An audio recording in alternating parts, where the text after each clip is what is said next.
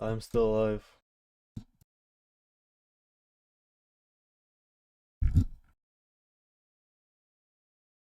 I kind of griefed last night, and I went to sleep late, and I woke up like 15 minutes before the stream. I've not had time to do like anything but fuck it, we ball. No, that's like a global Twitch thing. I don't have subs. Like, because I don't want ads. You know? I'm not affiliate.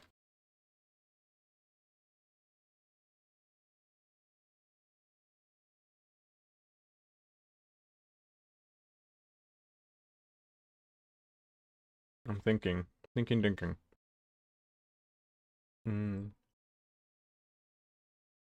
I need to move some browser windows again. I have so many. Oh, you actually would like to hear what I've been up to. I set up a open BSD machine on my network. It's like a really old piece of shit machine. Right? Yeah. Open BSD.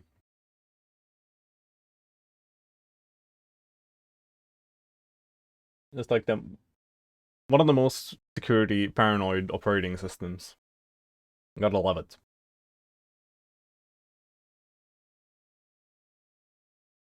Hold on. Probably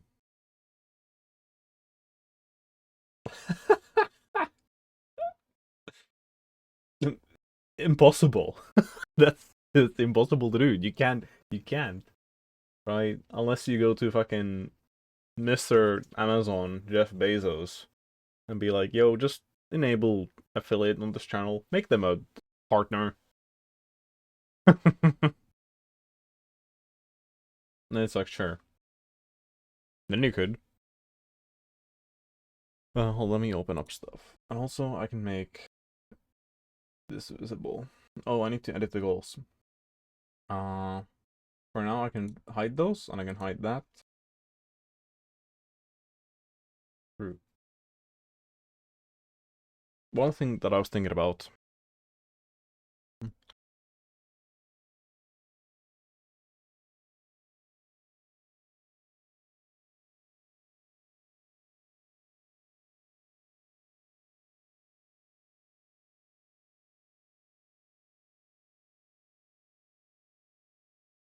So, I still haven't done this, but this is like, after I get the console open, and, you know, open like the source folder, then that's like my first task. Because I keep not doing this.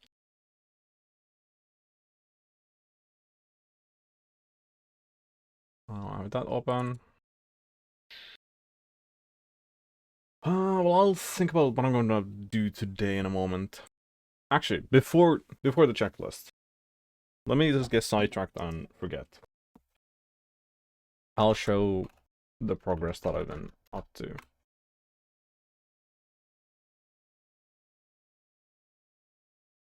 Well, this was just me thinking about lights.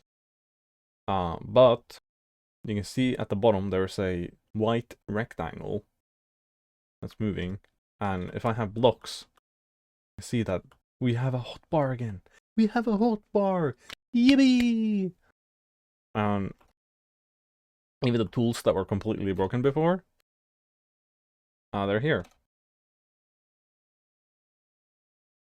Everything works. And I can also do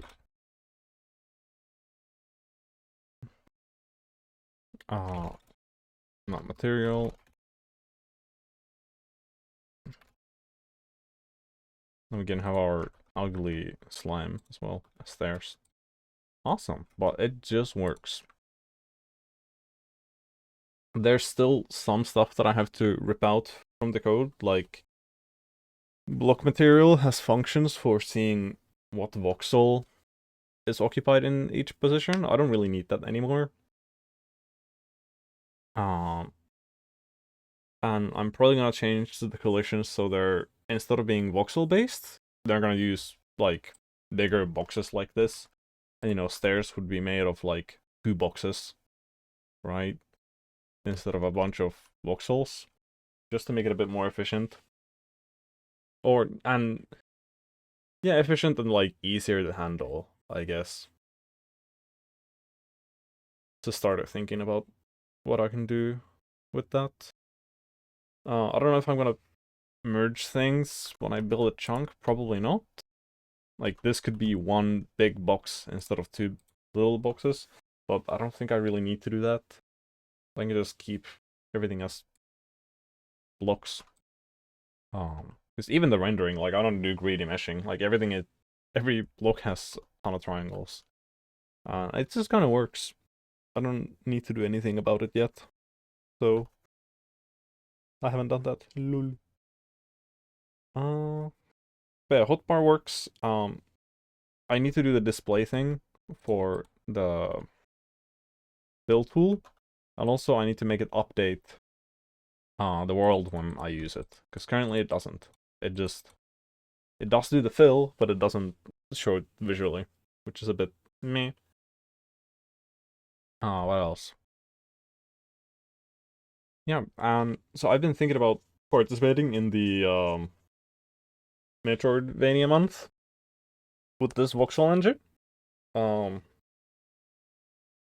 the, you're allowed to use previously like made work. You just aren't allowed to use third party like stuff, right? Which I don't have any of basically. So it's a kind of like the perfect thing for me to participate in. Like, true. I didn't make the silicon myself. No, but I just have to make so I have just to make a dungeon or some other kind of Metroidvania map. Maybe throw in some items slash power-ups, and the game is done, you know? Like the engine and the map building, like I've got that figured out. I just need some mechanics for the Metroidvania, right? You know what the crazy part is? They have cash prizes. Like, what the fuck?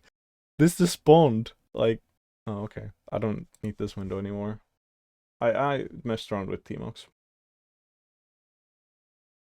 Hold on. There we go.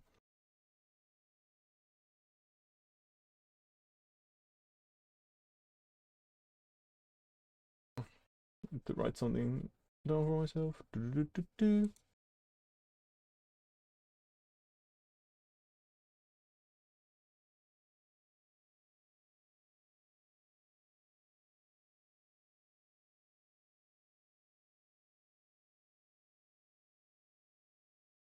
There we go.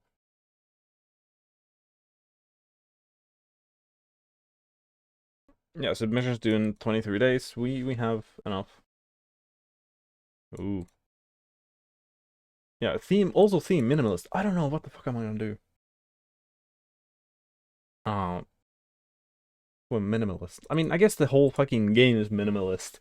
You know, that's also a thing I thought about. It's like, yeah, this is pixelated. It's blocks. True as that as well. I'm not using a third party engine. I'm truly adhering to the theme just because of those like meta things. But I don't know how I would make the. I mean, I was thinking of, oh, I need to do more. I gotta make the like gameplay itself adhere to that. But I guess the aesthetics are enough, honestly.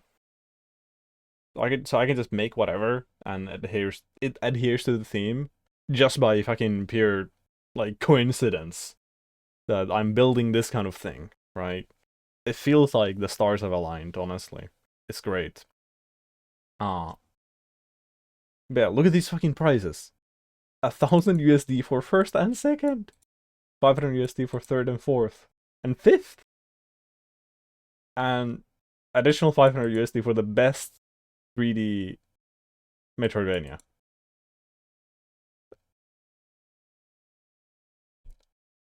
Wow. But these are some serious fucking prices. And there's not that many people in the jam. But this gotta be some people who do like crazy shit, right? That's possible as well, right?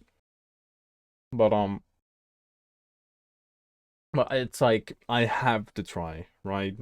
Like if I don't participate and then I look at the fucking best entries and their dog shit, it'll be such a fucking like what the hell? Like I could have just grabbed that money, you know? But and if I participate and the best entries are something like crazy good, then it's like, I don't like no regrets, right? I think that's kind of why I have to take part because fucking 1,000 USD is not nothing. And if I won, uh, then I would also fucking get the additional like 500 USD bonus.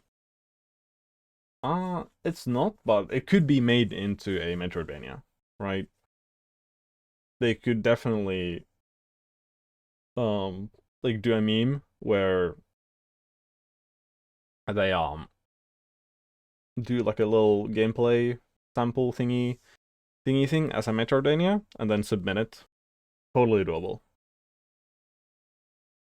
And I've actually suggested this to them, right? But I don't know if they're gonna end up doing that.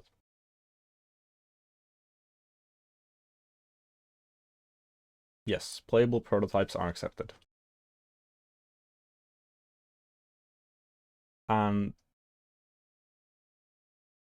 these rules are like made for me. Game material made outside the time frame of the jam is allowed. Nice. Third party content, um, and the use of generative AI is forbidden. It's like this is like kneecapping everyone from like what they usually do, I feel like. And it caters to what I specifically do, where it's like, yeah, I want to make the textures myself. I'm gonna, you know, I haven't been working on this for a long time. It's crazy how well this fucking matches me. Anyway, time to place last. Like, really badly, anyway, because I don't know how to build a good, like, Metroidvania map. I can see, that could happen, right? Um, I just have to not hate myself if that happens. Um, maybe. Anyway, first this.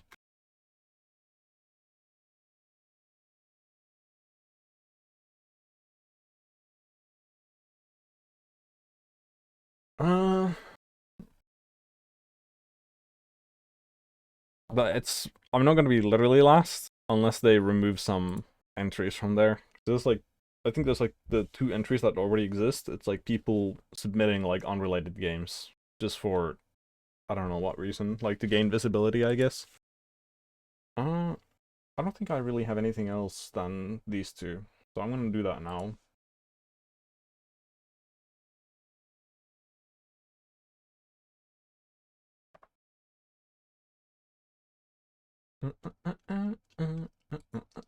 Streamer mode. I put myself on do not disturb under the streamer mode.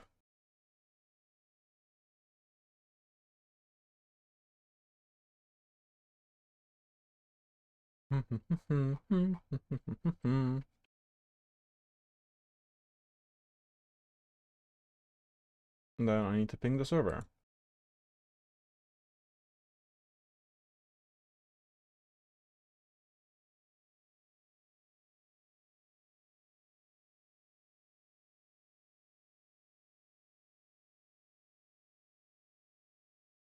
There we go. Good.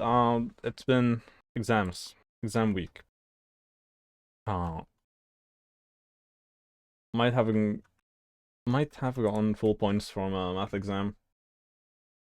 Maybe. I'll see about it. And generally, everything went fine. It's like, it's good. Yeah, and also, I forgot to do this fucking test. I've been thinking about lighting for this game. This is like me trying to think about that. Like what kind of algorithm I would might come up. But I don't know yet. Uh,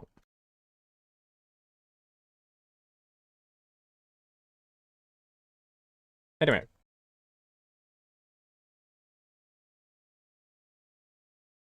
goals. I don't yet have plans for the Metroidvania. I have like unrelated things I want to work on. Um, so we'll actually fix the roll rotation shading bug as well. It was a very simple fix.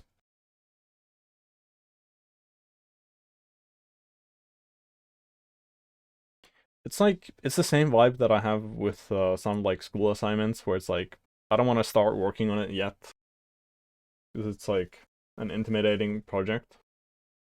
I'll get more motivation later, TM. You know, surely, and then I'll just do it. Yeah, exactly. Deadline-driven development, right? DDD. Wait, what is this? A goal for today. Okay. Uh,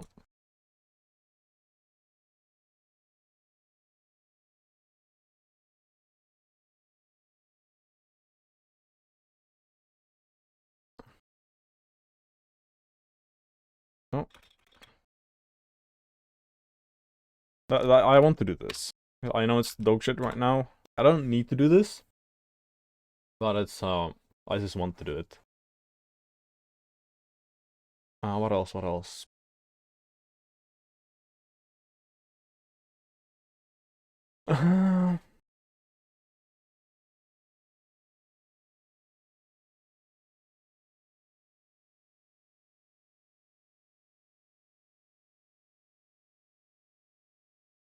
What else do I have on my mind? Let me look at my real to-do list.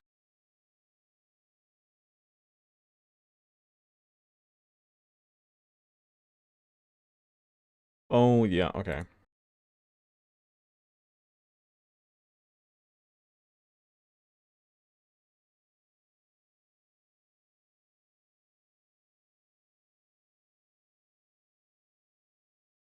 No, we're not touching marketing yet. Don't worry about it. Oh,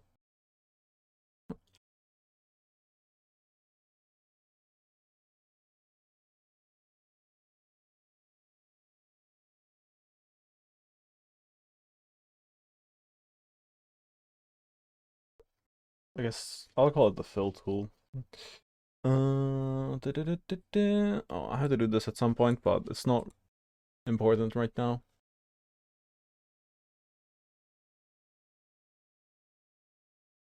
That's fine. Oh yeah, there was the side quest that I wanted to show you.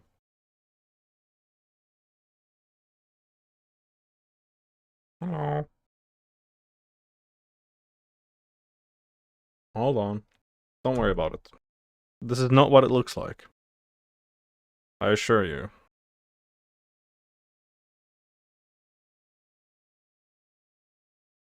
No, why is it not fucking working though? Don't worry, don't worry. I said that is not what it looks like.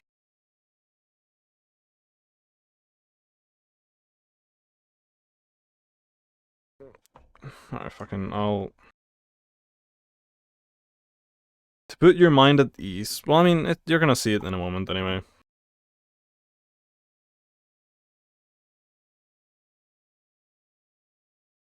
I could be doing this. Rude. It's your face that I'm gonna be revealing. My webcam isn't even plugged in. And that's like intentional. You see. Well, you don't see yet. You see something that hints you towards what's happening. Well, I was. Yes, this is the fucking BSD box. Yeah. And I made it so. I just wanted to show it for no reason. Um, and I made it so the sync thing starts as a demon in the background. It says timeout there, but it's live. I do SSH. I don't really use this or anything, but I mean, I had to set up the SSH, right? I had to do that. And it's like, how do you set up the SSH? Well, you have physical access to the machine, right? But I did go through SSH to start, like, I did go through SSH to do the sync thing, daemon thing, right?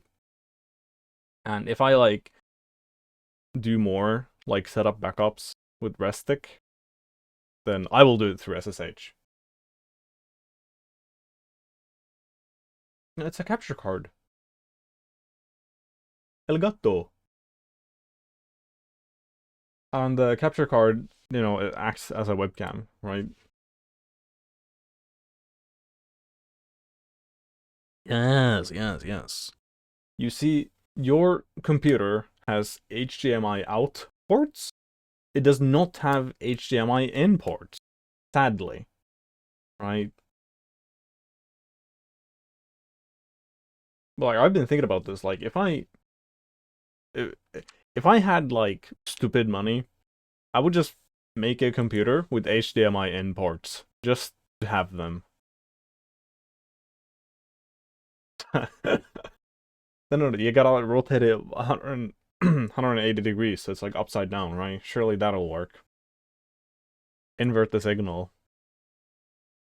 It's a bit hard to fit, but I believe you can make it work. No, well, truly, think about it. Like, a capture card is just a HDMI to USB converter, right? It's just a converter. It's a converter cable.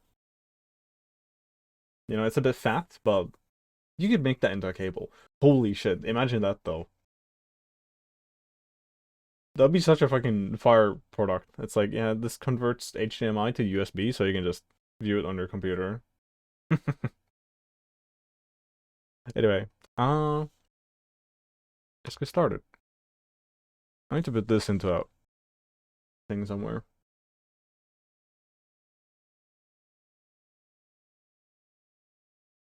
Okay, the first goal, fix fill tool.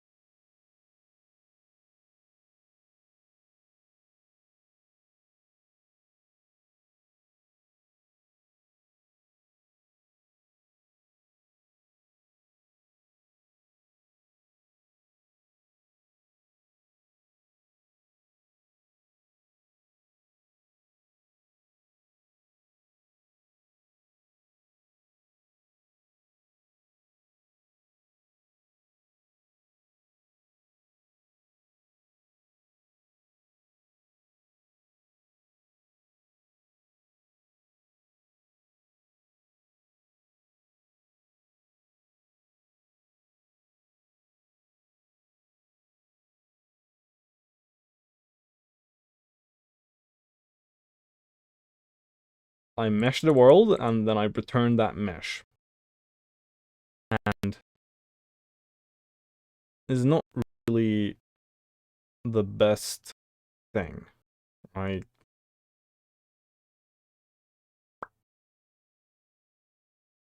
Like it takes time, right? Because I'm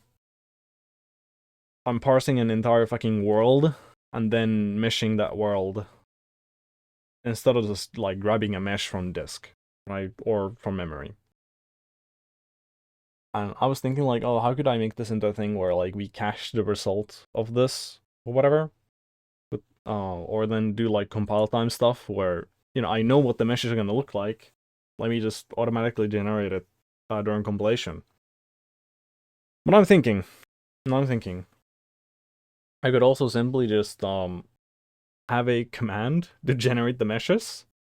Just run the game, run the command, and then, like the next time I compile, it, grabs the meshes that I generated. Oh, okay. Nice. Hey, I can ask you the question again that you missed. Let's go. Um, you know how some microphones, like you can mute them by touching them, like they have a mute button on them. I've always thought that's like really fucking cool. I've like wanted that. Um, but I realized I could do that myself, right? Like through software. I could make a thing that detects when I touch the microphone and then like use that to mute it, right? How do you think that would work?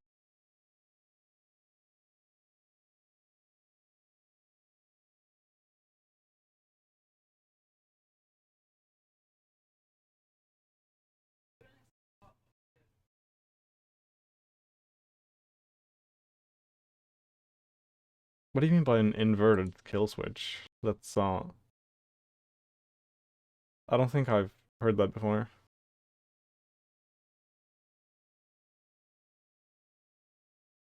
Also, let's go console. I guess I could also just build the meshes always on game startup.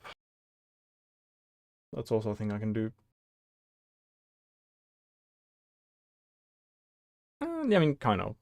But how do you think that would work? Like, how can I detect me touching the microphone? Through like what I already have, like with the devices that I have, and then just software on top, right?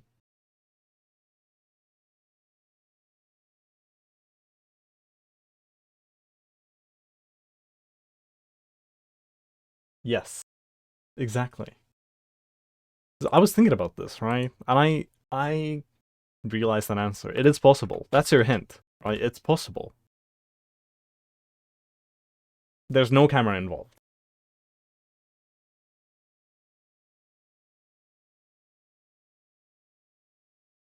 So I think this is also like an in general thing. I think knowing that something is possible is already a really good hint, right? Because if you're just trying to do something, then it's like if you don't come up with the answer, then you could also give up because it might be impossible, right?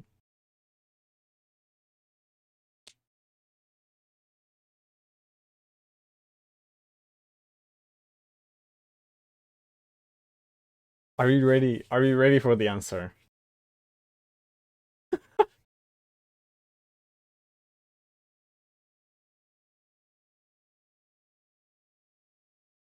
I could tap on the microphone. The tapping makes a sound. It's a microphone. It hears it. It hears the tap.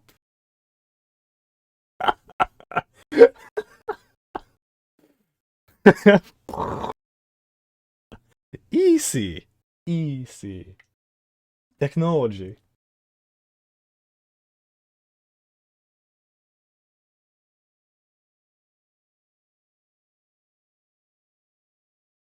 Ay,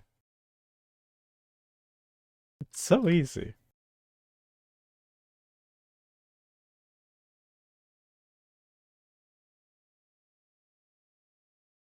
Oh, I mean, the way that I currently mute my microphone, the system just sets the microphone volume to 0 or something like that, right?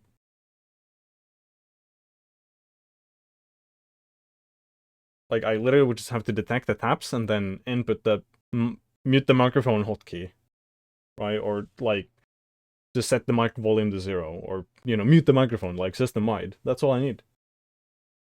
Right? I'm not worried about like, oh, what if technically adversary can access the microphone? It wasn't.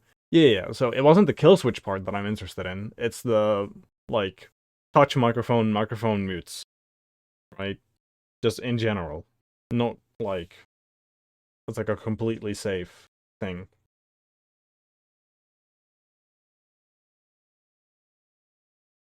Do do do do do do. Yeah, I'm gonna have a ship of Theseus moment here, real fast. I'm just gonna need to save these to disk.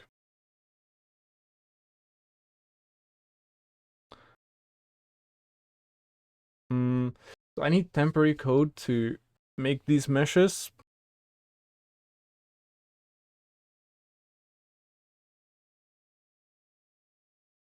I implementation detail that could be figured out, right? Surely, I can just have something that hears the microphone even if it's muted, right? Surely.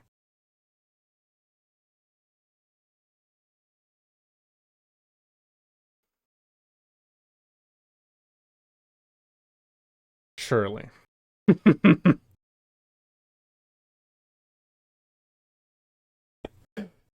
uh, anyway, how do I do this? I want to make this function just load a vertex from disk, basically, or from memory. Uh,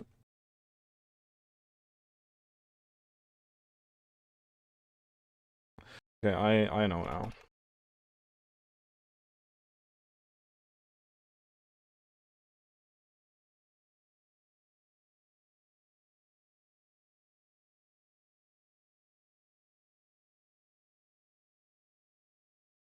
Oh.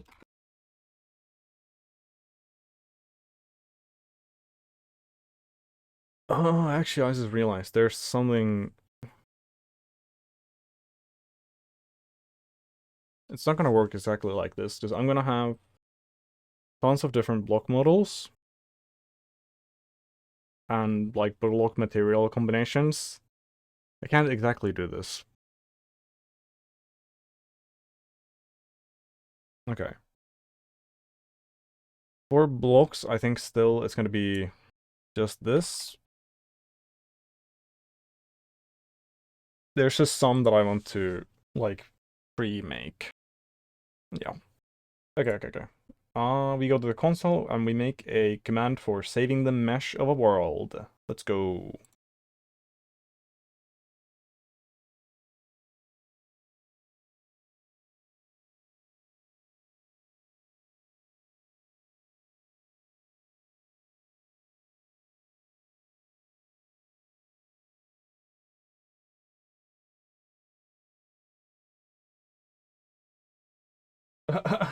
What? Wait, is that really true? No way.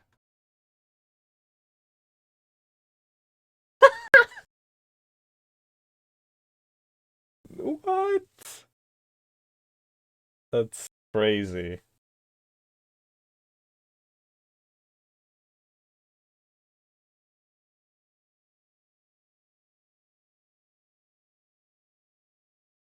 Well, no, I can't do Unicode input into the fucking Twitch chat box. I was gonna do D90 for you.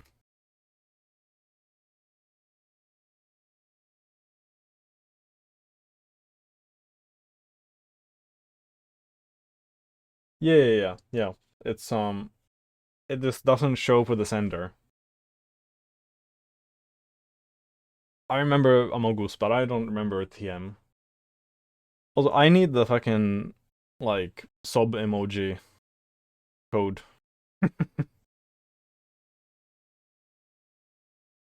Oh, hold on. I didn't. There we go. Okay, 2122. Nice. That's not so bad. I need a cheat sheet. I like this is. I need to train this. This is a really useful skill to have for sure. For sure. I remember that 7 is the. Oh, it doesn't show here, but it's like the phone thingy. I think, if I remember correctly. Anyway, export world mesh. We're gonna be mesh. Can I just pull this here? Is this a function that we know about? Yes.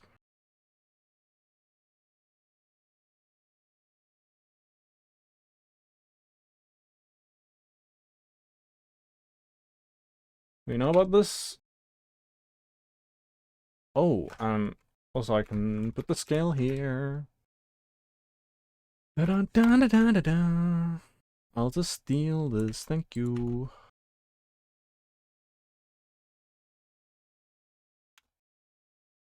Oh my god, there's a fucking piece of music that's living rent-free in my head. It just started playing again. It's such fucking peak music. It's Revenge from Everhood OST. So good. So fucking good. Dude, I feel you so much. I feel you so much with that. I try to find the Unicode for the sub emoji, and it's like, oh, the sub emoji, and it's like a history lesson. I want the Unicode fucking thing for it. Oh my god. Okay, if when I do the text editor, there's gonna be an option to just first of all, searching for symbols is based, right? Secondly, just viewing the Unicode codes for stuff would be great. Uh, yeah.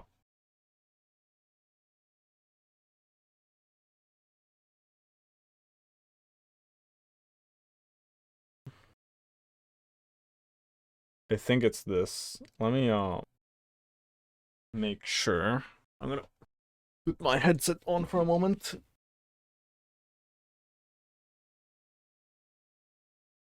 Yep, it's this. It's fucking. I listen to this like on repeat. Fucking great. I actually don't even know the or no shots remember the game situation which that plays in. But it's so fucking good. Okay, and I need to save that.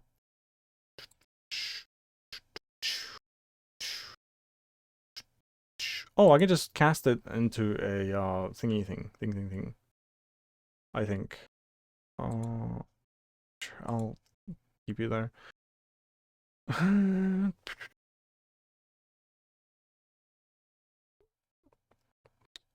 It's gonna be a vector of vertices.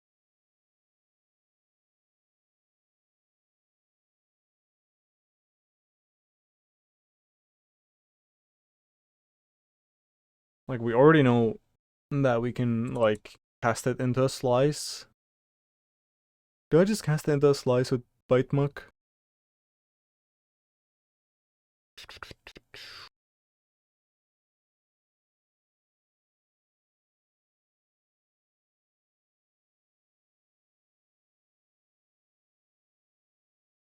I guess so.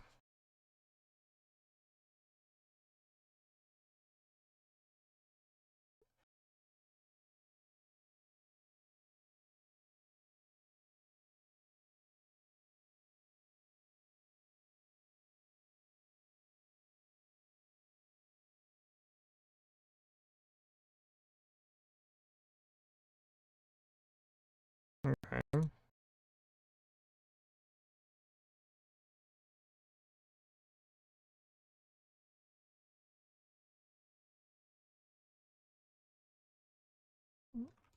It needs to be a thingy thing. Lol lol lol. Okay. And then we fucking save this on disk. We have U8s. Where do we access files? What? We don't? Oh, we have save world. Oh, it's probably in save load.rs.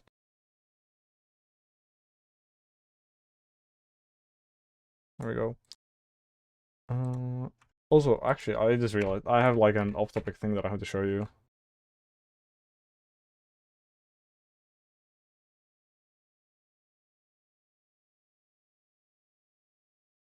Do you like my missing, not missing texture, but missing material? It's like this transparent magenta thing with text on it. Yes, it is. And it doesn't even like correctly, obscure things. It's considered solid, but it's see-through. Whereas, other transparent things, uh,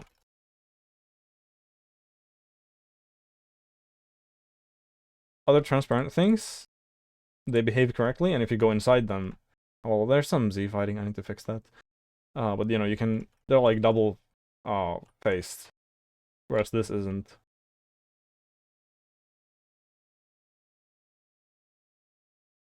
Yeah.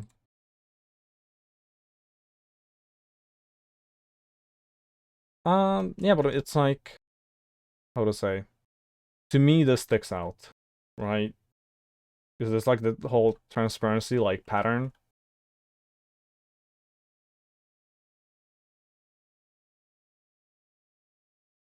True.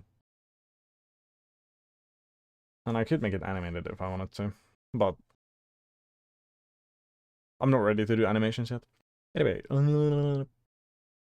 save load.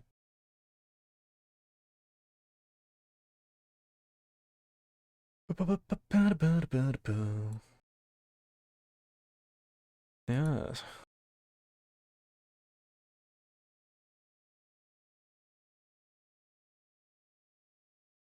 Yeah.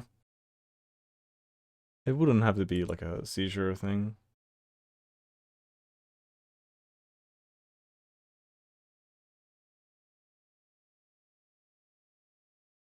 I probably want the name for the mesh as well.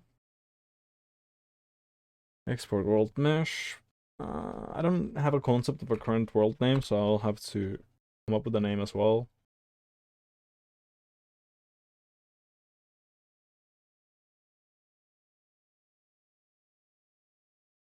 Well, I love this copying code.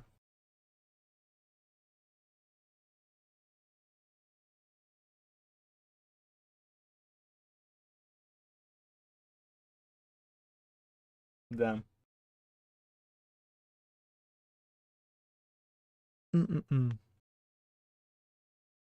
It's gonna be name and then scale.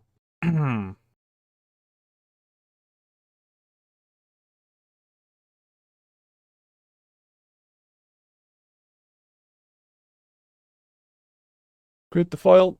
What do we do after that?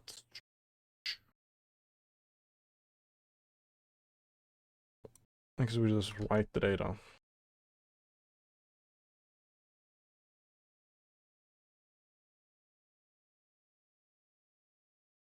Yeah.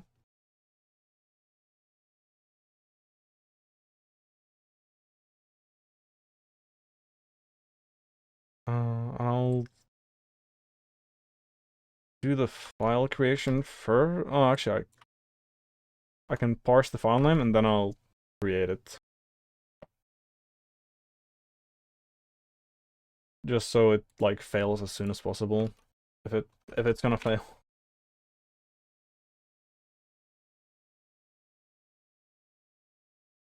I probably don't need to borrow that because it's already like a slice. Mm.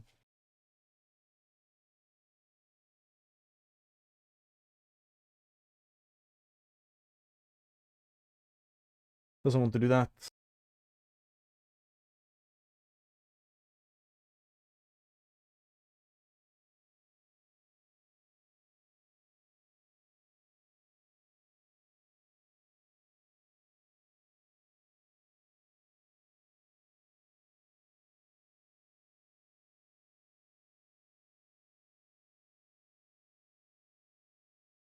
Can I make this like a generic error?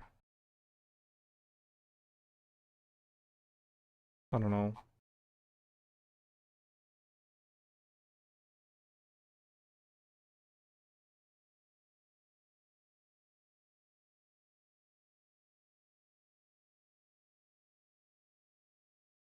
And then I just actually okay, I know what to do. Let's do OKR.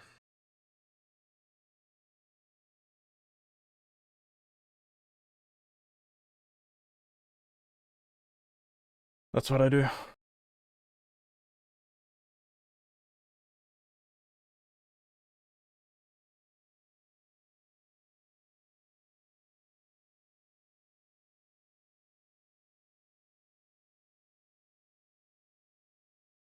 Huh?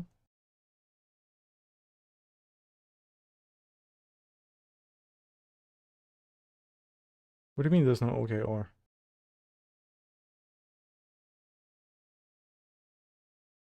What if I just don't care? Oh.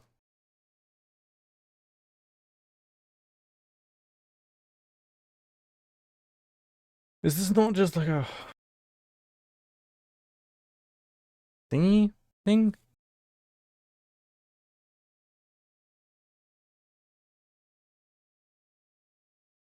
It's option OKR. Okay.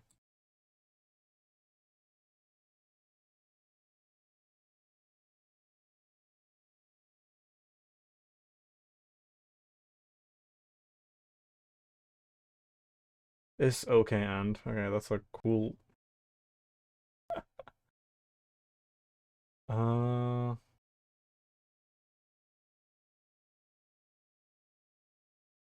the unwrap unchecked. Let's go. Okay,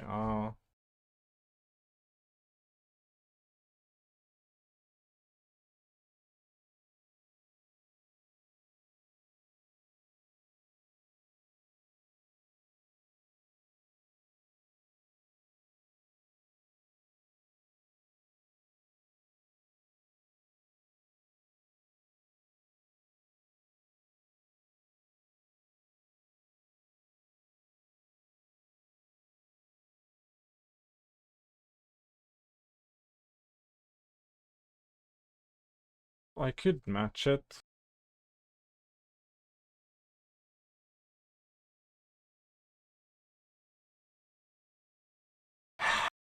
But do I really need to do a match statement? Oh, fuck it, let's just do it.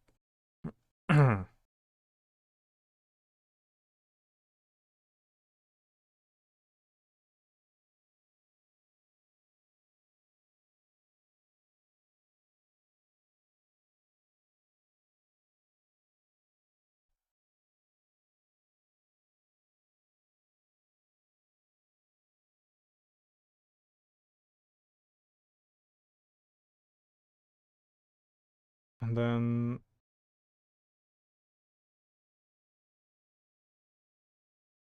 I think it's just this.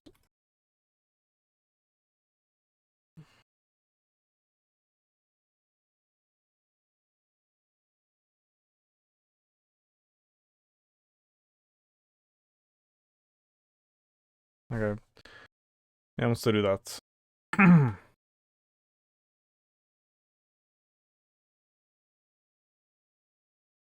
I'm gonna also match this, just so we return an error if something goes wrong. I actually want to that string. Bum bum bum bum bum bum bum bum bum bum bum bum bum bum bum.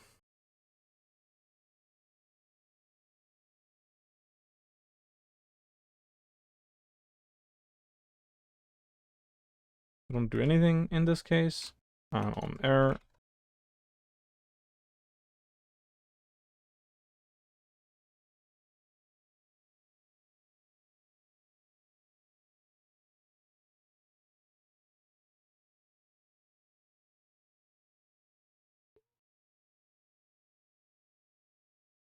Okay, sure.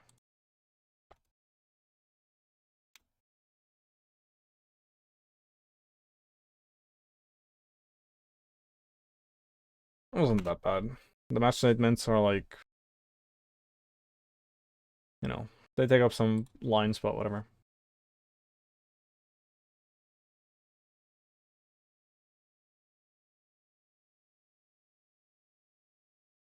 I should get errors about not being able to write first.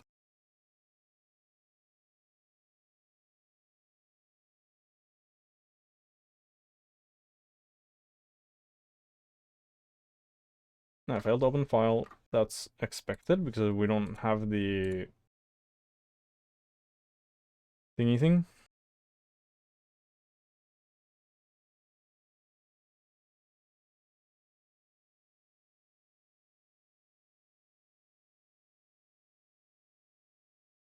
Now we should be able to do it. Oh.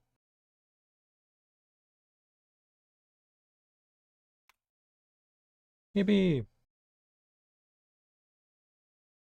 And it's 95 kilobytes. I'm curious. Yeah, it's way bigger than what I have previously. Anyway,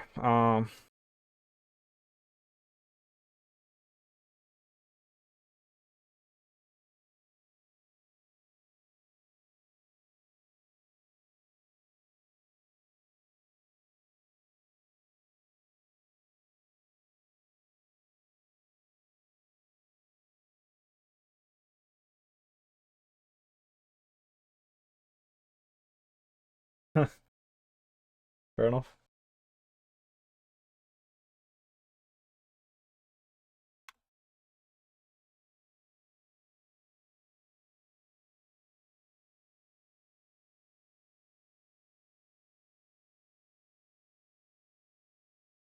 There we go. I have all of these. They take up so much fucking space. I'm assuming that loading this directly from memory is cheaper than generating it. I hope I'm correct.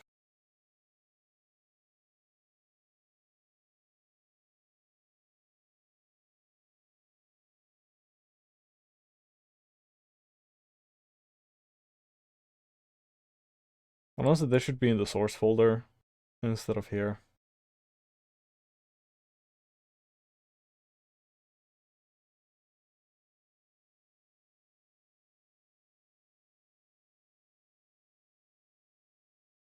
Let's see, what do we do now? We have these here.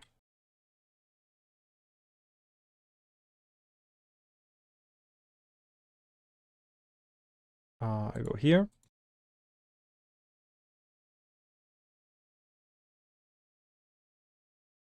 Do you want to go to the definition and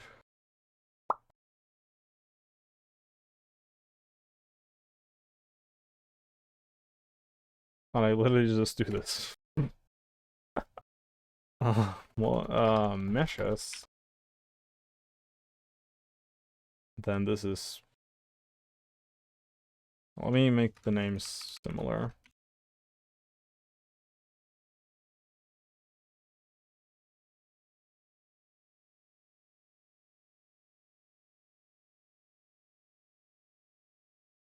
And it's literally just this, and then we can comment everything else out.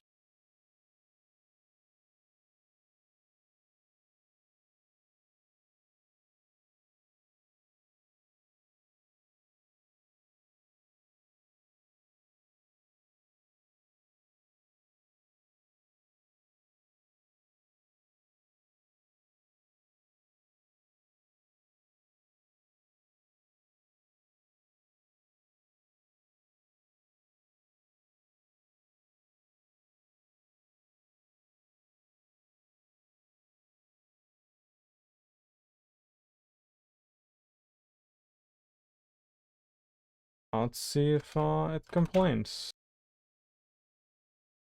Oh,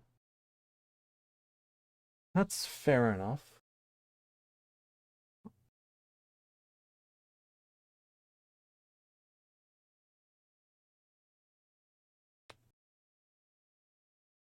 Can I somehow convert this with bytemuck?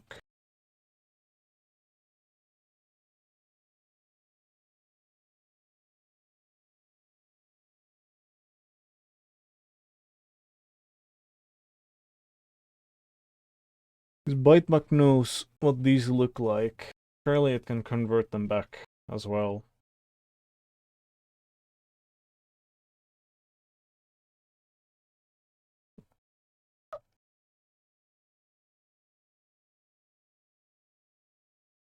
Me on my way to document my code.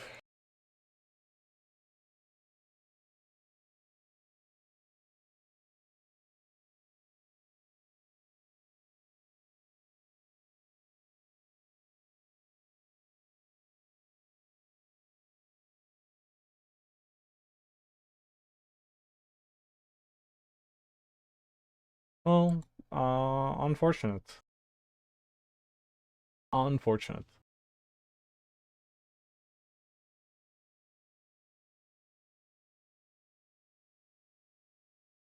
Oh, well, empty docs for functions, yeah. Unfortunate. Unfortunate, but for a different reason than the first time I said unfortunate. Anyway,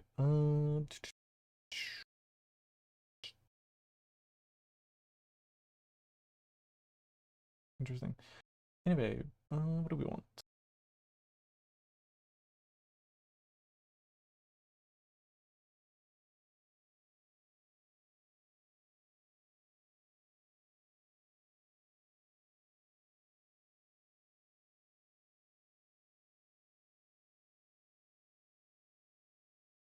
Okay, try from bytes.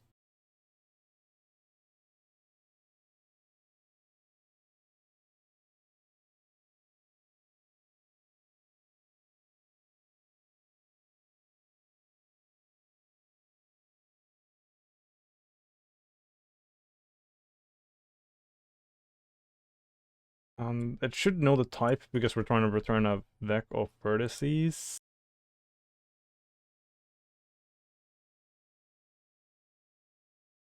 The type stuff should just help me here.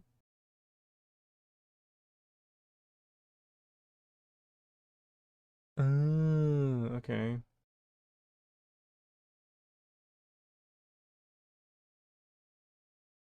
Me when I unwrap in production. Well, this is not production, but I just wanted to make a funny reference to something that happened recently. Lol.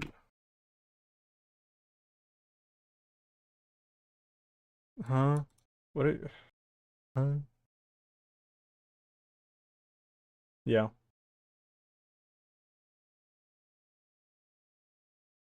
That's also it's. There's also some stupid shit with that.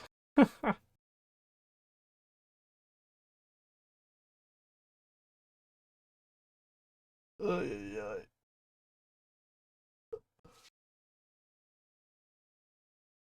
Yeah. It. Um. I don't know if I even want to like say the name of the channel slash person who I'm thinking about. Like I remember it clearly, but I'm just like it's not worth looking into, you know. But it's like they had such a clickbait thing where it's like, oh, Rust's memory or whatever. I was like, okay, I, like I saw some people like shitting on him, um, and like also mentioning that he's like transphobic or whatever. And it's like, well, that's not like a whatever thing, um, but I curiosity got the better of me, and I went to his website, watched some of the video, and it starts out like um with like the video starts out with agreeing to the clickbait where it's like, oh, these Rust people are like turning their brains into like pretzels trying to justify this or whatever. And it's like you can see how that could be like funny or entertaining to people. But then when you get I skipped around later in the video, it's like, oh, if Rust was the only programming language, like we would be fine. Like it's a fine language. But some people are like hyping it too much. It's like such a mild fucking take. Like, oh, some people like this too much. Holy fuck. Like, yes? And? That's.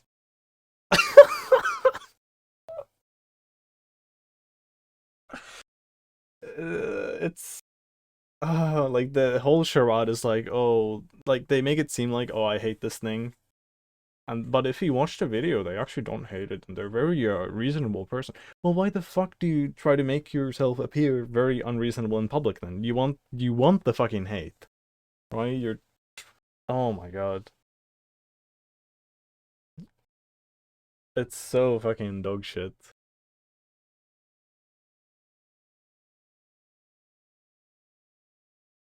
Like it.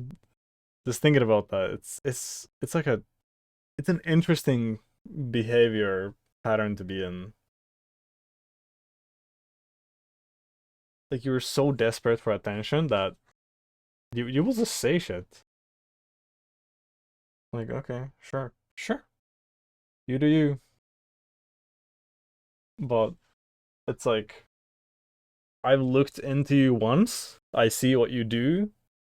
You will say anything, and then you will back down. You will like backpedal immediately, right? And it's like, okay, sure, you have no spine. Thank you. Thank you for informing me. So in the future, whenever I see your name, I can just ignore you, right? It's like you have no value to give. Fucking hell. And the craziest thing is, if this person like watched this photo or whatever, or knew that I was talking about them, their response would be like, "Oh, I'm living rent free in your head." And it's like that's the kind of person they are. I feel like, oof, and that is an oof. Anyway, how do I do this thing? What the fuck is this? Let me first try just.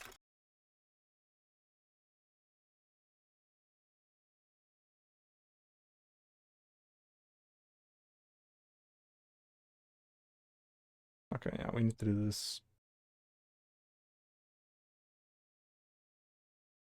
True. Okay, we need to.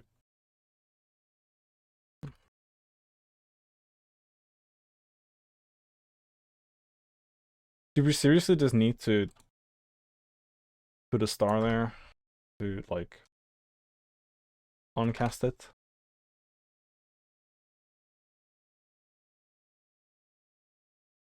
The trade pod is not implemented for vect vertex.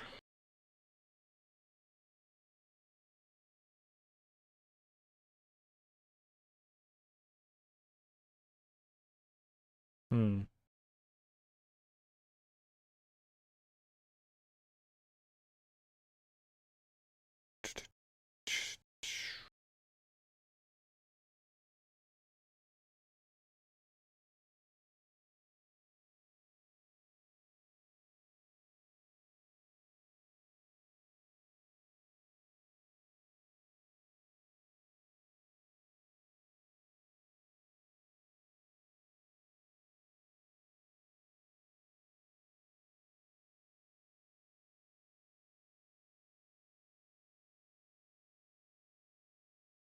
Do something.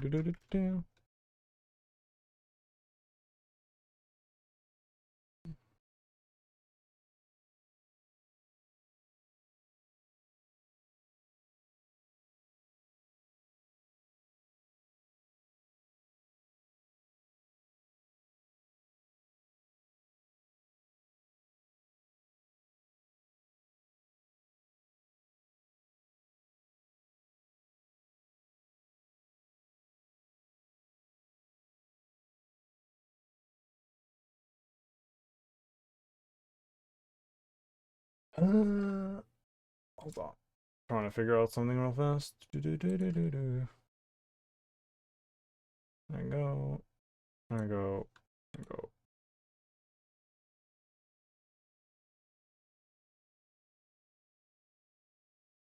Yeah, that's good.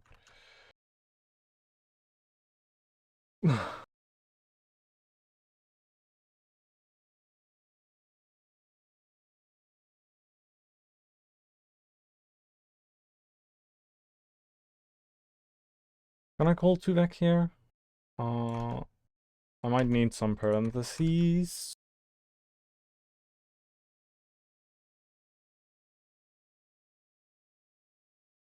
Mm-hmm. Yep.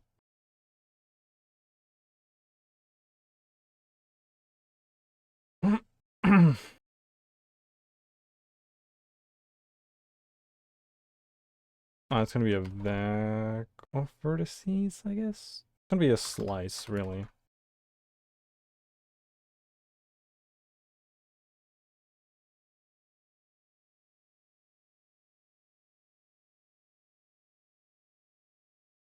Think this should be correct.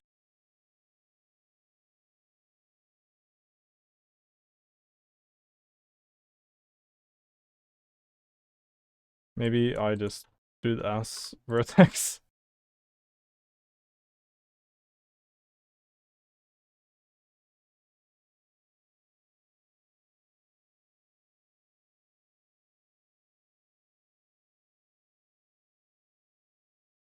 Oh shit, wait, it just does it?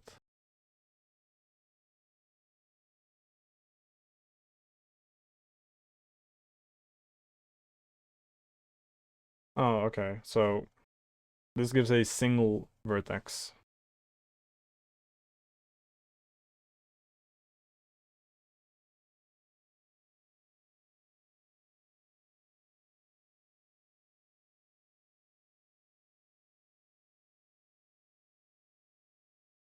If I do this,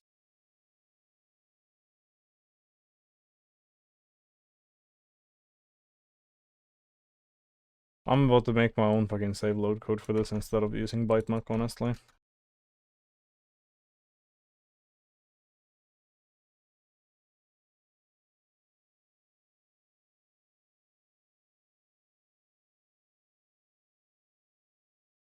Yes, it doesn't want to do that.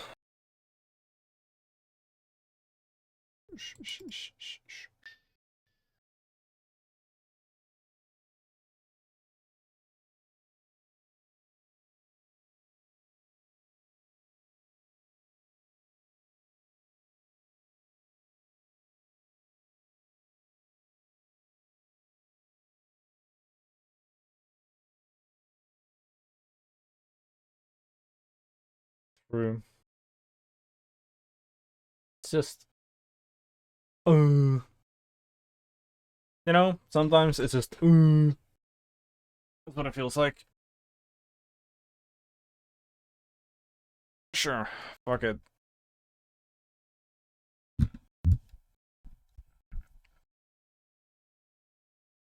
Let's just do the thing properly.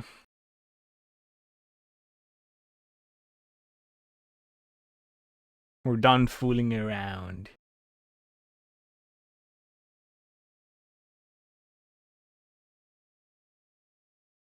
Some save load implementations.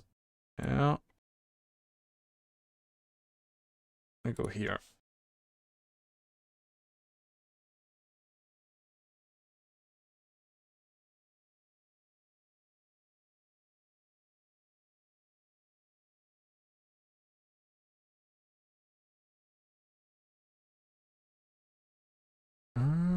I guess I want to do a single vertex and then I'm gonna do a deck of vertices.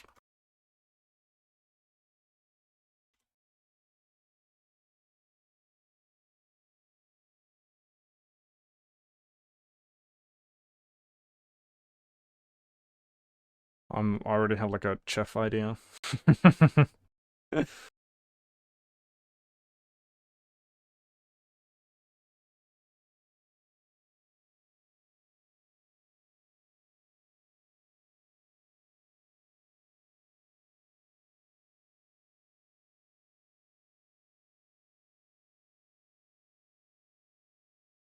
Mhm.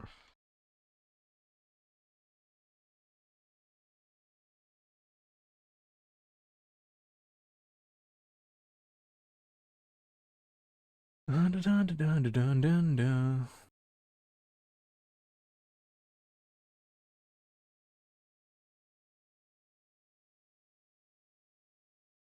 Start doing this shit.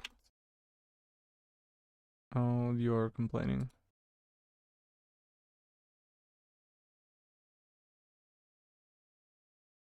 I don't want these errors right now, so I will just undo until it's good. Well,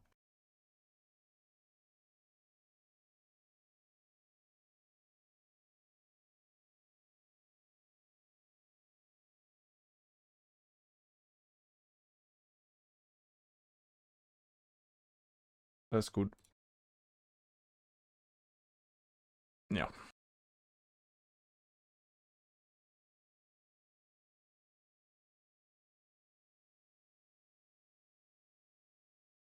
uh,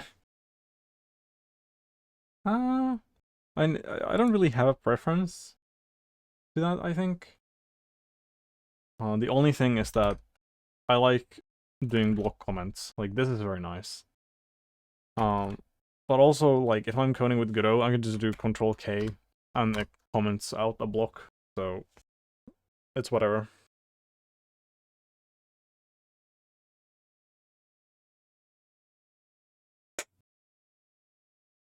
But I want to talk about the HTML comment. That one sucks. That is the worst one.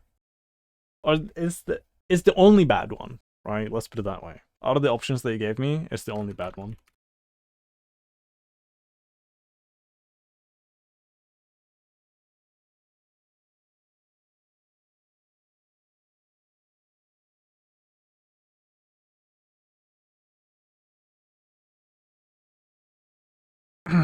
This is such fucking dog shit code.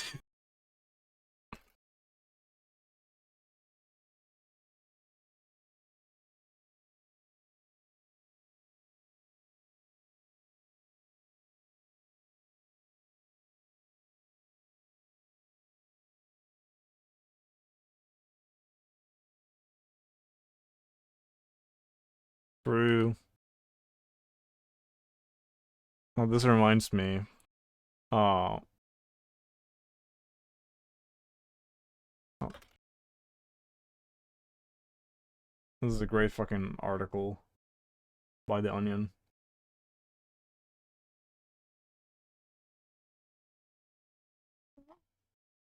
I'm gonna link it in chat. There you go. It's worth reading. It's worth reading, trust me.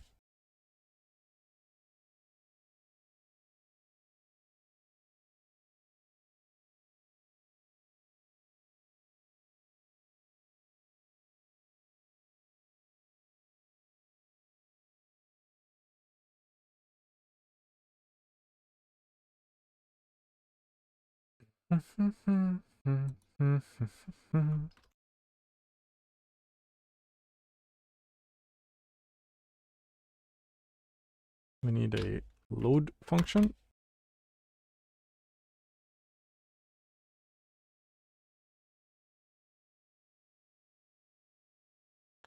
Hold on, no, we just have data here. What am I saying? We do this. This is the function signature.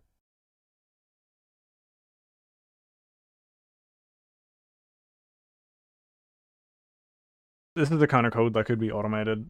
Like, yeah. Oh, here we are, writing it manually.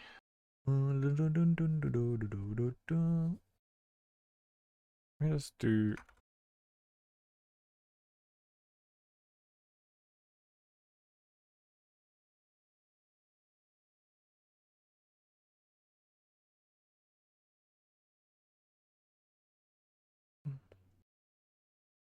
I have save load for vector 3. I could have probably used that. Whatever. I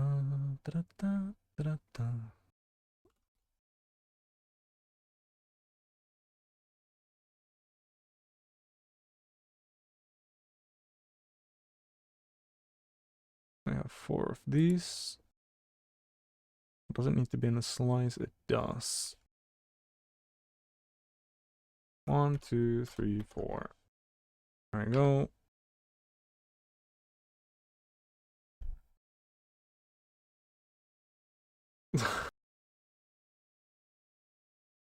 So true. So true. It's not like the programming language could have like better interfaces for defining programs, right? Like I have a struct where I can turn all of the things into bytes, right? Why isn't there just this struct into bytes? Like let me just like you surely you just could just do this. Like this is not that complicated. If everything implements 2 bytes, then let me implement it automatically for this. Right? Like we already do this for other things. Why not for turning into bytes? Brother. This is just one part of the position. We need 3. And then we need the texture coordinates.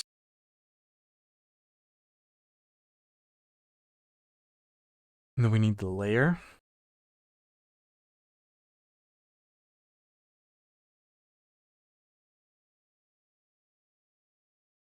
How many do you have? You're gonna have 4, the same as these. So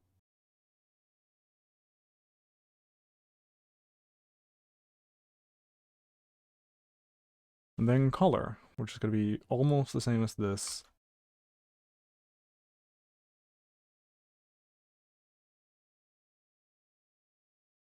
Except they have one more. Now you want it's a sum. Yippee, yippee, yippee, yippee. And that works. We have run the code.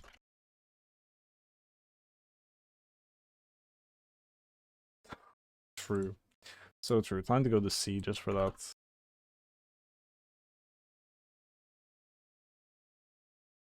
So this is for a single vertex. And now I want to do this for Beck. But I'm thinking.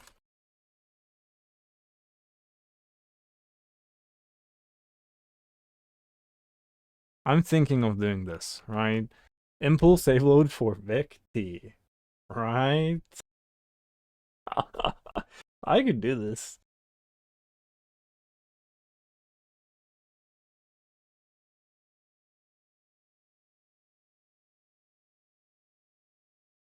I just have to do that. I need to do.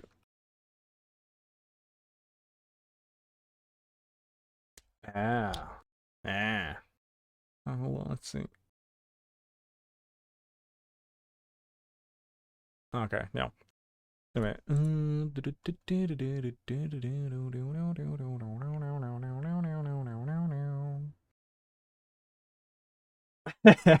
Yeah, it's a great article. I have a classmate who drinks tea. They enjoyed that article as well. Anyway, let's see. We have save load for vecti, and then what do I do here? Let's copy this function signature first of all.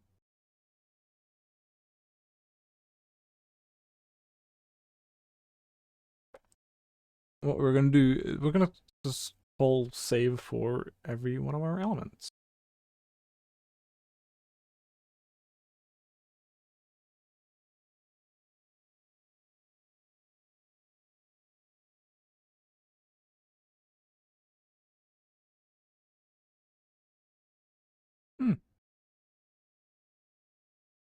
Well, that was a fast function to write. Oh, that actually, I need to do a bit more here. Yeah.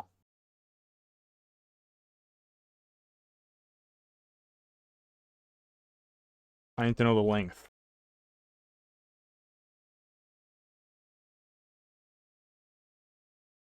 Can I do this? Is this legal?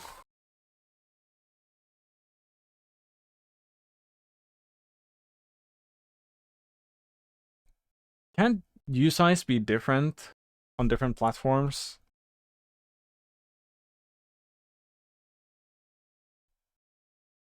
Oh, I'm meant to go here.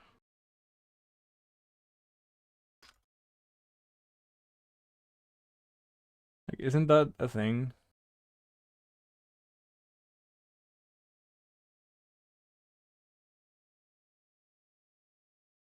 Well, yeah.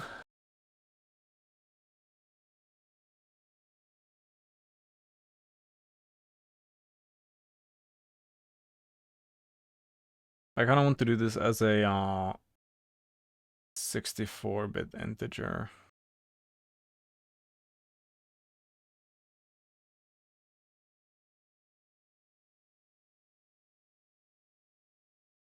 Just so it's consistent. No. If I don't do this, then it should complain.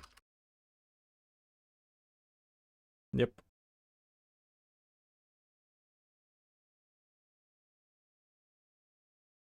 Let's see. Now, FN load.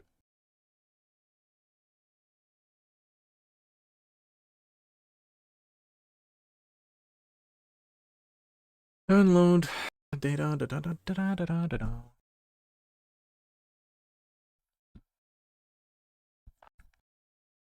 Oh, we have the data version. We don't care about that. Let.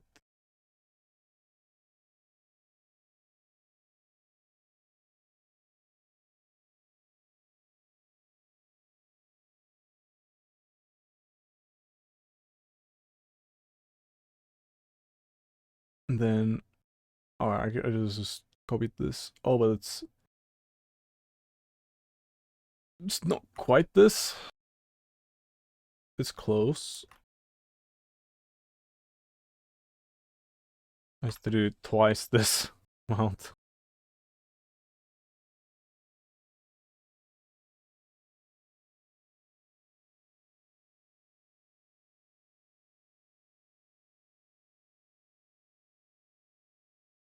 Maybe we have element count and then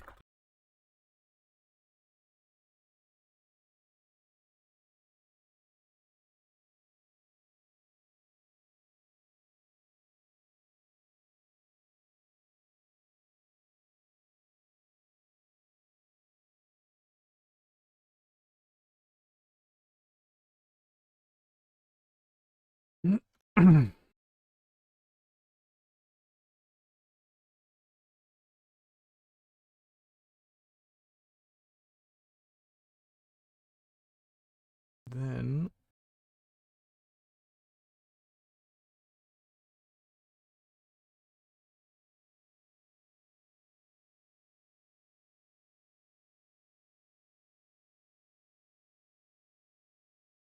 oh uh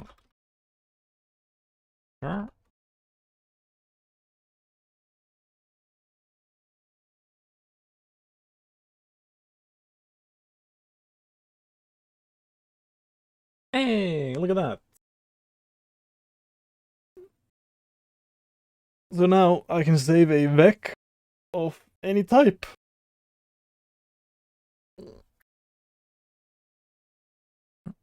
I can have a vector of anything that implements save load, and I can save it. So I wonder if I do this unnecessarily elsewhere. So I could have done like impulse save load for, well, actually not quite actually, because these need like different amounts of arguments. That would anyway.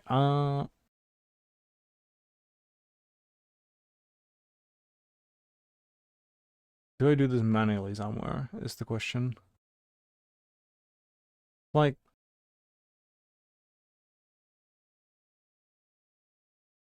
well, it's not quite like that. So I do some optimization here.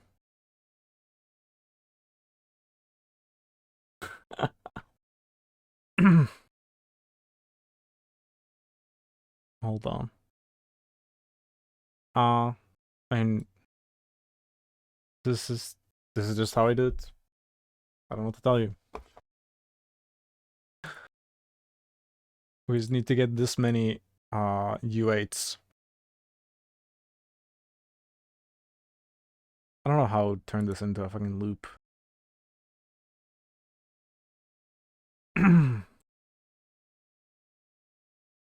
Anyway, that's good. I should probably make a commit.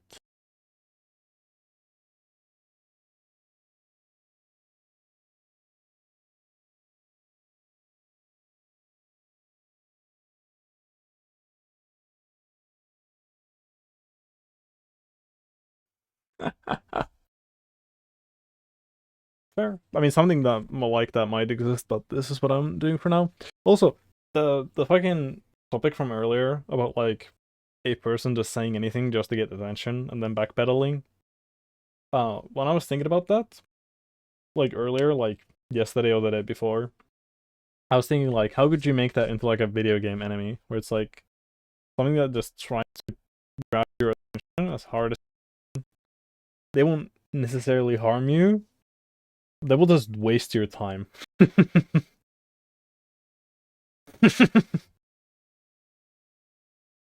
uh, I'm like, how could you make that a thing? Oh, I've never heard of that. Yeah, but I'm also thinking like it would be cool to make it a thing where it's like actually playing with the player's like mind instead of the player character's mind, right?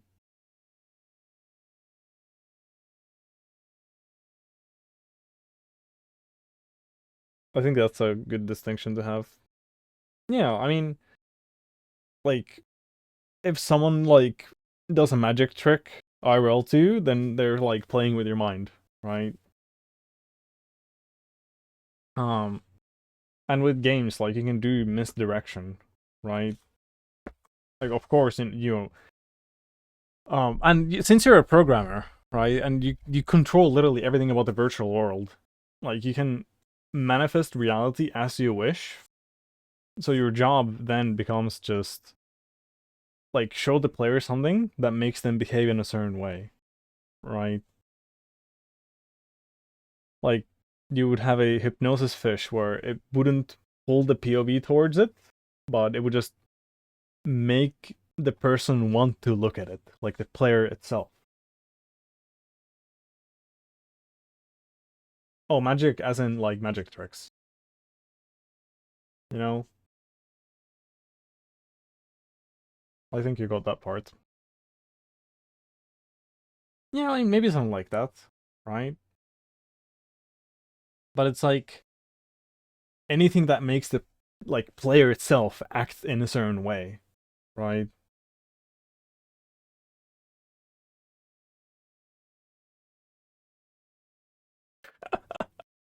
But now apply that to the creature who just wants to waste your time, right? Like, and they somehow benefit from it, and you as a player somehow like, you know, definitely don't benefit from it, right? This is a little troll creature, just it just wants your time, nothing else.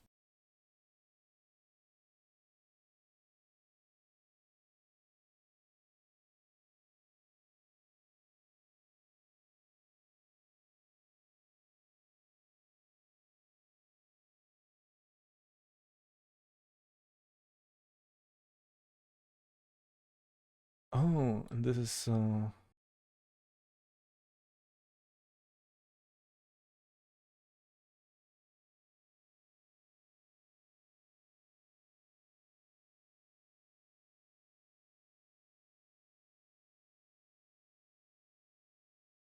that's good. That feels good though. It's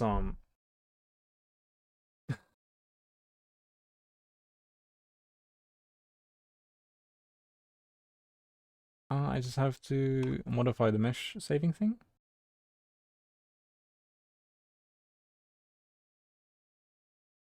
Yeah, about something like that, I guess. But I wanted to be more like the fucking like online trolls who literally just want your time. Like they have nothing, they have no other objective. Like maybe they have some hardcore fans who like donate money to them, but it seems like their main function is to literally just grab attention and like suck people's time. Right? Like that's their whole existence. And it's like do anything to achieve this.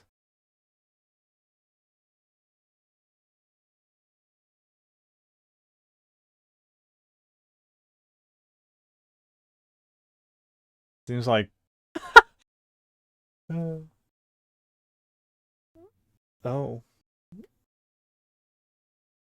I don't.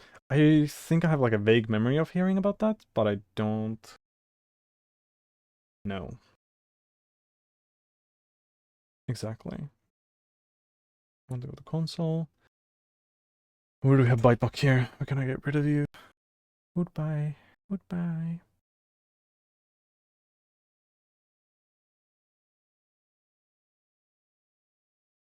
No.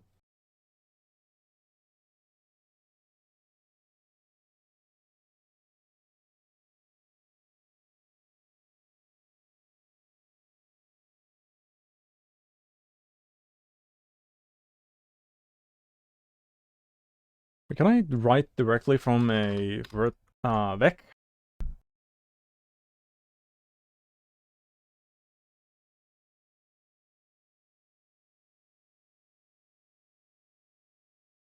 Yeah, I can. Okay, okay. It's literally just save, write all, and then do that.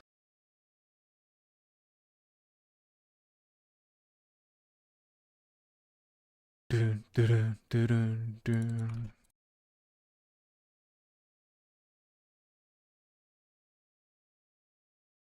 Oh, method no. Wow, what do you mean? Do I not use save load in here? No, I do that. Hmm. Hmm. Hmm.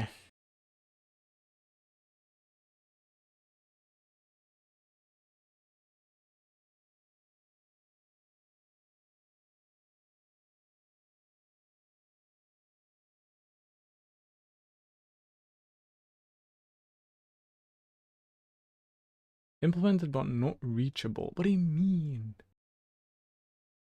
Oh, it's probably not public. Probably not public.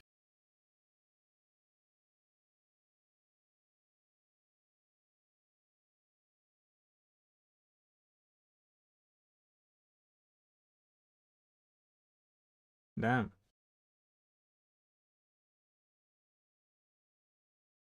Well, hopefully the sync thing fork maintainer stays alive.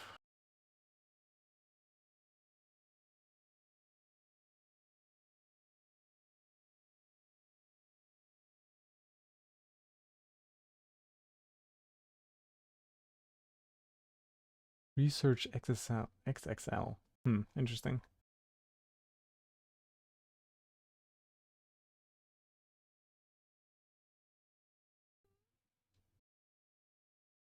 Well,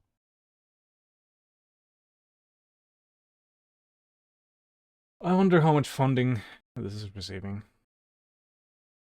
It's like a sad thought. Like a bit. Uh, yeah. Yeah.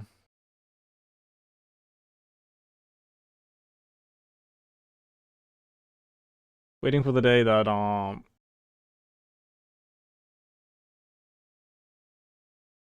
open source is actually sustainable. I guess I'll just make the trade public? Question mark?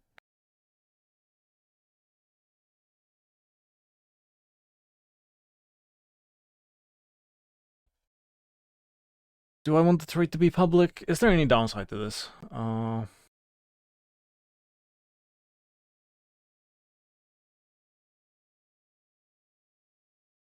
I could also just expose like one public function where it's like, oh, save vertex or like save model, right? I don't know why, but this is what I want to do. Oh.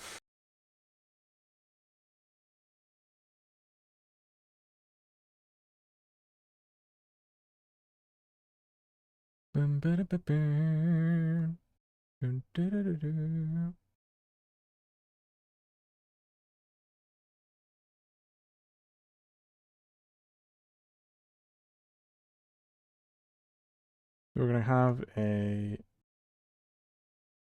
echo of vertices coming in.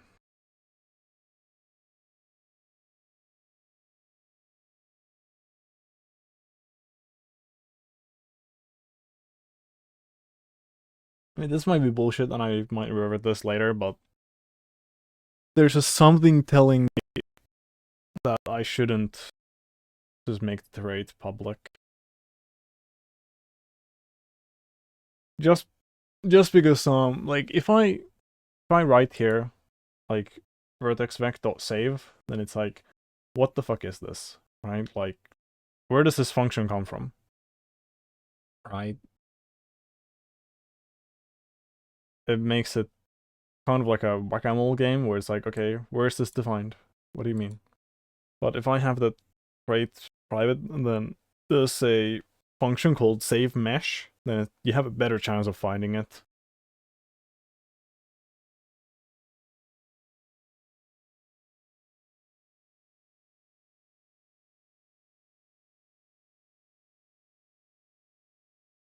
It's a wonderful function.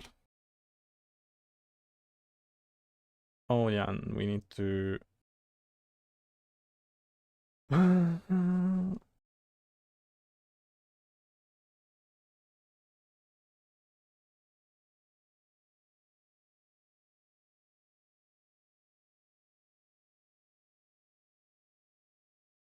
think this is the full function. Oh, okay.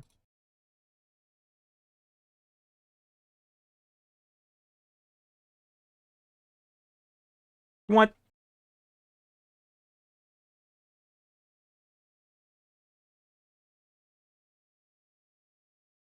Oh, this is the wrong error that I'm reading. Oh my god. Okay.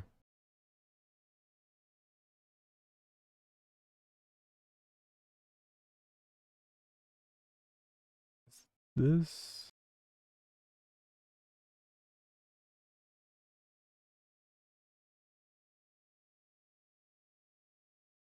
Oh, this is a bit XD. I could put this entire logic into save load instead of having it partially here. But whatever, whatever.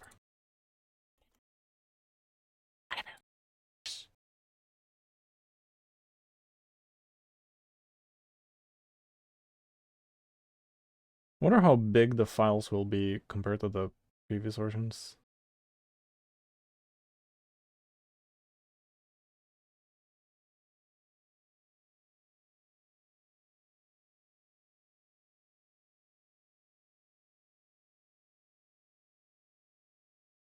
Let's see. Oh, it's the same. It's hmm. Hmm. Hmm. It's almost like these files are probably pretty similar, right? They're probably pretty fucking similar. For some strange reason, I feel like they might be exactly the same.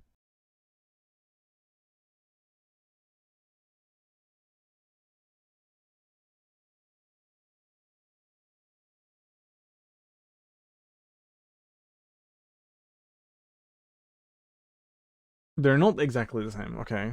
I don't have my binary comparison tool here. Hold on.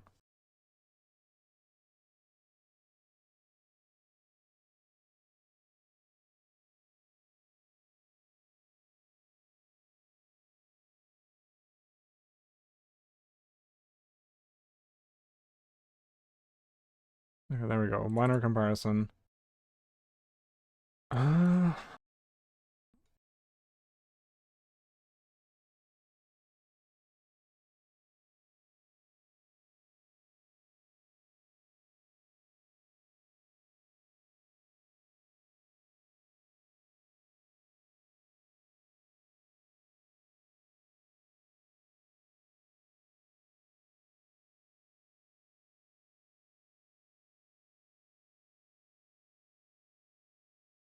This some amount.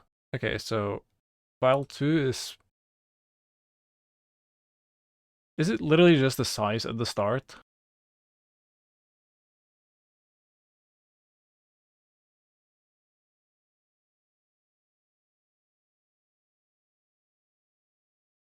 Not quite. There are some identical ones.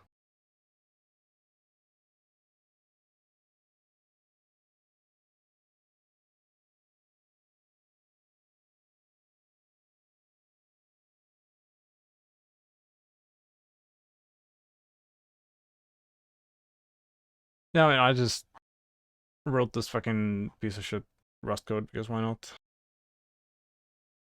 I guess I could print stats with this. Where it's like which one, or like, you know, how many hits and how many misses. Shit like that. But, yeah. Well, they're about the same.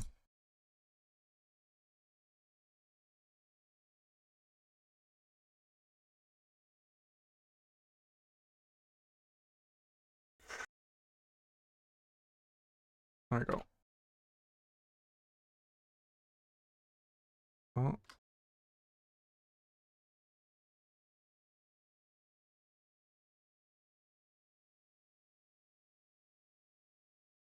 And then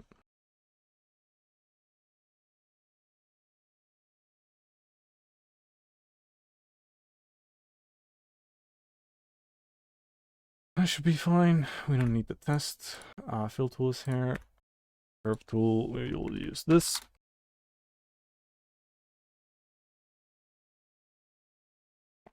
Imagine, I could have done app design, but instead I decided to do like mega autism technical stuff. Let's go. Ay, ay, ay. I don't know if I would feel comfortable like doing map design on stream. I mean, I would be, but I just need some stuff for it. And this is like easier to work on. Like I know I will be able to do it on stream. Like get it done or whatever. No, it's a mid-stream crisis.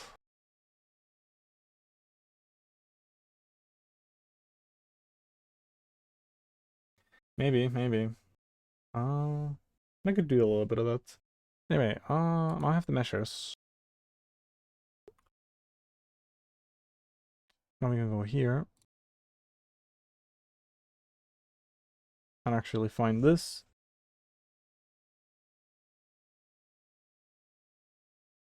Then we have this, and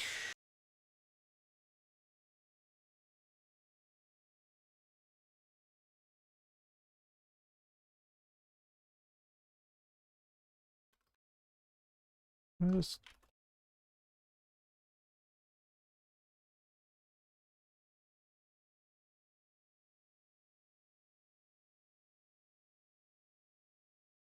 Is that legal?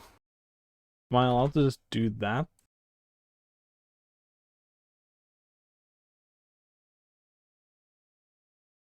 Oh. Oh yeah, no, it's not a public trade.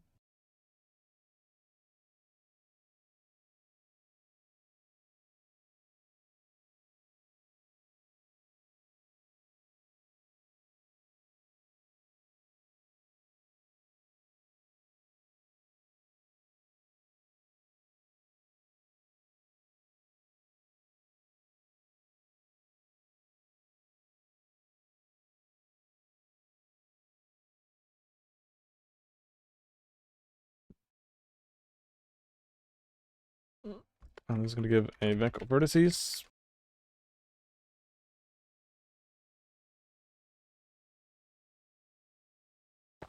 And then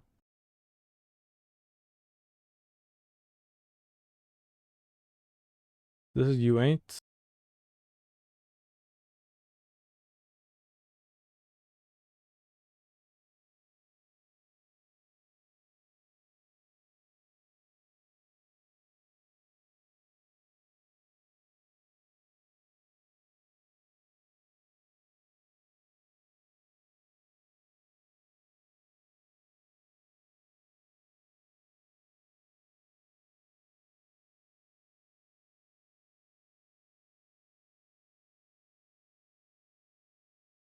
Oh, you can fail.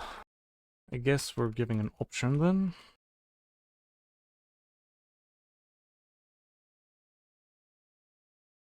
Oh. What's the result?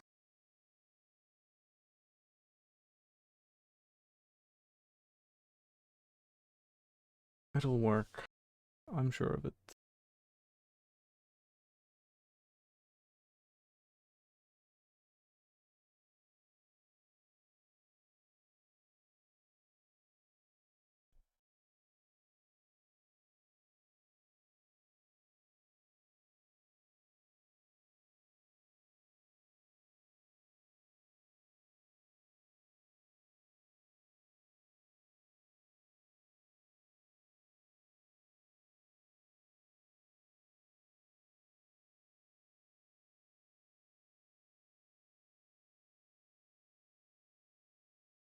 Oh.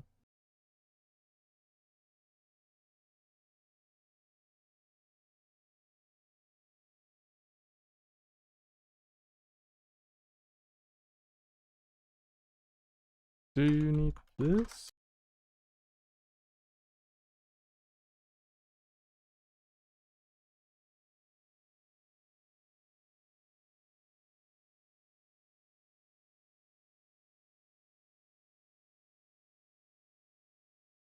Okay, how do I do this elsewhere?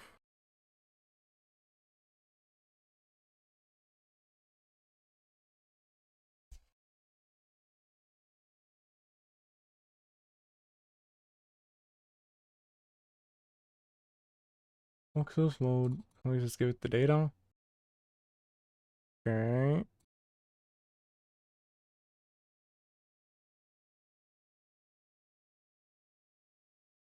I just dot error. Okay.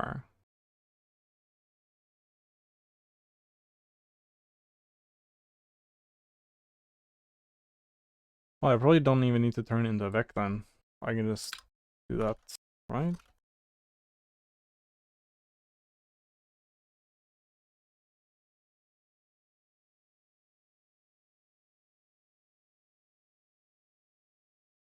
Oh yeah, true.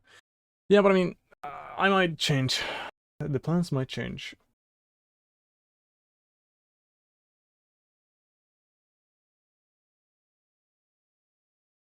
So what do you mean there's no function for load? Like, I defined it, right? Right?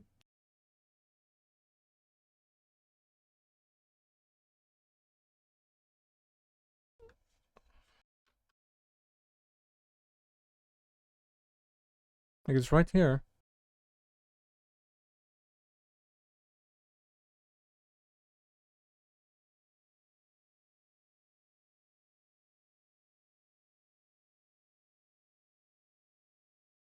It's implemented but not reachable. What do you mean it's not reachable? I'm in the same crate. I'm in the same crate. Not even just in the same crate, but in the same fucking file.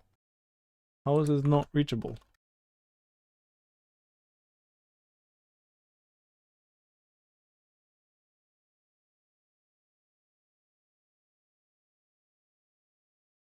Do I actually need to make it public just so this knows about it?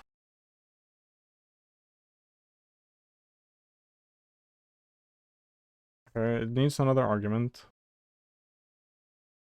Oh, am I again reading this wrong fucking shit? Oh my god.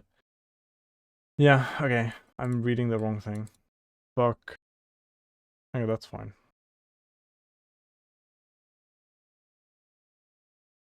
Two, 3, 2, 7. What am I? 2370. Yeah, okay. This thing. Holy shit. Okay. I guess.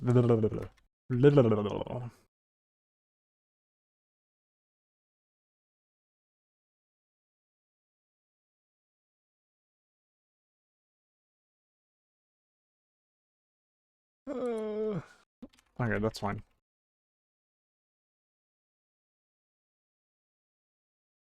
I love reading the error message wrong and just wasting time for no reason. Ay, ay, ay.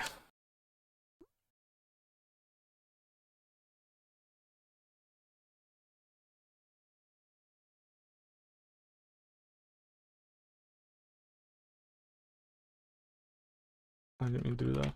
But whatever. I wanted to do the XDD command and not XD.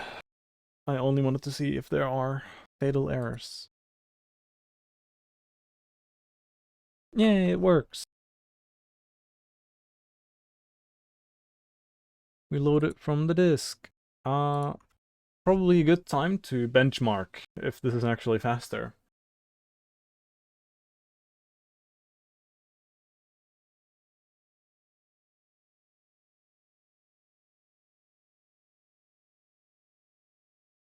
Dude, that Revenge from Everhood OST is still playing in my head.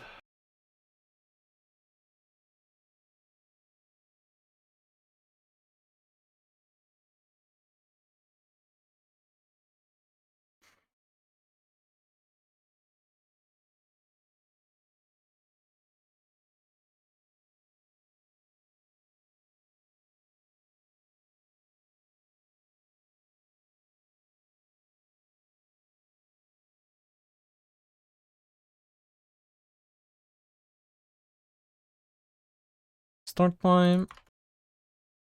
And then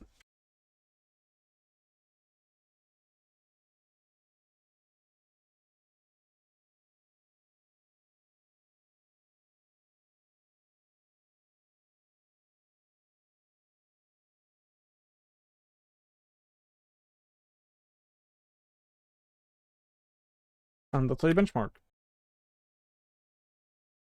And that's how you get an error. Oh. I get to say instant now instead of having to do that. Don't mind if I do.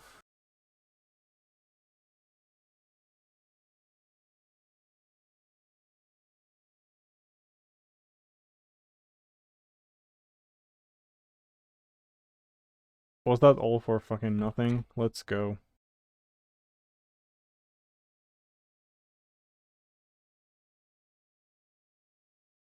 Okay, so now we can reach like 90 FPS if we have these on our hotbar, and the mesh gen can take like up to 10 milliseconds. That's worse.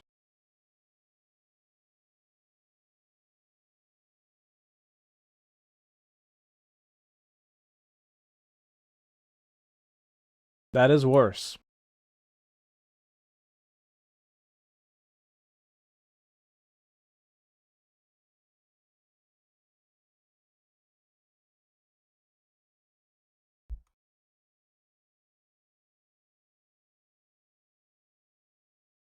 From what I can remember.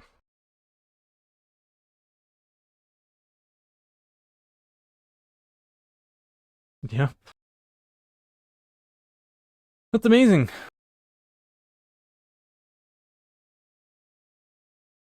Yeah. We're still like running great. Like just 4 milliseconds.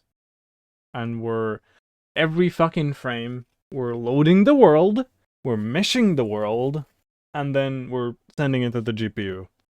Instead of loading the vertices. Well, actually, I guess loading the vertices also isn't really direct. Because we do have to like do some work in order to get the vertices, right?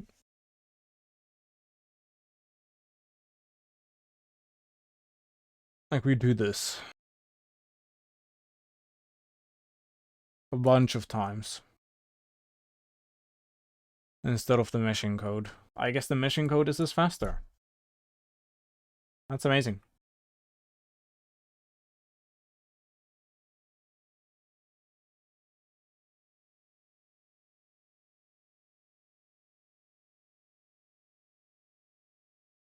What can I even say? Well, I'm glad I benchmarked it. Fucking hell.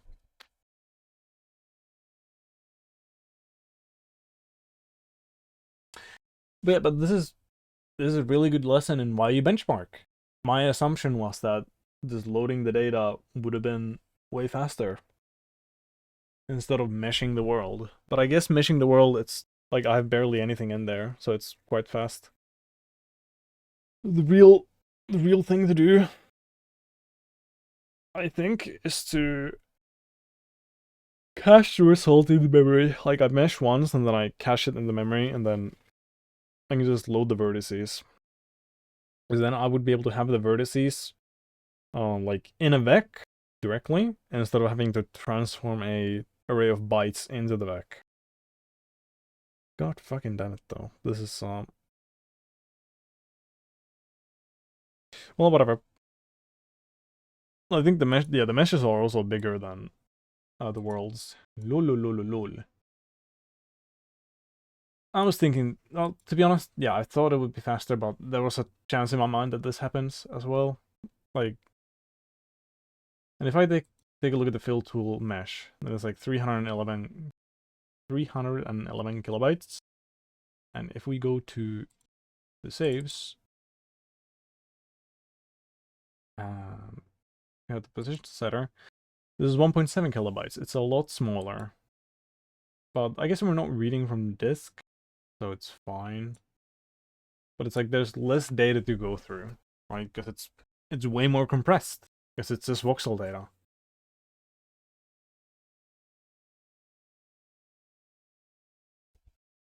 God damn.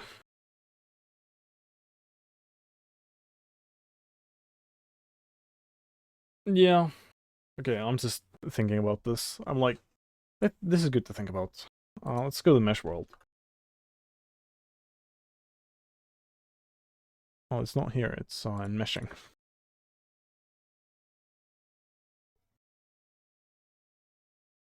Like we have this here.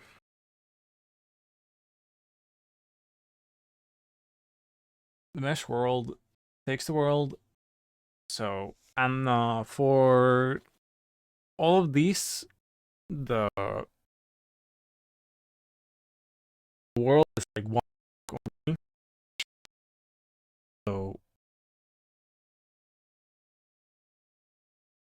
we're gonna have one chunk here. So we call this once. A mesh chunk once. A mesh chunk. Let's see what we do in mesh chunk. New deck. And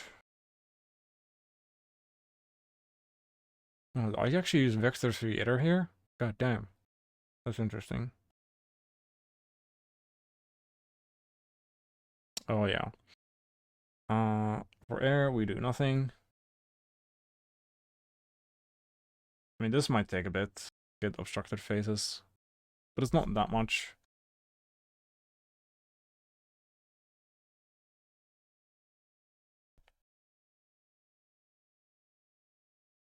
What do you mean?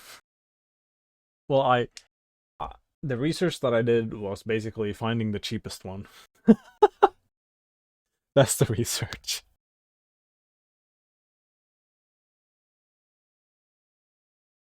Are they gonna die on me? Probably. Ordered. I think. I'm the other one of them. I might have gone it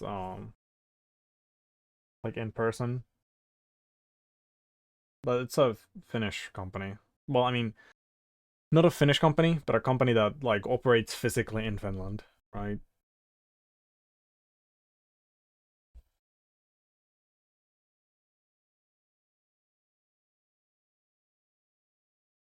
Like they have stores that I can walk into. We'll do that. Yeah, I guess. Yep, that's just faster. True. So true. Uh, let's see.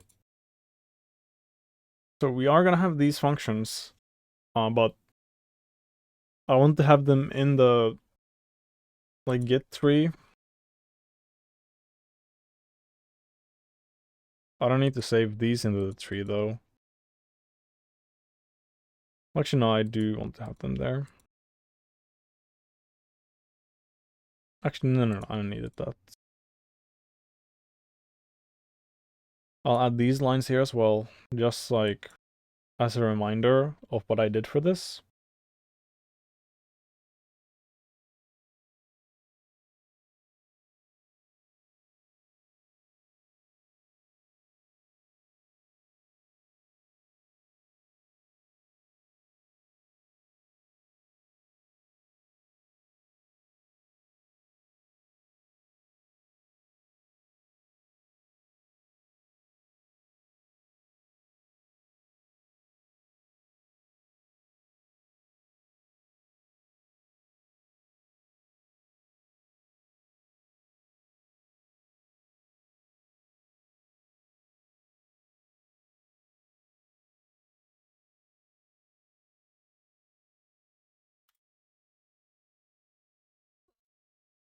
Do I need anything else from here? Yes. I need this.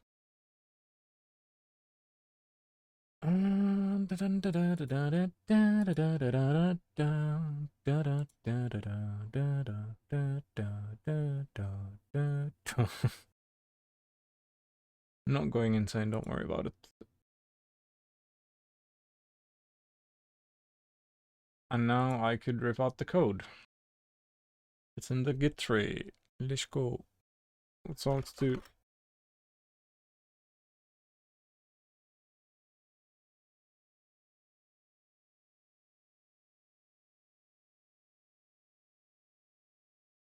I just thought about something.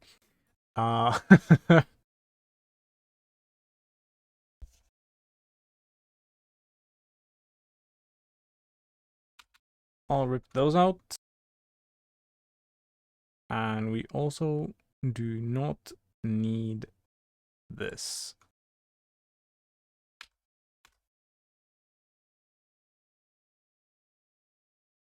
Don't need this.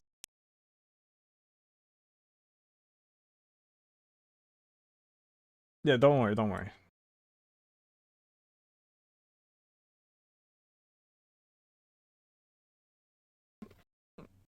It will happen soon.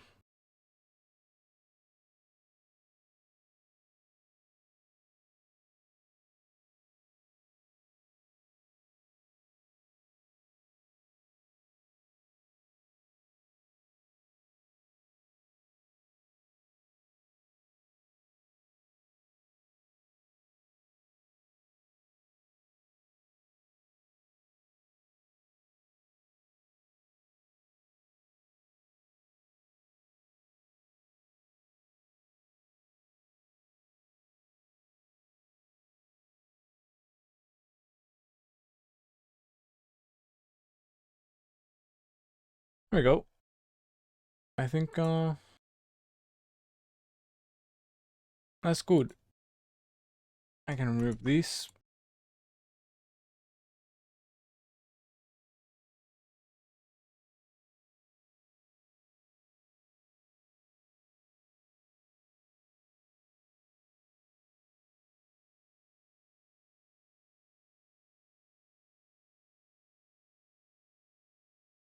I can just push. Yeah, okay, so the thought is I will go to goals and I'll write done for the hotbar mesh generation because I'm done with the task. Not necessarily. I didn't succeed necessarily, but I'm done.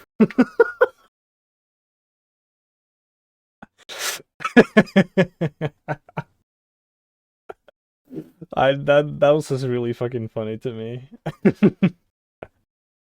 That's all. Yeah. He is done. No. That's just a funny joke. I'm not losing it.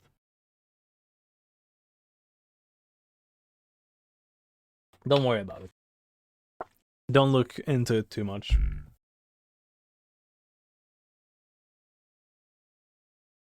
Aye, aye, aye. I am worried about you. Damn. Oh, let's think. I don't know if I want to do the hotbar visuals. I mean, it wouldn't be that hard, right? Famous last words.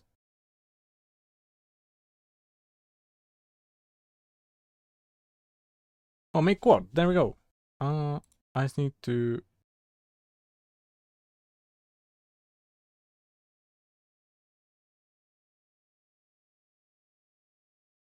Do I have anything here?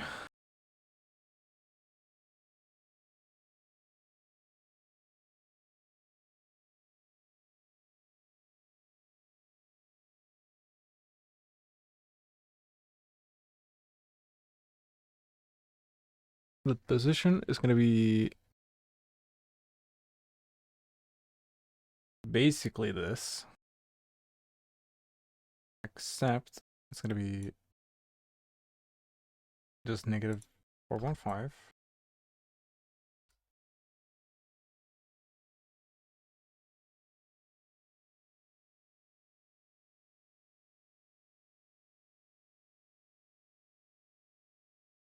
Okay.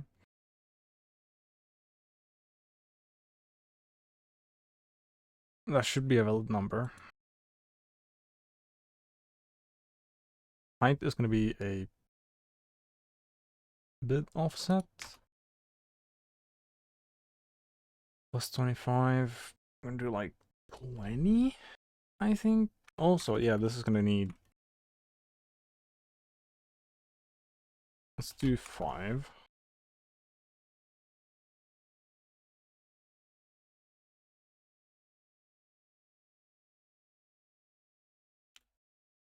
I'm basically gonna make a rectangle just that covers the entire hotbar area and a bit over. Let's go. Now for the size.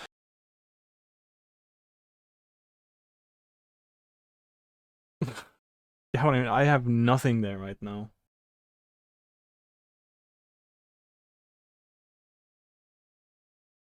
Should I write 100 times 9 or 900? I'll just do 900.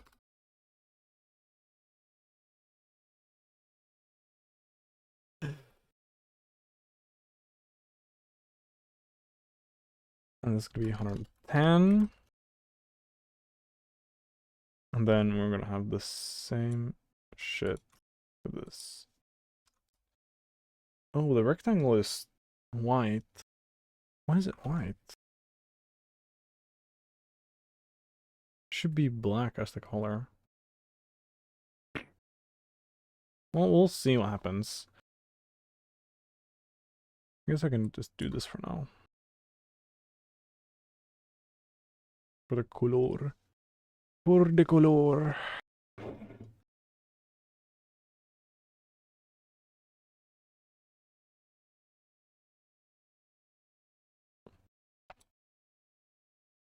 I think that's gonna go behind.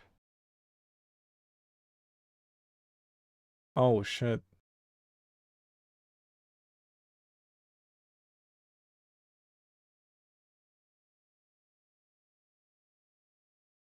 I didn't remove this already. Uh-oh. Uh-oh.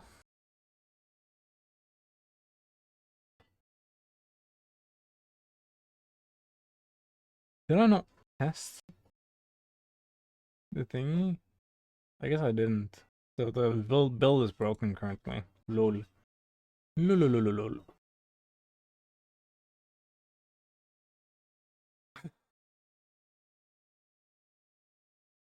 Oof. I don't know.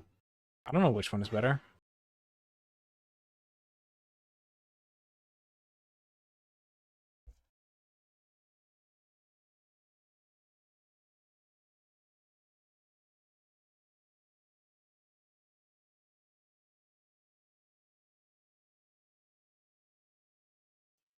Damn. Illusion of choice type stuff there. Okay, what else was I doing? I was here. And now we can just run the game.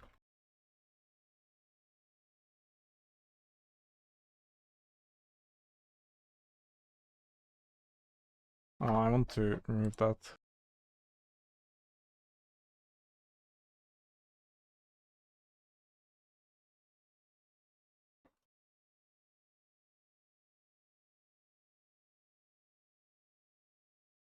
And we don't see a rectangle at all. For some reason. Oh.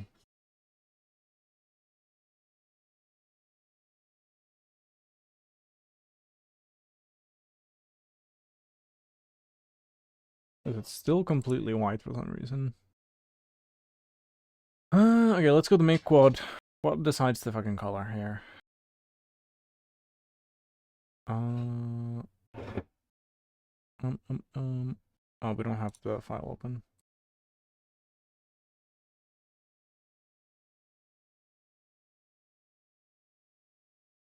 Color. Color.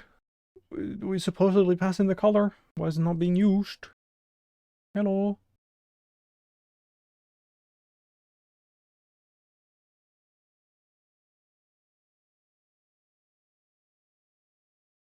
Is the layer wrong? No way. What do we input for the layer?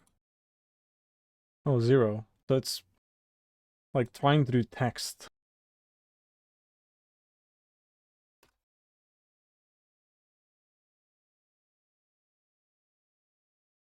Oh, I wonder if this is gonna fuck everything up. Well, we'll see right now. Yeah, the answer is yes. It fucks everything up.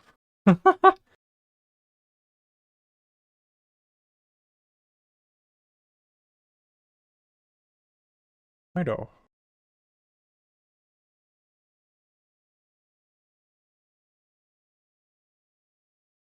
It's supposed to be just a color.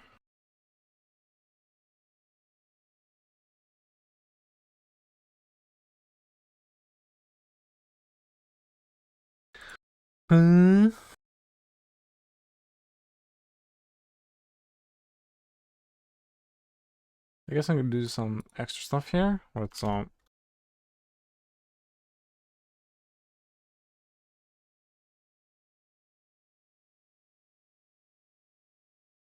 Oh, the alpha is probably 0.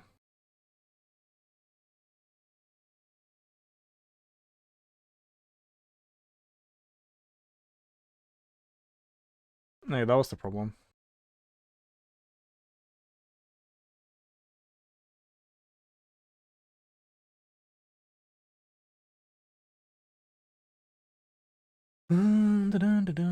Yes, now we have this thing here.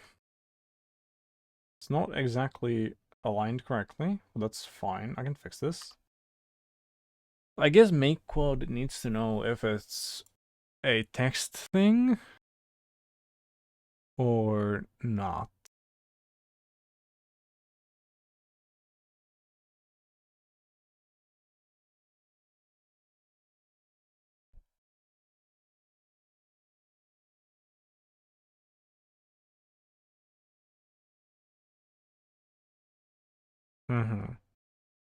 I could separate this into like make text quad and make color quad. Do I use make quad anymore?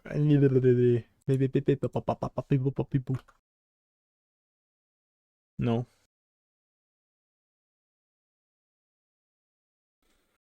I hope you caught all of that.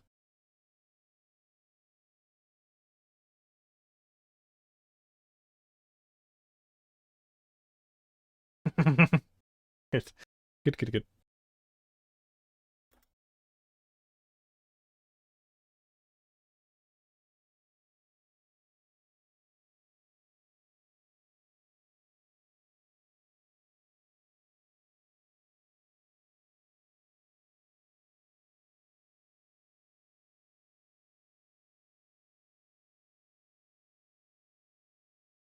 And then I'll include the layer here as well. Said U32, right?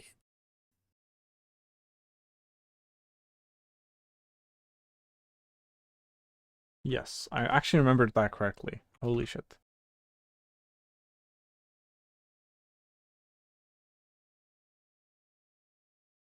Wrong thing. There we go.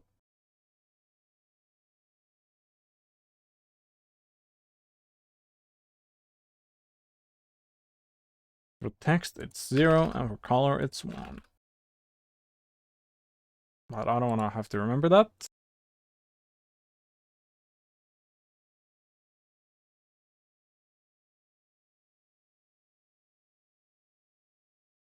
Oh. And for text, also I pass in the color currently, but I don't really need that. Text is always black and white currently. And if I want to do color, then I probably want to do like a separate like background and foreground color, I'm thinking. So we're not gonna need color here either. We are gonna need the texture coordinates. We need all this. And then we call make quad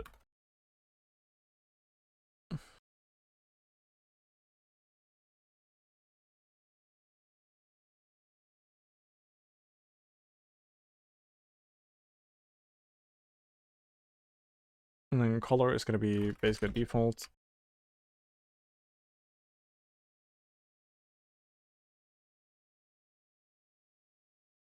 Layer is 0 because it's text. And this doesn't need to be public either.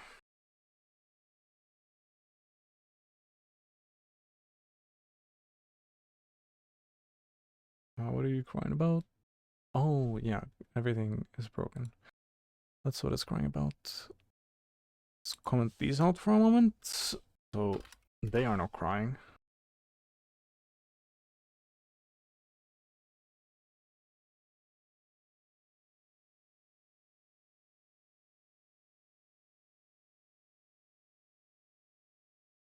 Yeah, that's a bit less. Oh, hello.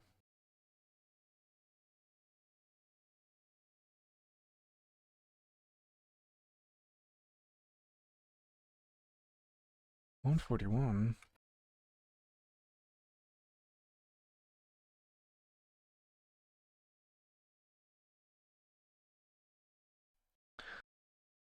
Oh, I'm stupid. That's funny.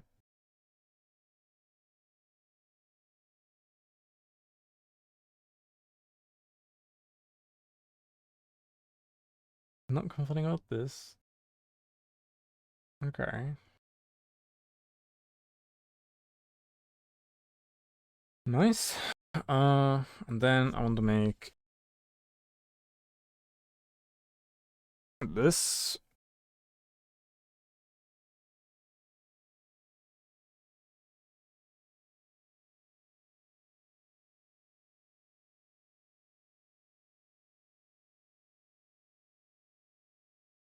I don't think so, perhaps, but it's. I mean, I guess there's no downside to it, really, because they're public keys anyway, you know? It doesn't really matter. Yeah. You don't necessarily have to start spamming the chat. That you could split into multiple messages, but please don't. Yeah, exactly. Exactly.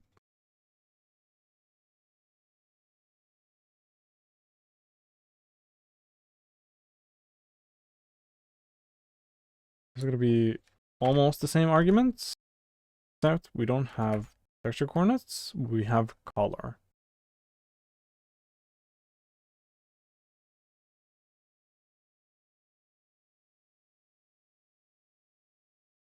Width, height, color.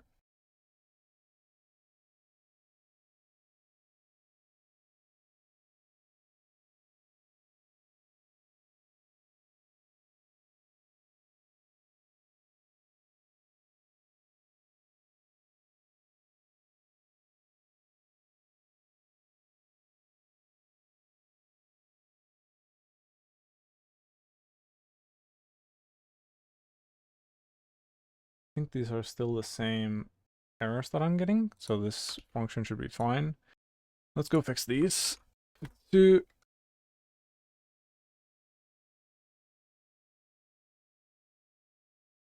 And what's the other one? Oh, it's just this one.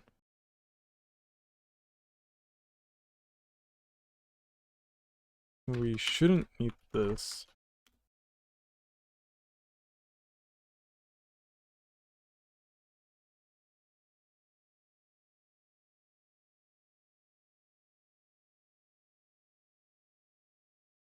Oh, there is another. Okay.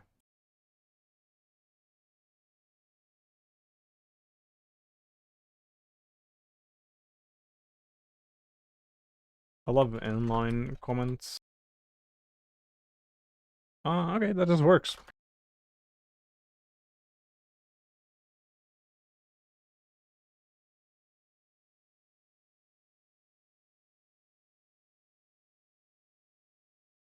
Nice. Time to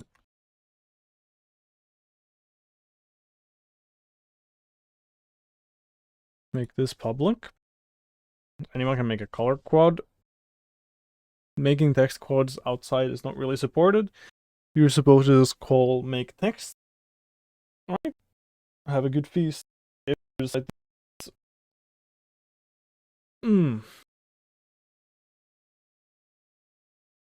this.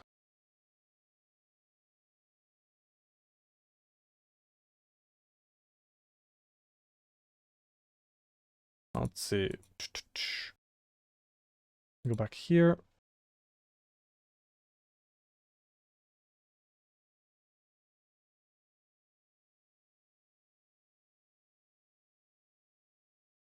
Make color quad. And we don't need texture coordinates here anymore.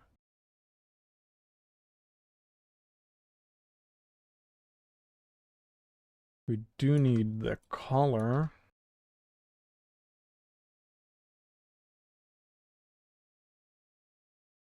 Damn. That's crazy. And that just works. Awesome. And there is a 5 pixel boundary there. I kind of think that might be too small. I might make it 10 pixels instead.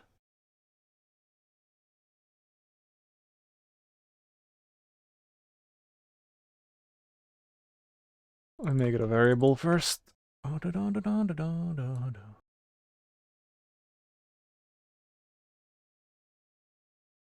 Do I not have it anywhere else?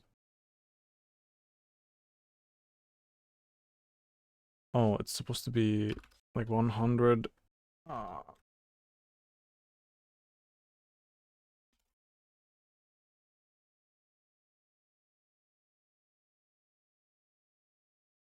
Like that, I think.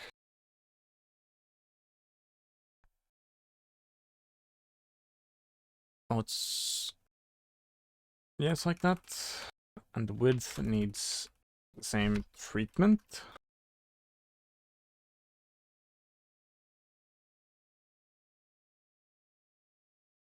Oh, but it might need more than ×2. Yeah, it needs ×2 times 9. Do we have 9 items? It might be ×9 or times... Wait, does it only ×9 instead of ×2?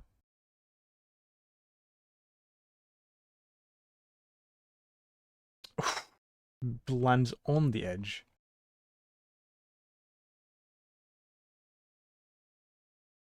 It's ×10.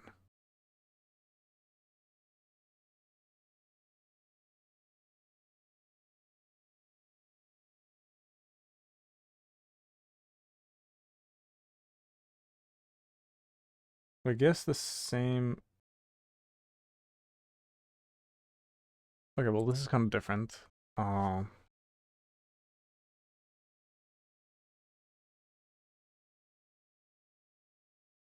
this happens to be the same number right now.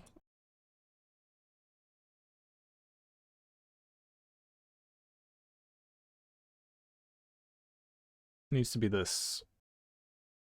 The height is correct. That should be fine as well. Ba, ba, ba.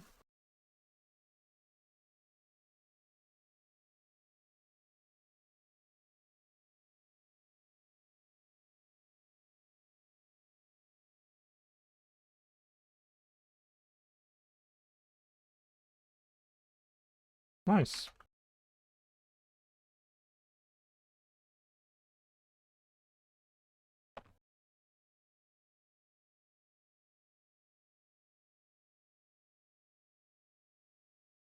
Spacing looks thicker on the other side.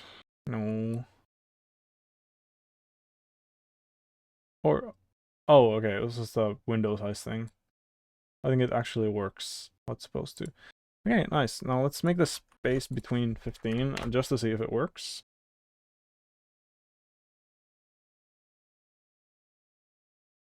It does not.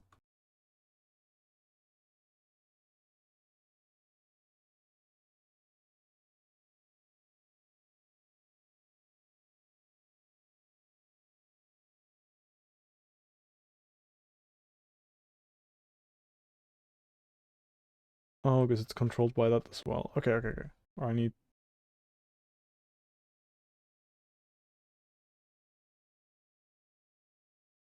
that there as well.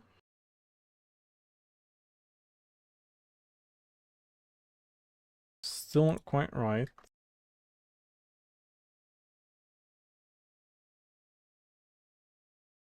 It's too wide. Maybe it needs to be times 8.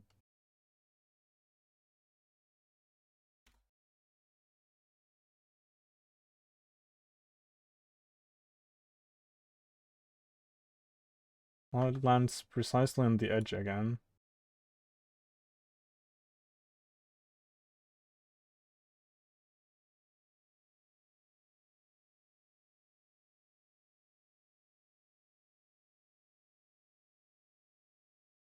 No, I think it's right now. Let's take some blocks, and it's going to be incorrect because I don't use the same parameters for the block positions.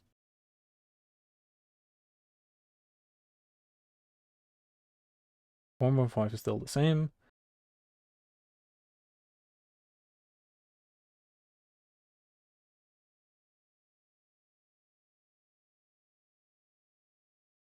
This, we need this. I might make that a bit more neat later. Do I need anything else for that? Not really.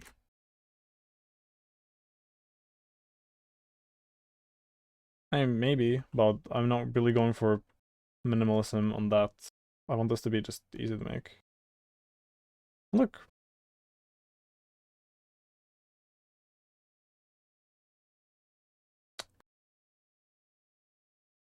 Maybe, but you know, things change. And I have this, and I can change the spacing.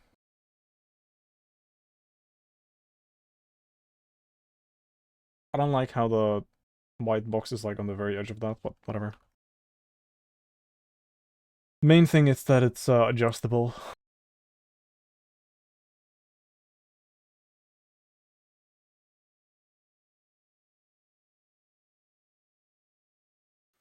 Oh shit, that's not correct. The padding is not applied evenly on the y-axis. That is something to fix.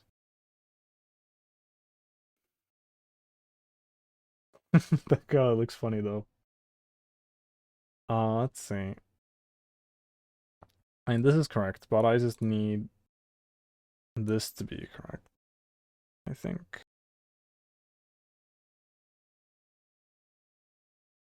Where do I get the fucking plus 20? Hello? Anyone home?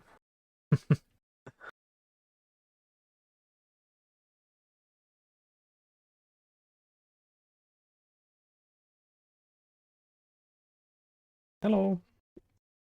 Uh,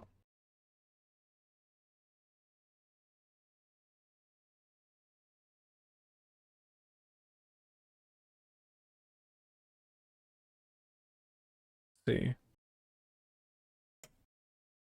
The position for the height is just okay. It's just hard coded this.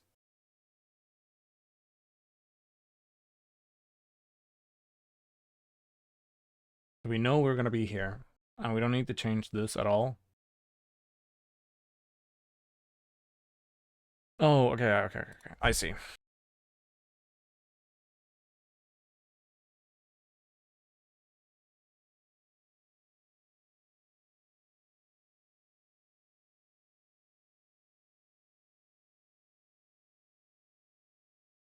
Yeah, there we go. Oh, you can have a fat hotbar.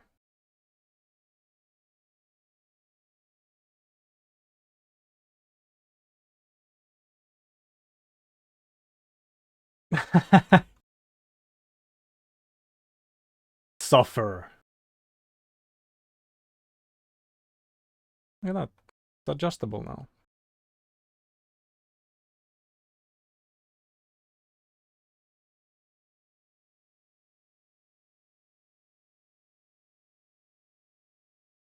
Yippee, yippee, yippee.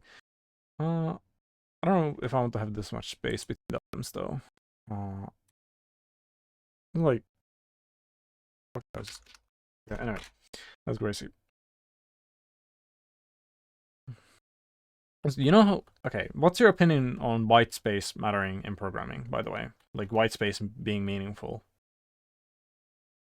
Thoughts?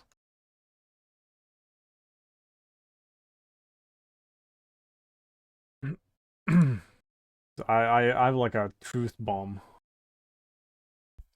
Yeah, well, I mean, that's what people usually associate it with. You know, like indentation being like, oh, white space matters, and a lot of people think that it's a bad thing, right?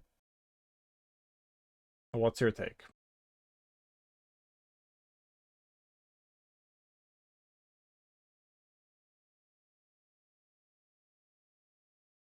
Now that's not what I mean. More akin to like, you know, white space, like defining scope kind of stuff.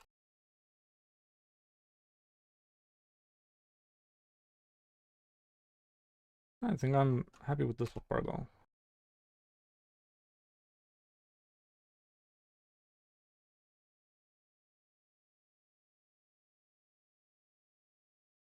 Yeah, but I mean, I don't know. To me, it's like, why do you hate that? Right? Because it's like we format the fucking code according, like we make the white space match with the scope anyway. You know?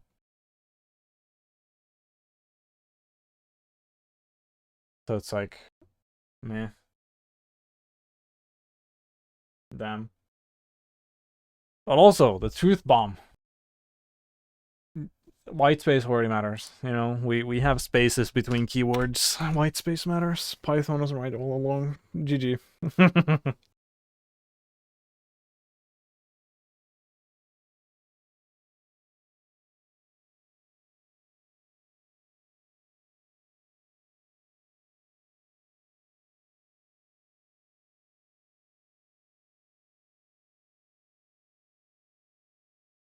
I guess I could commit.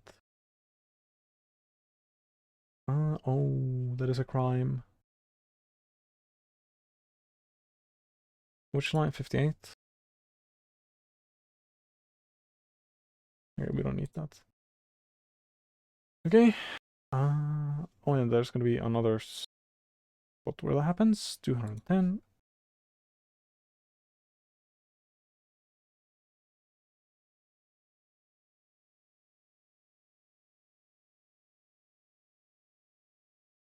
That's fine.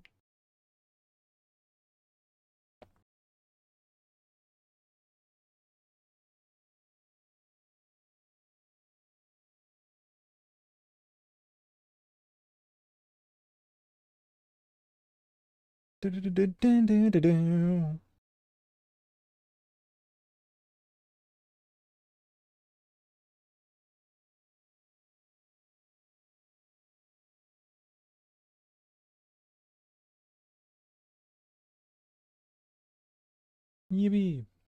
And so...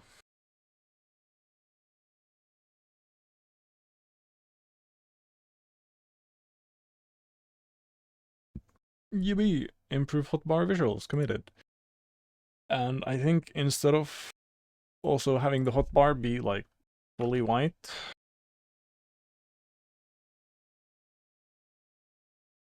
and here I'm gonna make it like 0.7. Sounds like a good shade of gray to me.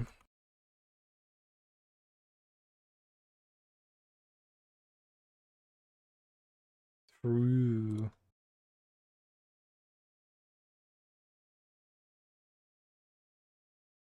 I mean, it's still...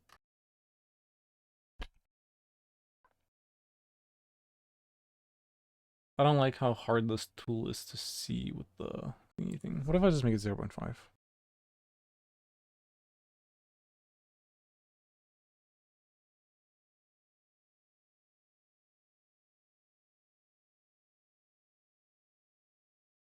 That's still bad.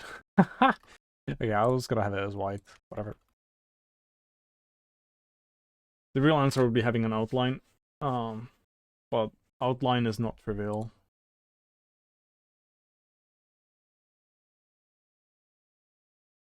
I can just have it as this for now.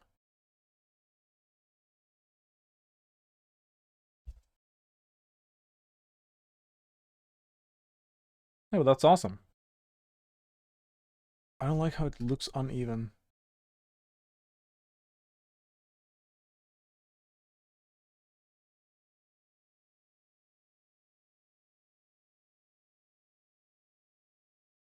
Surely it's even, right? Surely, surely.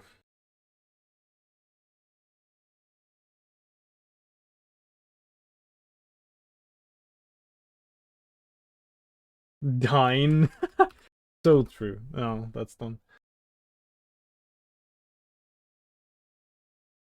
True. Like, could do the simplifying the input handling as well.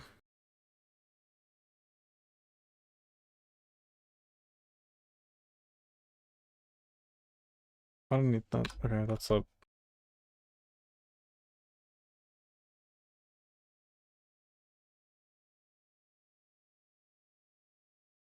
Yeah.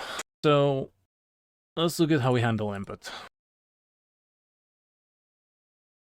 Am I gonna do this now? Maybe. So, currently, we have an input button, and then we have text since it was last pressed, and text since it was last released, and if it's currently pressed, right? Quite simple. And,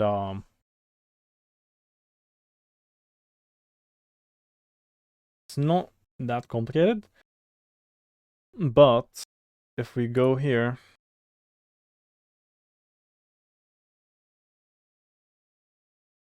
we have an entire fucking, like, flowchart for how this works. I overcomplicated the input, right? Yeah. But basically, if I press a button, then, well, it's right here, right? It's in the fucking canvas. If we press a button, then the pressed variable is set to true, and then ticks since last press is also set to 0, right? And button released, pressed is false, and then ticks since last release is 0. And what this does is you could press and release a button within the same tick. The pressed variable would be false. Like if the physics code just looked at the pressed variable, then it would miss the press because it happened in under a tick, right? But you could also just see, you can look at the tick since last press and go, oh, it was pressed for less than a frame because this variable was reset, right? And the same goes for releasing. Like I'm not dropping any input. Like that's the whole point of this thing.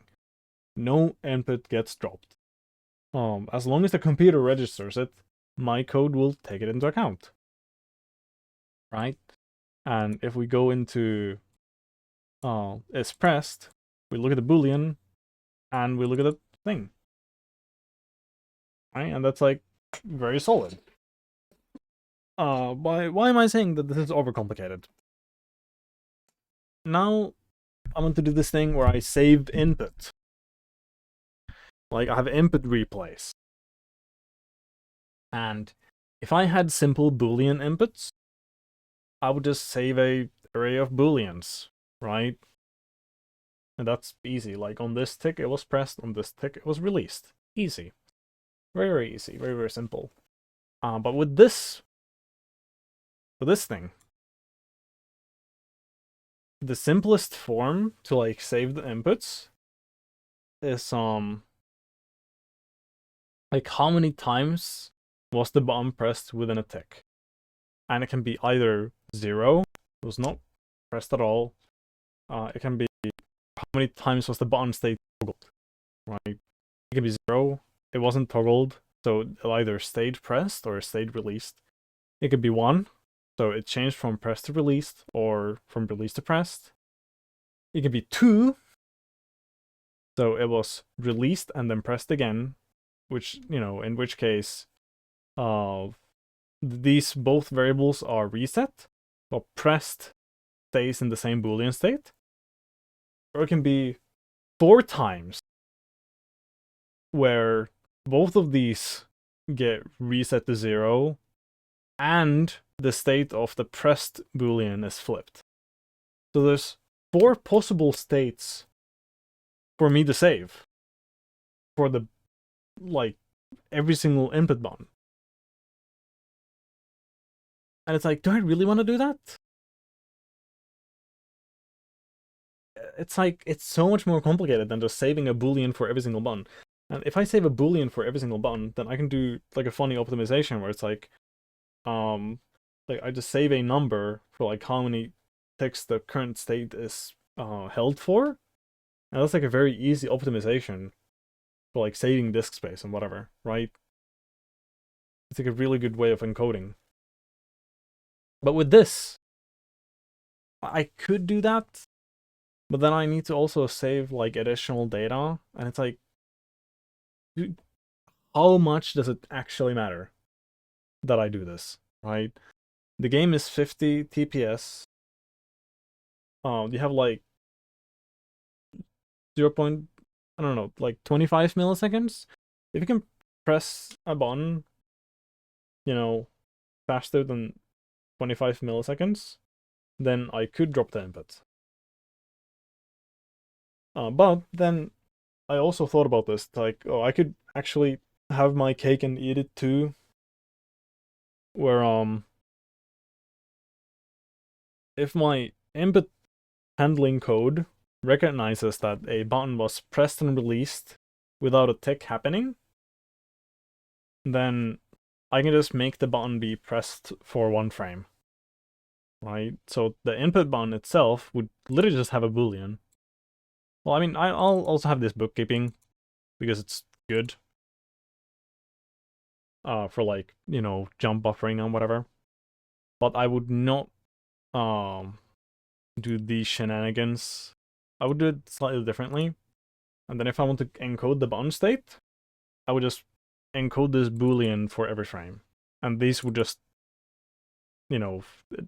like, come as a result of if the button is pressed or not. Hopefully that makes sense. And that's kind of my idea for simplifying inputs. But the main thing is just, instead of doing this tracking, I instead do a thing where if a button is pressed and released within the same tick, we make the pressed state be the opposite of what it was last. So true. I'll consider it.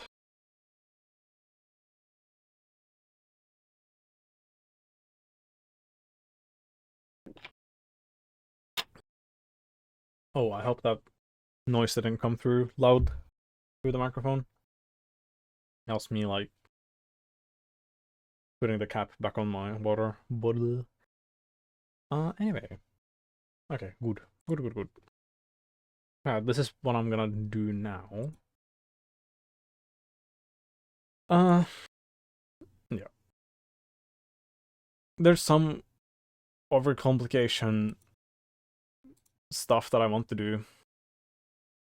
Where I could track the state of like, was it press and release within the same tick on the input button struct itself? But then it's like, hmm.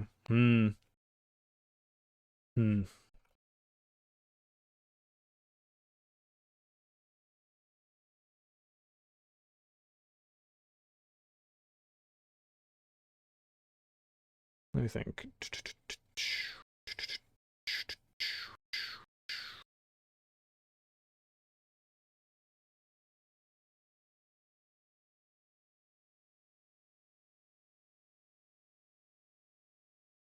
The input state here. We're gonna want to split this into two states where we have the physical state and then we have the logical state. That's not overcomplicating it, right? Logical and physical state kind of deal. But it's like the state that the game code cares about, and then there's the state that we need to make sure that the game code has the correct state. I don't know if that makes any sense. Anyway, how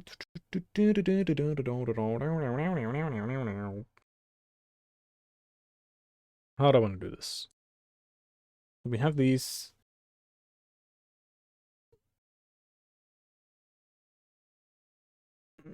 Honestly, I'm just gonna put it into the same struct. If I fucking explode in the future, then we can blame this.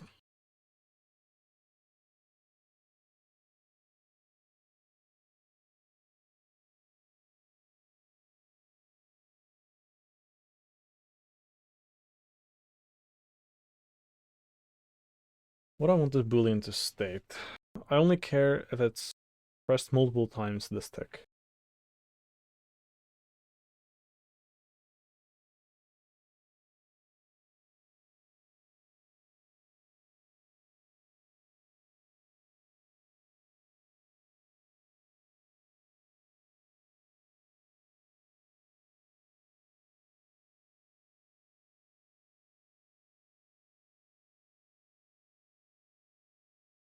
And that's that.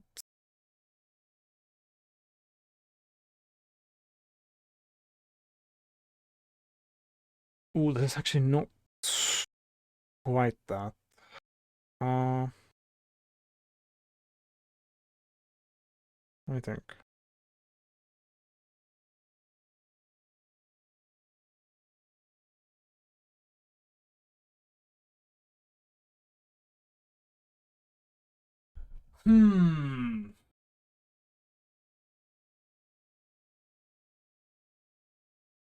Trying to, in my head, think about this.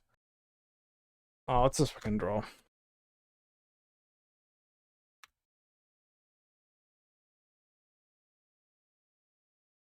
Dude, I thought that was like a focused instead of a laid back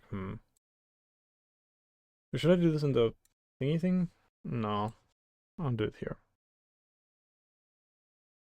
Okay. Oh, it's so bright. There we go. Okay. So,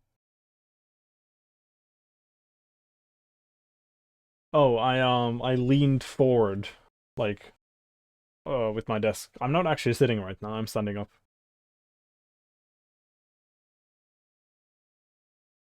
Yeah.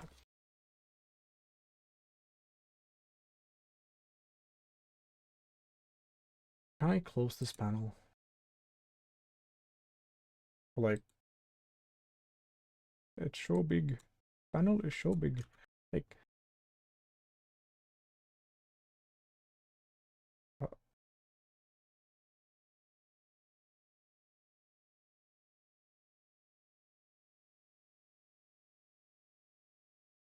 How do I make this fucking thing into a separate window? Asking for a friend.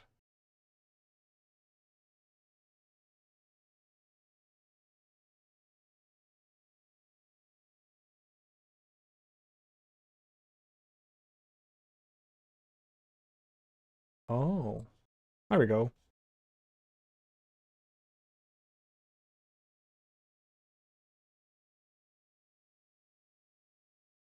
Nice. I just have a thing. Very cool, very cool.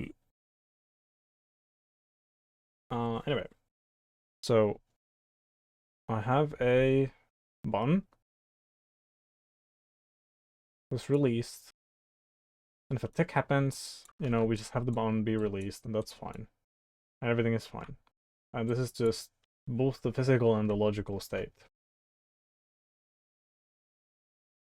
If I have a button that's pressed, we press the button, and you know, tick happens. This just works how you would expect. This. If we release it, now this works. Right? Nothing special needs to happen here. Oh, this notation is not really good, but whatever. We'll figure it out. So we have a button, and we press it, and then we release it. So this is like what happens physically. I have a tick. I guess the logical state for... Okay, I'm gonna do a little bit of different notation here. Logical state is going to be a square. For these, logical state is... I guess the logical state would be like on the tick instead of there.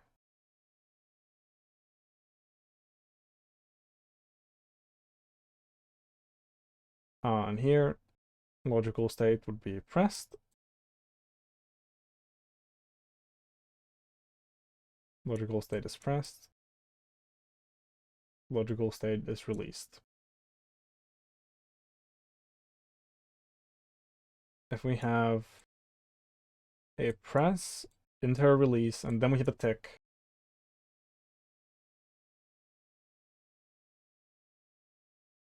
with the current method, if I just set the boolean, then we're going to miss the input. What we want to do is register the press. That's what we want.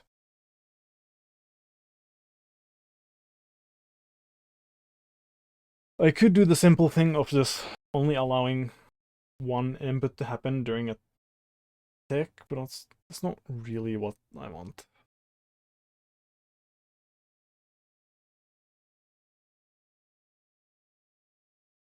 But I want this to register.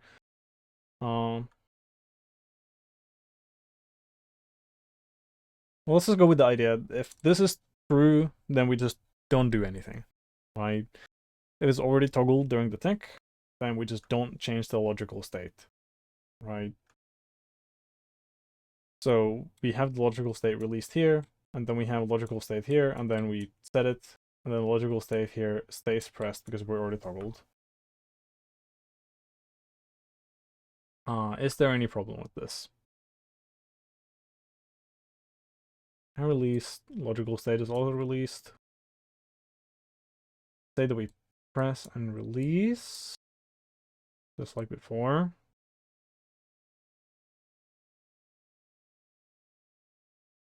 There's a tick happening. I guess I don't need to like this thing like for this. Because this is the latest logical state. That's fine. Well, after the tick happens, if this is still released, we would need to update the button. Still gonna... Yeah, because this is still like an event that happens. Tick happens, and it's released here. But I think after the tick, it should become released. So we need like a post-tick thing. First of all, to like clean up the state. Because if there's no events here, like I said, there's no events and there's another tick. This is pressed. This needs to be released. And the only thing happening is just a tick happening without anything else happening. So we actually need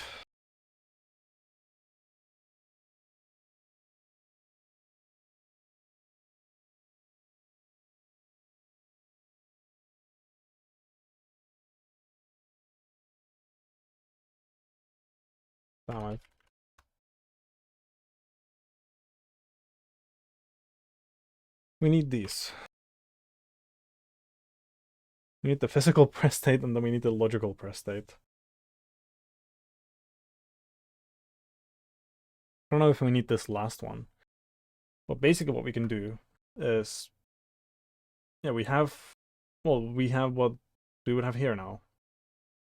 And then after a tick, we just assign the logical state to be what it's physically. We just remember it.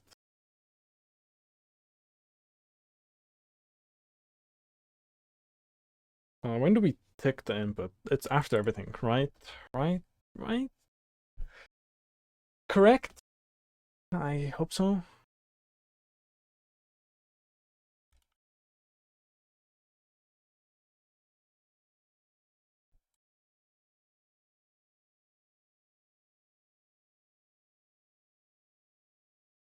Okay, yeah, it is after everything. Good, good, good, good, good, good.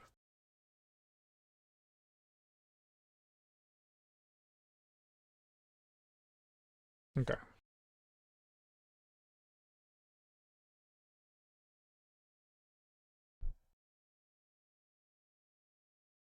It's after everything. Does this change anything?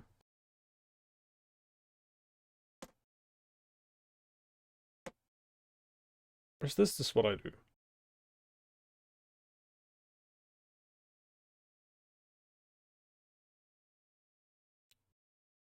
Is there anything else that I would want for this?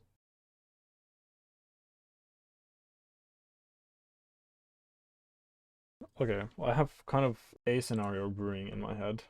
I need more canvas.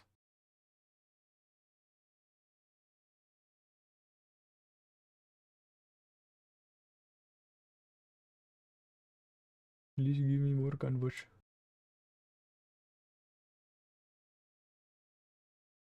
Yes.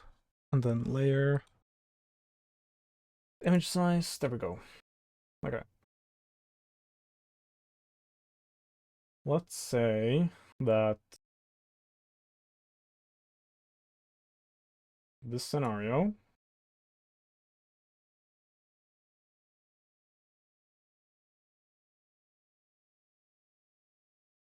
tick happens.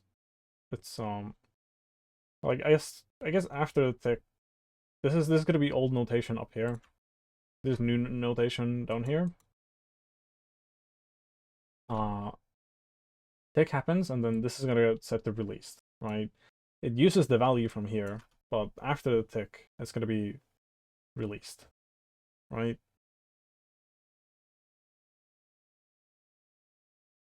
So that's considered released, and the bond is considered released as well. So that's fine.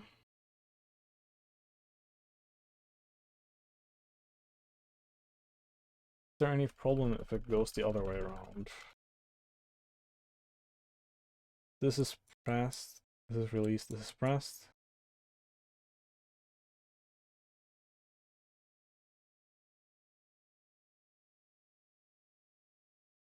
Tick happens.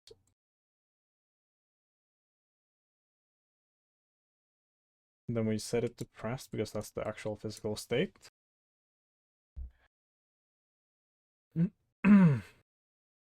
Okay.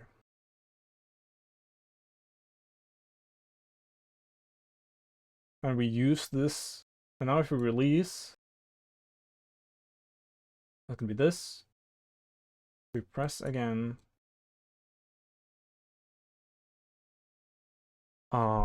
we are gonna actually toggle to be pressed. Then if we release, then it's gonna be still pressed.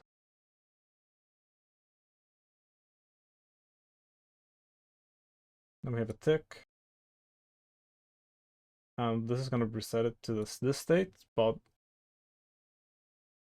we used an empty. Released here is pressed here. This might work, honestly.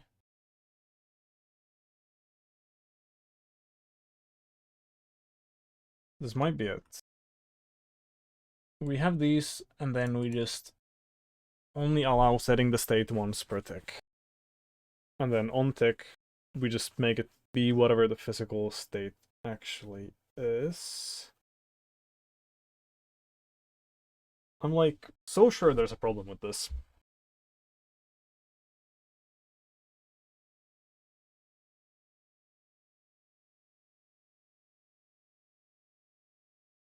Where we can like release and press the button and then get like the same input over and over again. And does not realize it.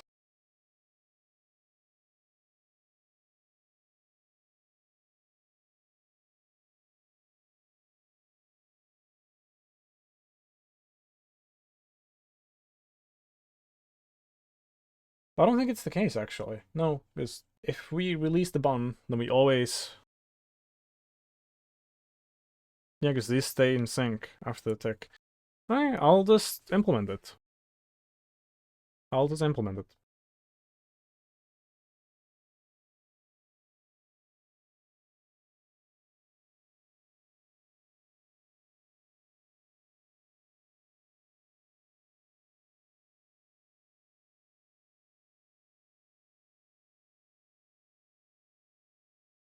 So this is making it sync.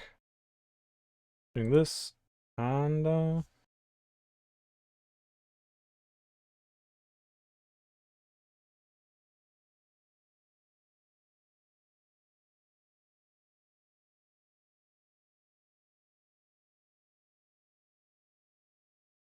we just do nothing.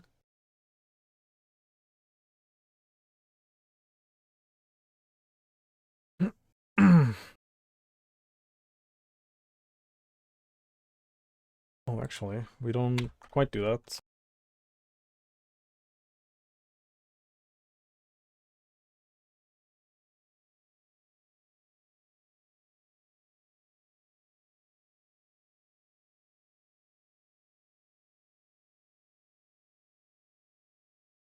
Yeah, so we only did this once.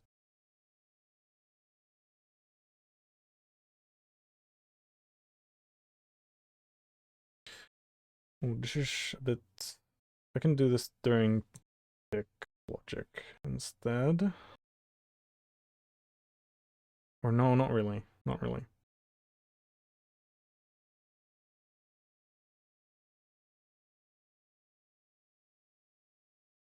There's one thing I need to do, though.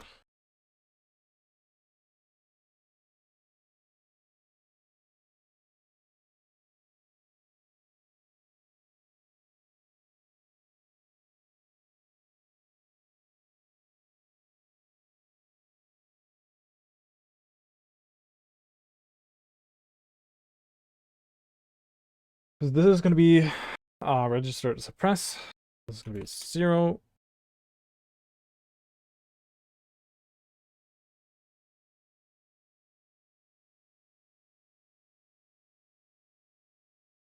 Whereas if we're making the logical state be pressed, then I guess I'll just write it explicitly here. We're making the logic be pressed, but we need to say that tick since last pressed is 0.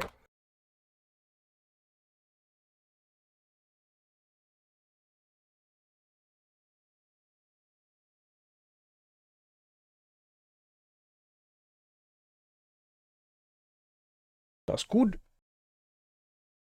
We keep track of the physical press state no matter what.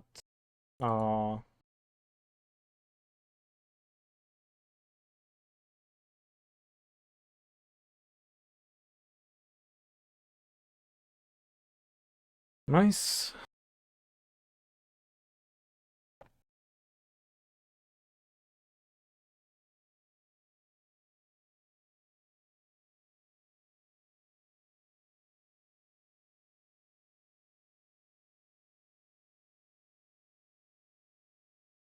should be good.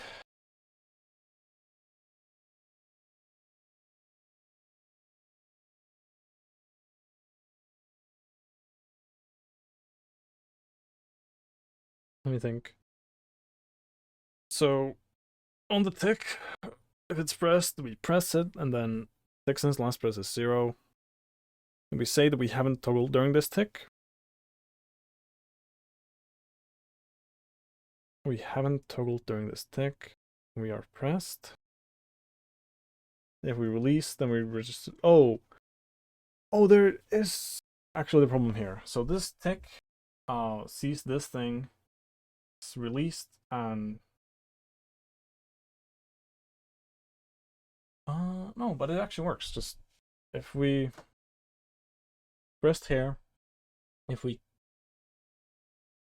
hold on, release, this is actually registering as pressed, right?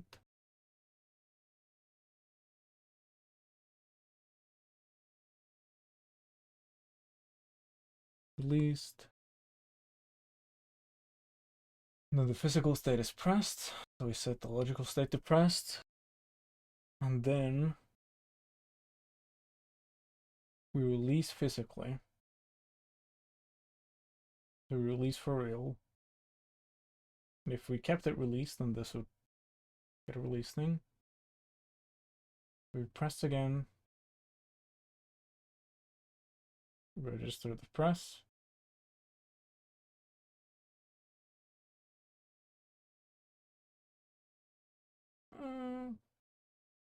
Okay.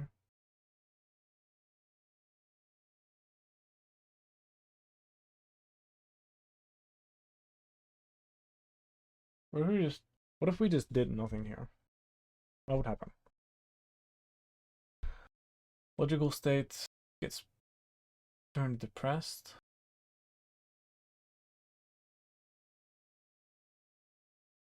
So that's the physical state. And then the next tick would get pressed because we hold the button. If we release, it gets released. Okay, it should be fine. I'm sure.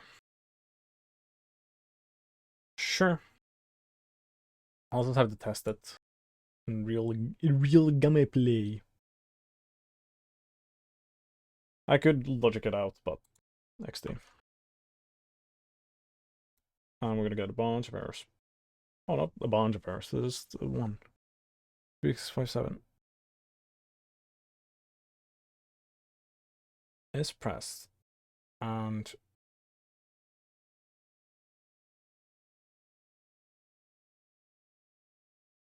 we only need the logical press state.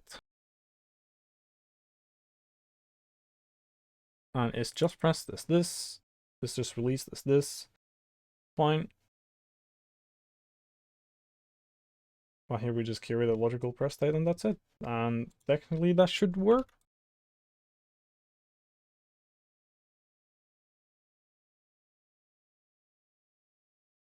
Oh, I said working on visuals in the fucking title. I didn't change that. God damn it. Okay, hold on.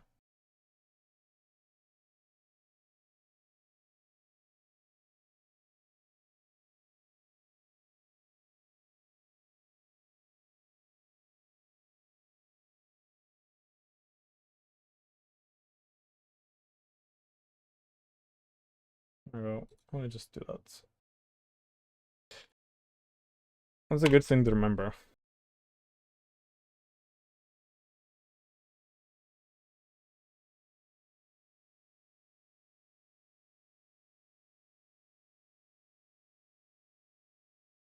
Also, there's some crazy shit happening where, you know how some apartments have like Wi-Fi that comes with the fucking house, you know? Apparently in America it can be like you're forced to pay for it. But I think in Finland it's like you just get the internet for free, or it's like included in rent. So you're really paying for it anyway. But those things exist. And you combine that with Wi-Fi routers being able to track people, and you get some interesting results. Where you have an apartment where there's forced Wi-Fi for you, and like a router that you can't turn off, and the router is tracking your movements. Isn't that crazy? Like there's this surveillance device that you're not allowed to turn off that tracks your movements for the advertisers, you know? Like, bro, what the fuck?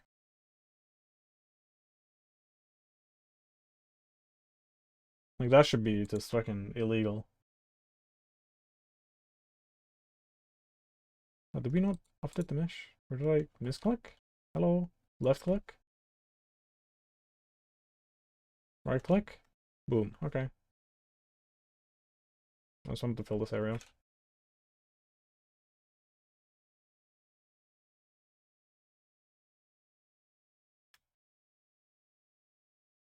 I'm gonna need some debug for the inputs. I need to know if it actually works the way that I think it does.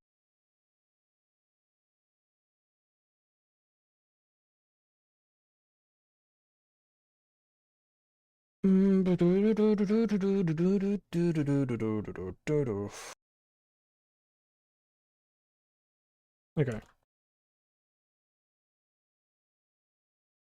Here we're handling the keyboard events.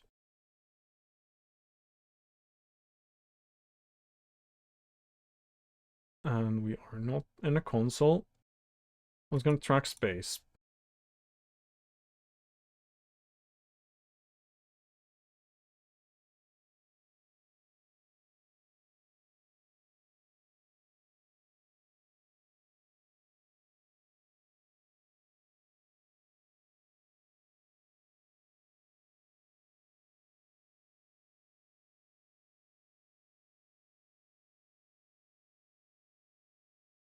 We have this. It's just gonna print this. And on tick.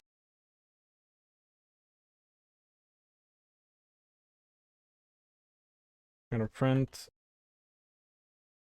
Oh, we only want this for space though.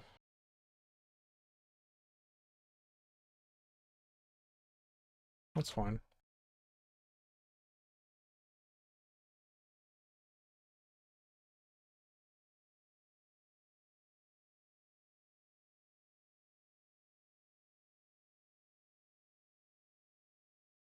What do we want to check? We want to check what the state was used for this tick and then the after one.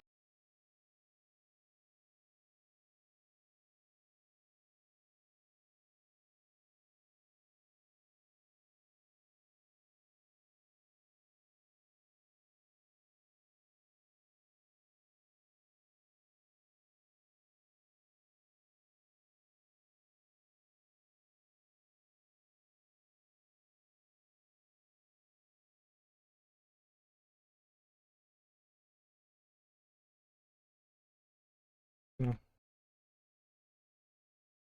What? Am I not hitting Control C? There we go.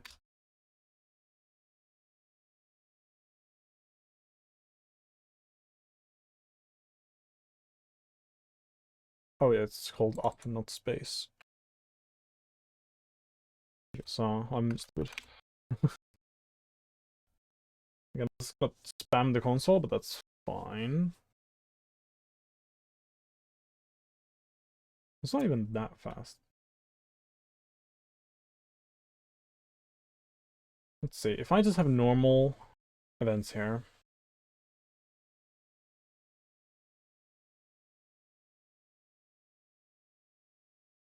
So we have this here. Space is not pressed. And then between the ticks, we're gonna only press buttons between ticks.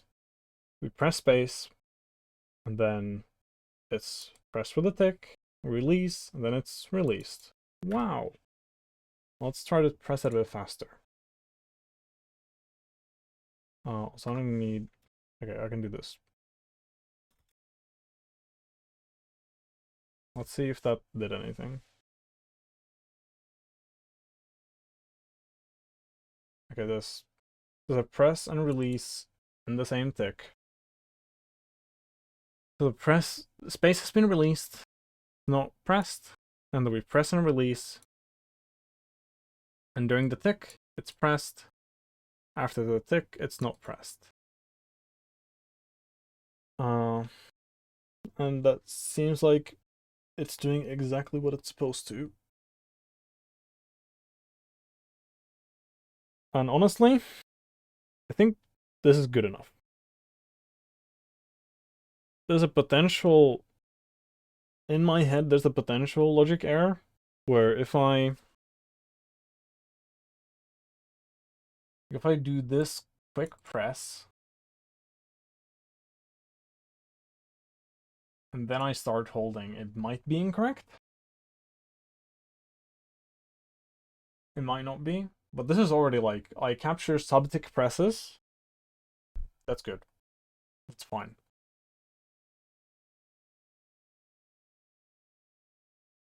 That is fine.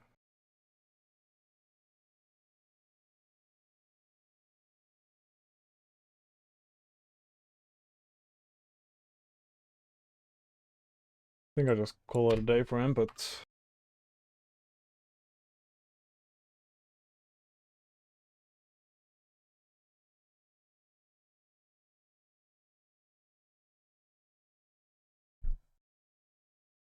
And this should prevent anything bad from happening. Since this is here.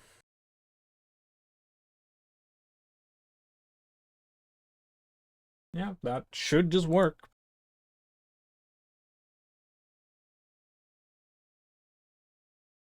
Make a commit.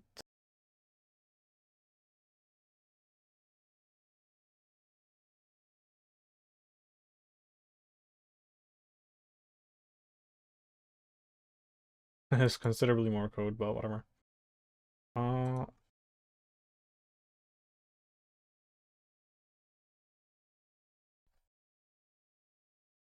and this should make it so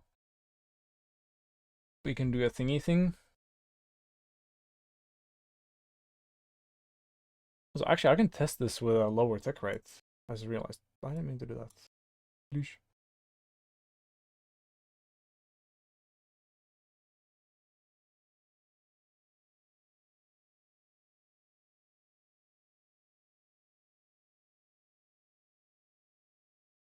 Okay, now we have 1 second physics fix.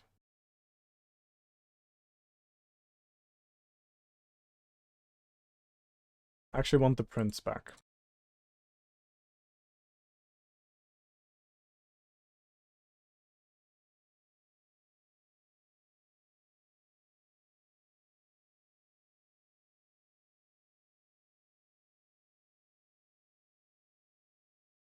There we go. There we go.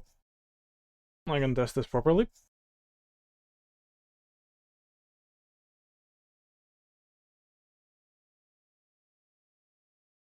Oh, new freak.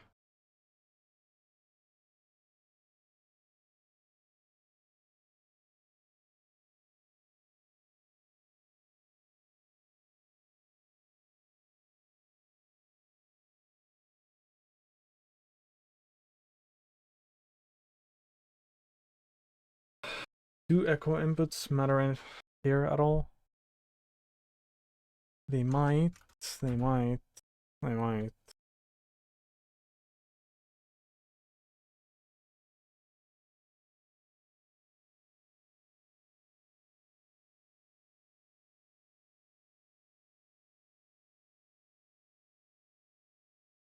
Fair enough.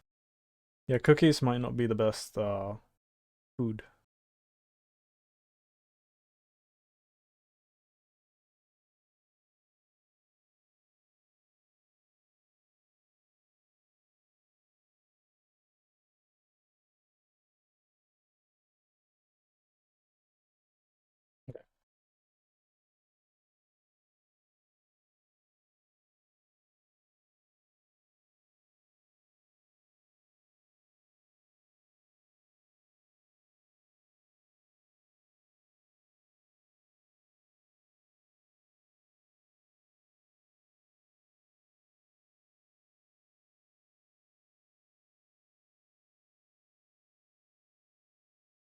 That's good.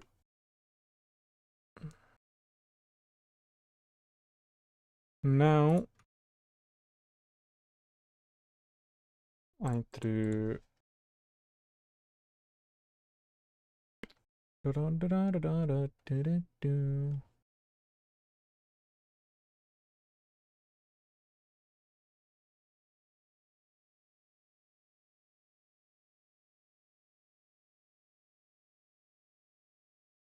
no, not a thing. Is it a field? Or repeat? There we go.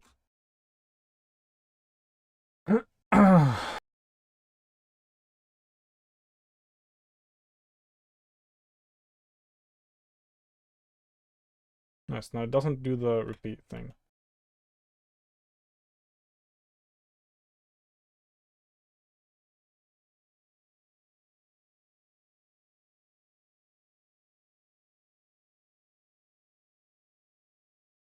Let's look at this here.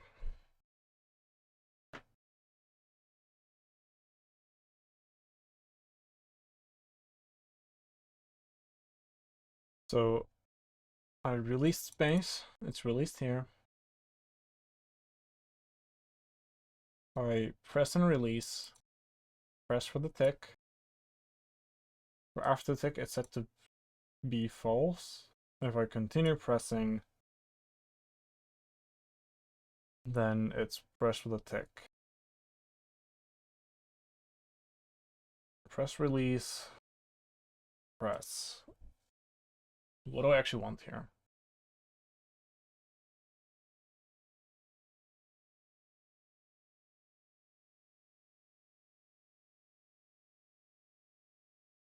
Press release. Should be like that. Let me press again. Press with the true. Press with the true. I guess that's what I want, honestly. But let's see another scenario.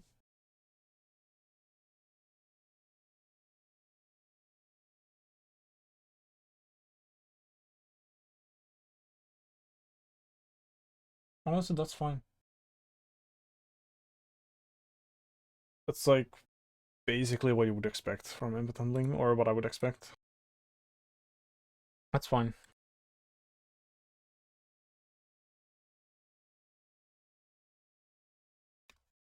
If there's problems with that and people complain about fucking dropped inputs, then I don't know. I'll increase the tick rate to 100.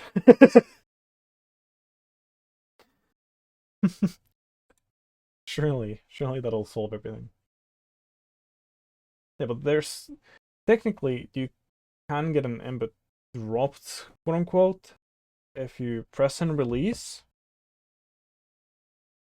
and then, well, yeah, it depends on what you consider as released or pressed, or like what you would want. This is already pretty fucking good. Yeah, let's make a commit. Ba ba ba. So true. Oh yeah, let's commit the thing where I make physics tick rate garbage. Hmm. Unfortunate.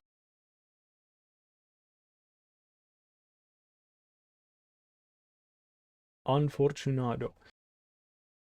I guess one logical test I could have put my input thing through is like, are the inputs like tick alignment dependent? Like if I have a set of inputs and I like slide them on a timeline, does it change what the game like interprets? You know?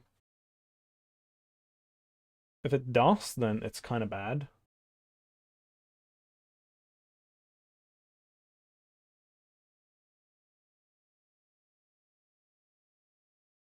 But that might happen.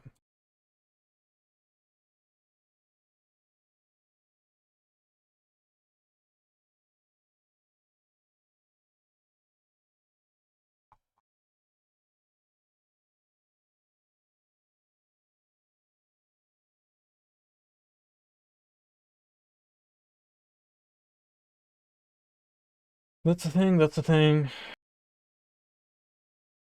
Okay, let's see. Yeah, simpler input handling. I mean, it's simpler for um like encoding it, like having input replay. Because now the logical state is either pressed or not pressed, and you can only do one of those things in a tick. Right? Pressed. Yeah, it's still pressed, and then you register a release. Oh, I'm actually wrong. I'm wrong. I'm wrong. I'm fucking wrong. No.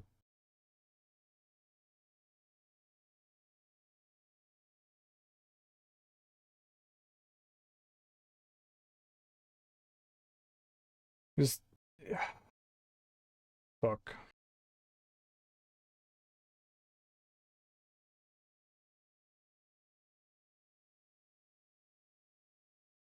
It's right here.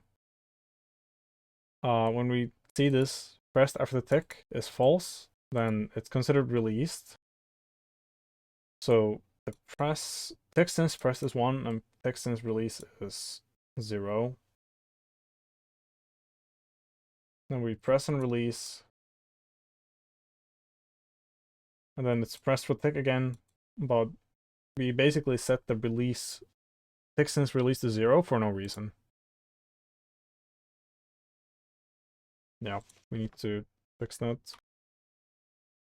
That's like the one thing that I wanted to fix, and then I fucked it up.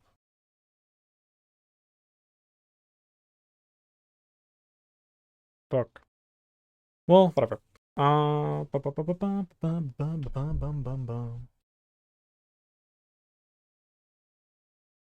this kind of sucks. Balls.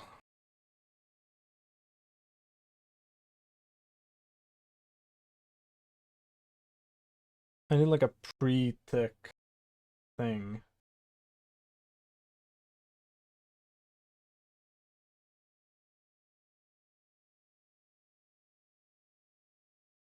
Yeah. And a pre and post tick function to make sure that this is correct.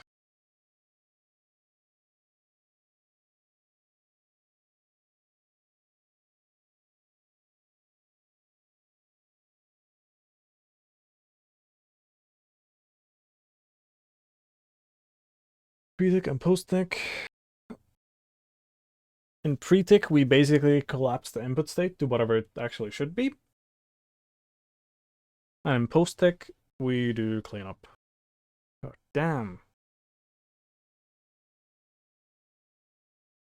And I guess we don't do any of this here.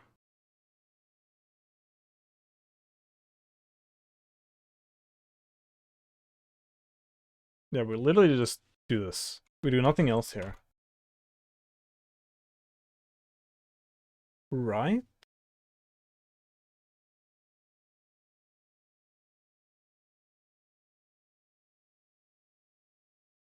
Is set the physical press state?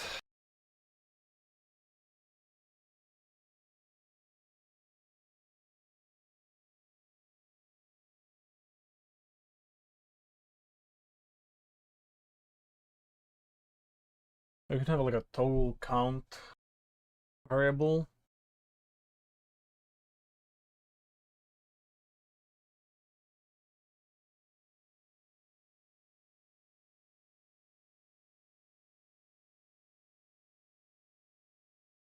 Fuck it, this is the easiest way to do it.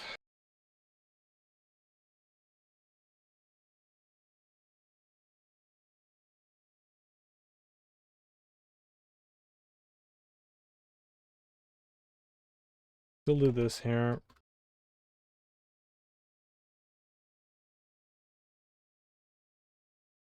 It's fine.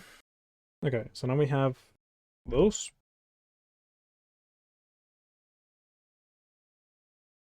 We ignore echo inputs.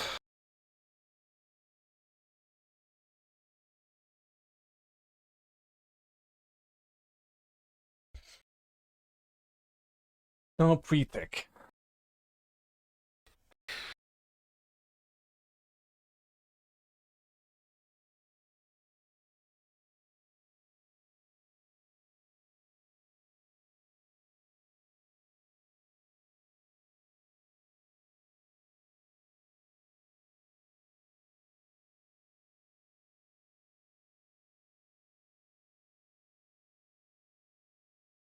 these should be the same. If the button has not been toggled at all during the tick, the states should be the same. And if there's one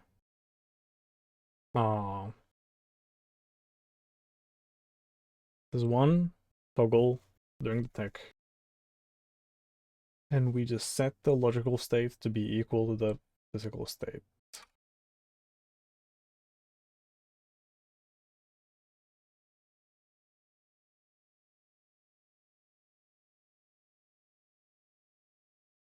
I guess these would have to be curly braces.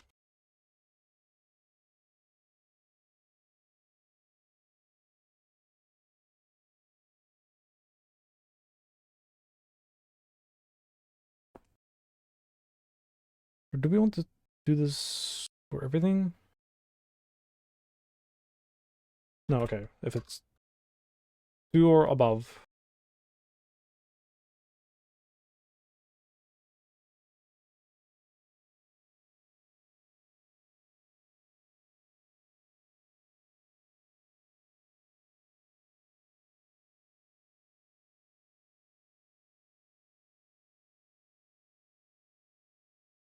Okay, this is what I do. If you press once during a tick, then you get what you deserve. If you press multiple times, then we flip the input state from the last one.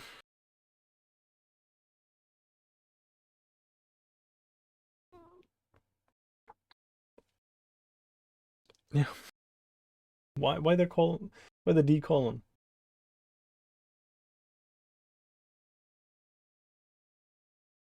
I yes.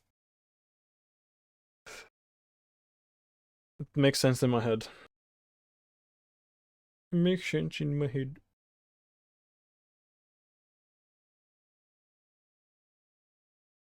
Is this true though? Then we have 0 toggles during a tick.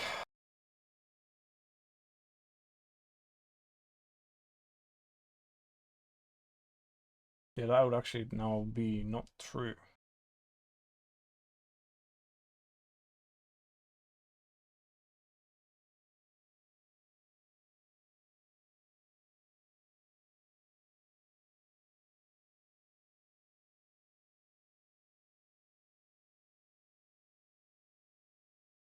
Oh yeah, okay. So this needs to be not this,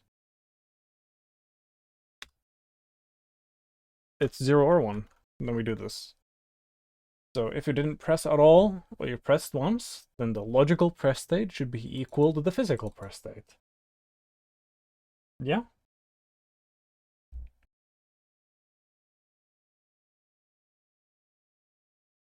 Like if you're just holding down a button, or if you are keeping it released, then it should eventually be what the physical button is saying. But if you pressed it more than once, you know, like if I press and release, so it's toggled twice, then we need to register one press. And this will do that because the previous state has been released. Then we flip it and wahoo, right? And if you do multiple like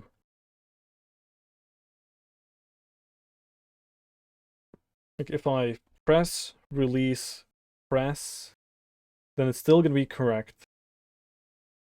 If I do press, release, then we still want to, like, we just want to have one instance of like the flipped input. That's what we want. This should be solid. And what then?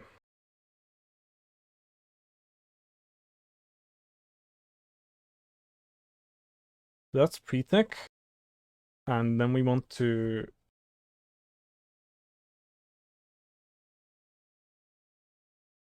toggle count is 0.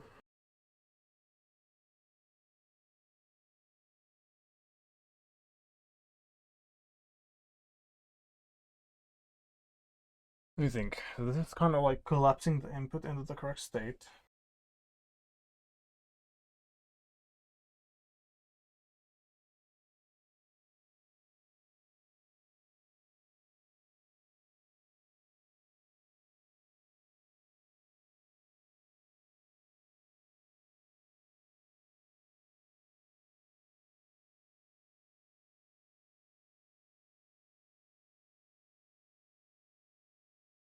This might be the only tick function that I need, and I just do it before the input tick. It doesn't really matter if I do it before or after.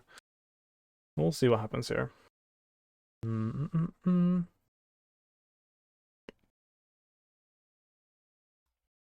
If we flip this, we can just do this here. If we flip the input state, then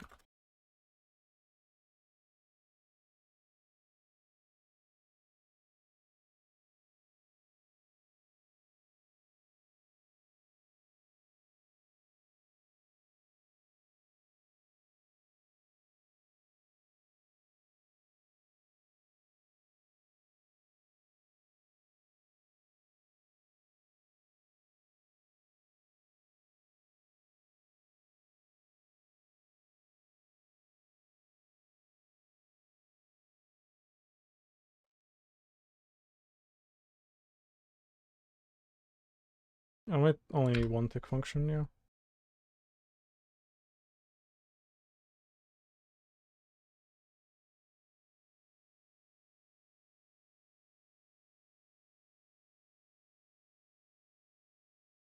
Okay, so let's see. We put +1 to tick since last press and tick since last release. And then we see how many times this button has been toggled.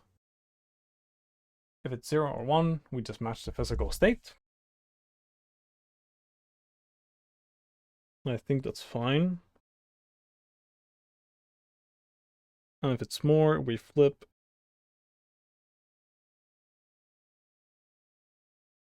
Oh, but this actually needs to be just for everything.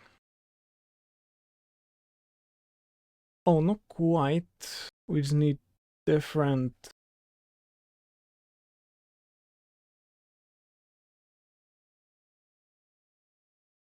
Okay.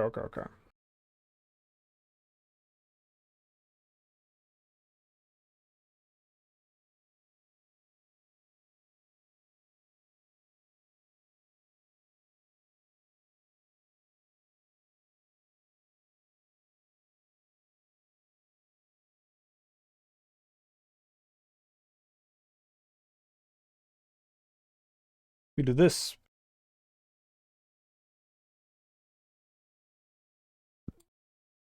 So we see what the state is before the tick.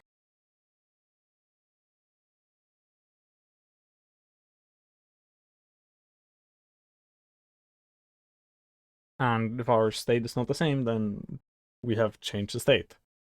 Wow. Amazing. That should handle every case of everything.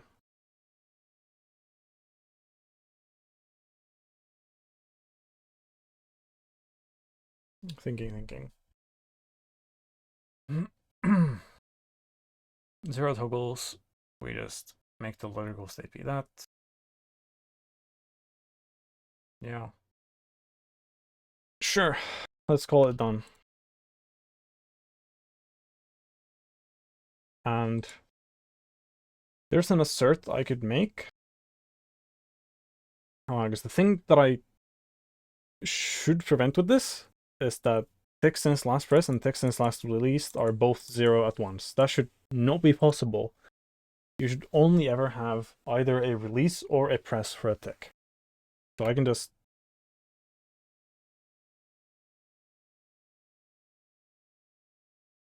Oh.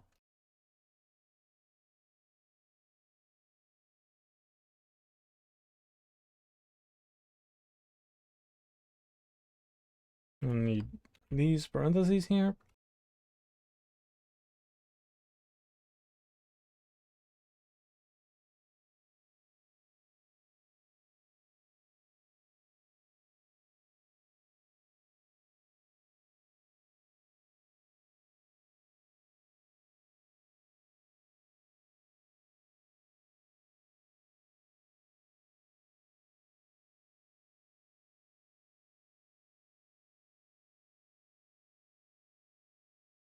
Fine.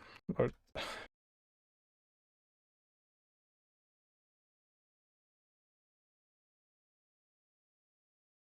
I think I could get away with this having this being a 8-bit integer. I'm gonna make it 16.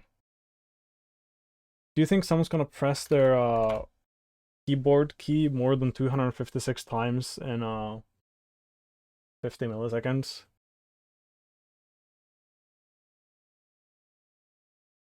Actually, I'll just make it the U8. The thing is, I don't even care if it's more than that. But if that overflows, then whatever. Whatever. You can crash the game by pressing your keyboard key more than 256 times in a fucking single tick. Let's go. I mean, I could also just handle that.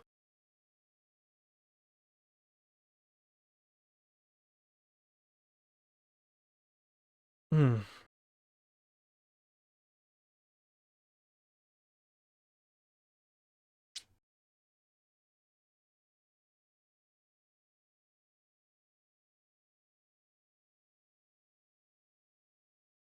Uh, do we care about this? And it's like you actually have to press it yourself.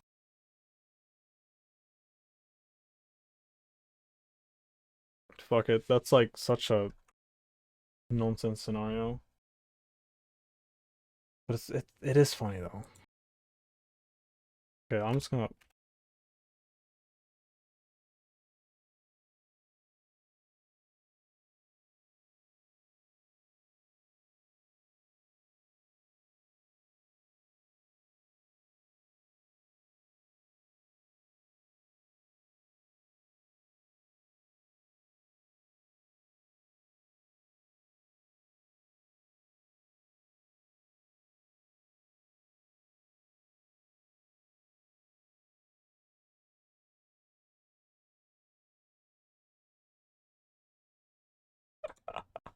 I like it's a funny error message, right? So something malicious is brewing. But can I hit this if I just have it as 2? Oh, what is there? Oh yeah, I need semicolon there. Okay, how hard is this to hit? Oh, please. What?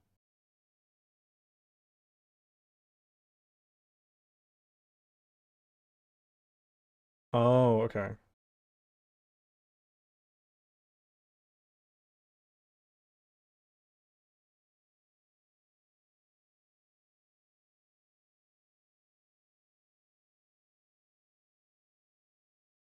I just care about them both not being true at the same time.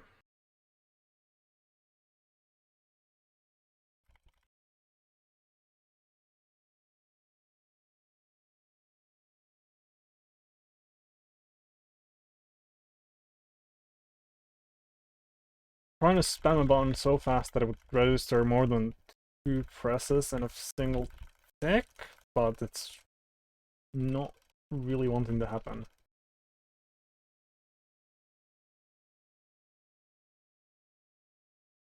Yeah, and it has to be for a single button. It can't be for multiple buttons.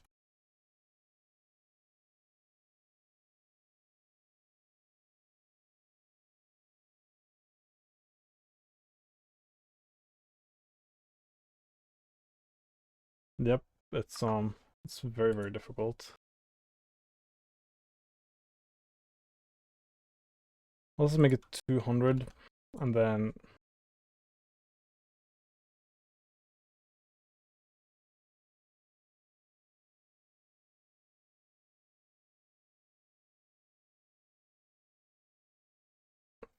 I'll just make it print the number every time. Wait, what? It's not even printing? No.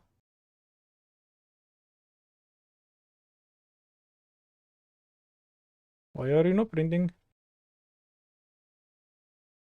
Am I stupid?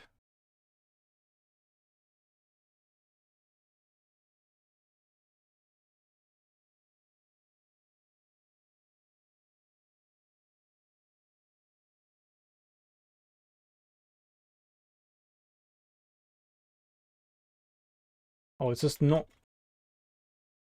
Okay, nice meme. So it doesn't happen for arrow keys. And I was trying it with the arrow keys for the longest time. I just handled the arrow key input differently. Wow. Okay, that's great.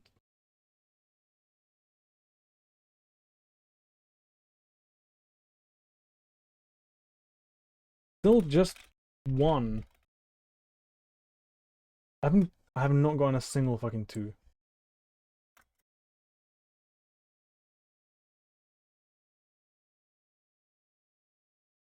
Okay, sure. I'm just bad.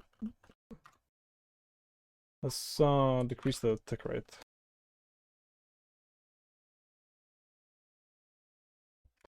200 milliseconds between each tick. That should be easier.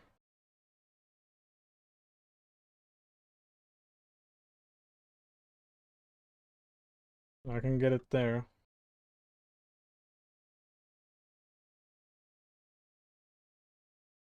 Oh shit. If I press and release, if I do it fast enough, it counts as two.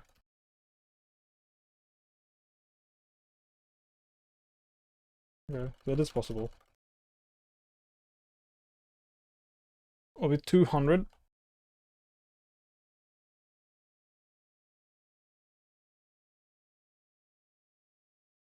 I have like, I can get to like 4 or 5.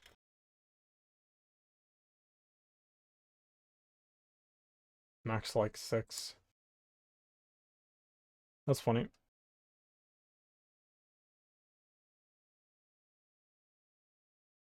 But it's good. That's the input, like refactored.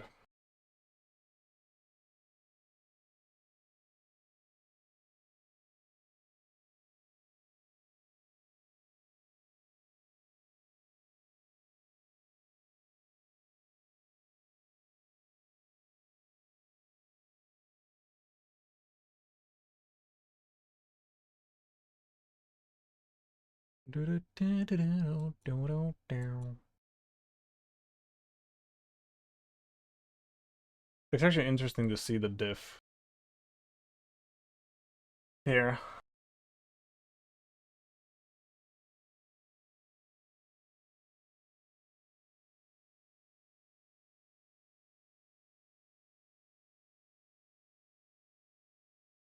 Oh, I fucking changed these around. That's awesome. Actually, I don't.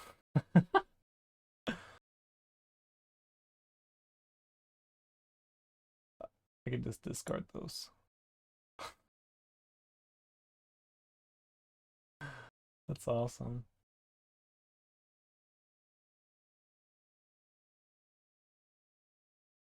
Yeah.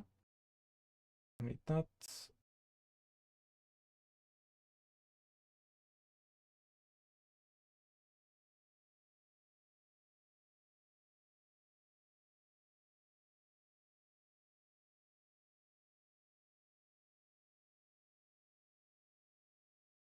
good.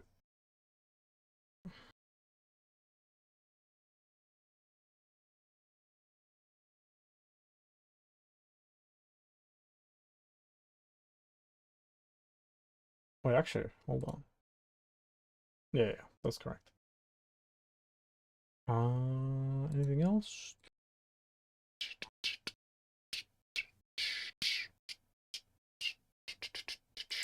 That's fine.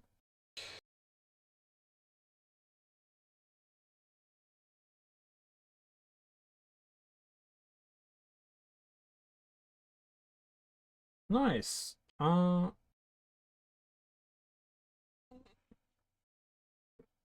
That's everything that I had planned, I guess. Do I have anything else on the to-do list?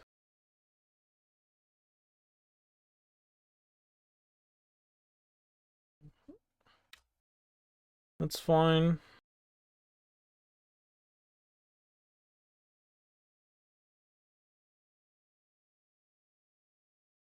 And delete that.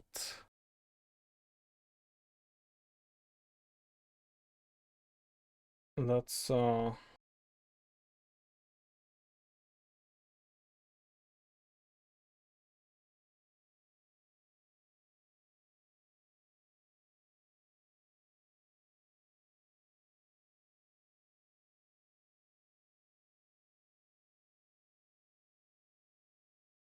Could do the fill tool stuff.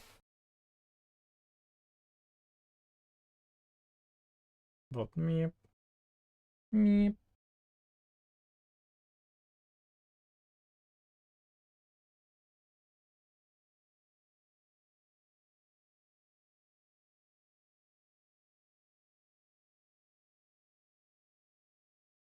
And I could. I could.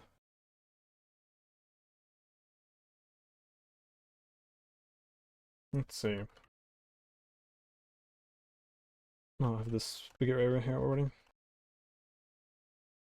What would I want for that? I mean, I'm gonna work on lights eventually.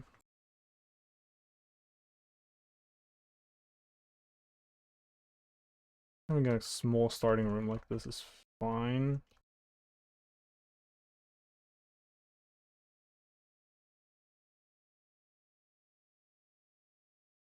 Ooh, I don't like flying blind with that, but whatever, whatever, whatever.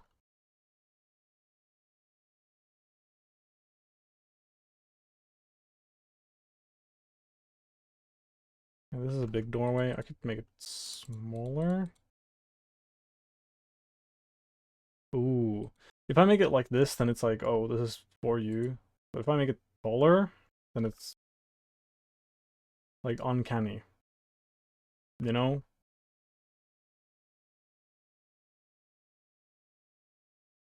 Wouldn't you agree? Like, making the door like too tall,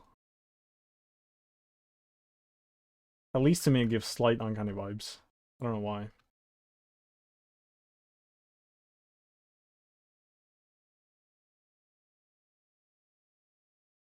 Around them.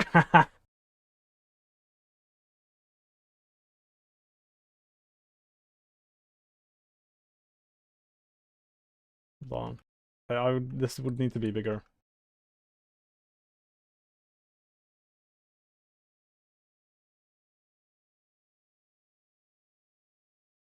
Or maybe it's like... I'll just go with the fucking tall door for now. Fuck. It's almost like I need a crosshair.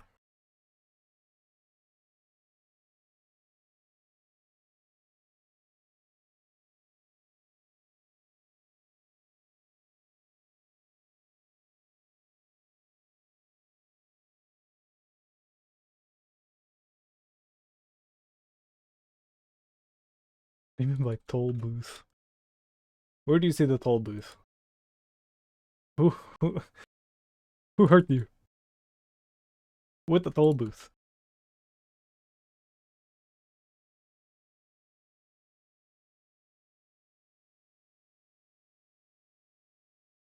Hold on, let me fill this in then.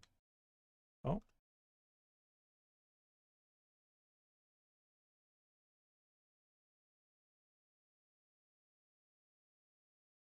I do love the fucking fill tool. Holy shit. It's so convenient.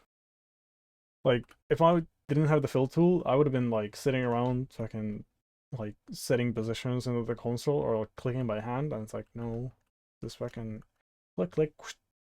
It's so efficient. Anyway, we go here. I don't like how this texture like lines up here, but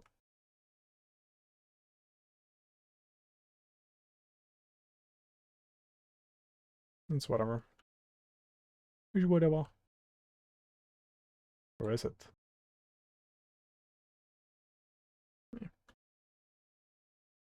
Yeah, indeed.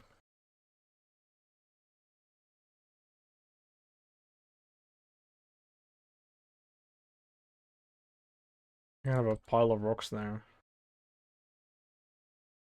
We need shading. This is desperately needs shading. Honestly, that's what it needs.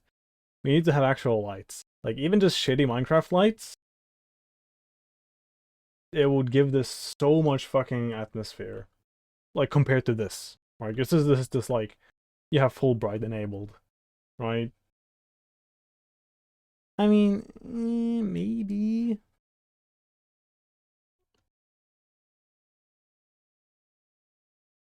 Oh, We have logs, you know?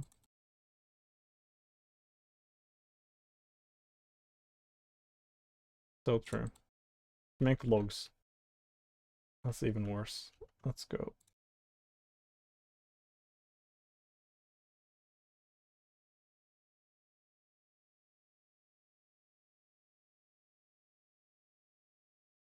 Oh yeah, I don't really wanna fake the shadows. That's more manual labor. If I just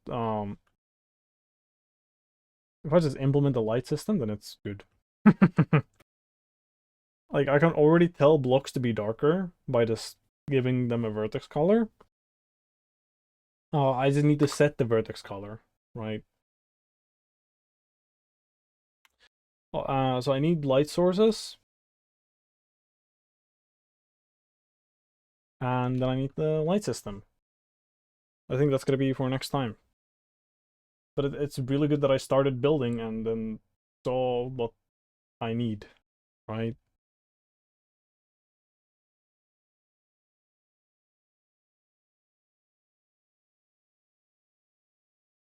So I've been so fucking... My mind on the light system has been occupied with, okay, how would I make it really good? Like casting shadows and shit. But just have something.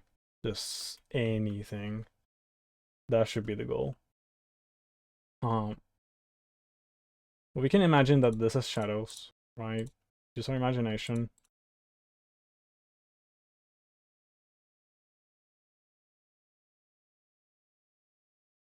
We're gonna have a little chasm here.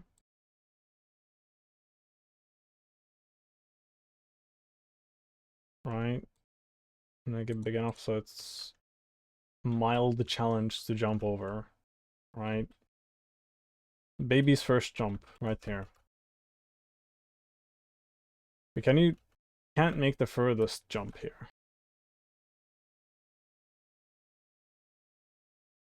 I like how this looks more. How do we punish the player for failing this? That's a good question.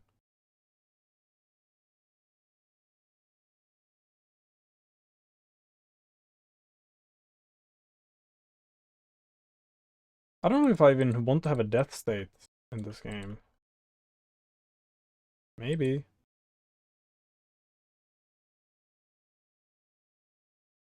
Is clone a command? It is. Okay, good.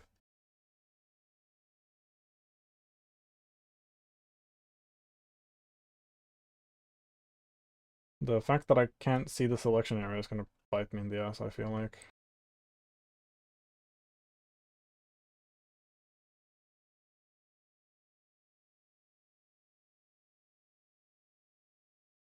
Okay. It doesn't move the selection, but that's fine.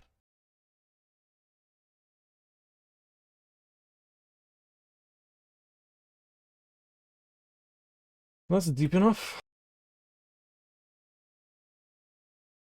I'm gonna fill that in. And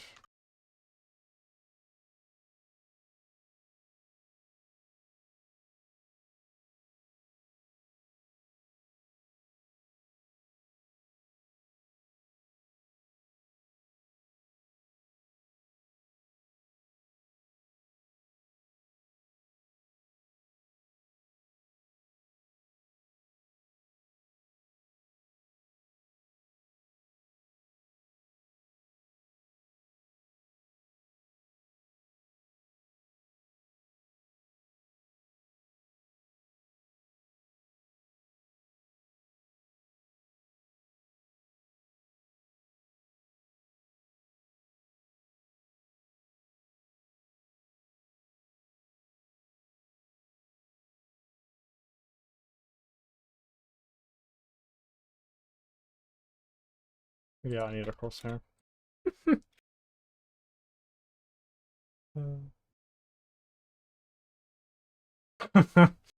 True. The one in the hole. Start Undertale. True.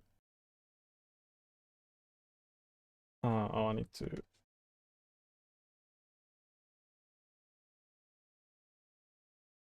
I'm gonna use full blocks for now.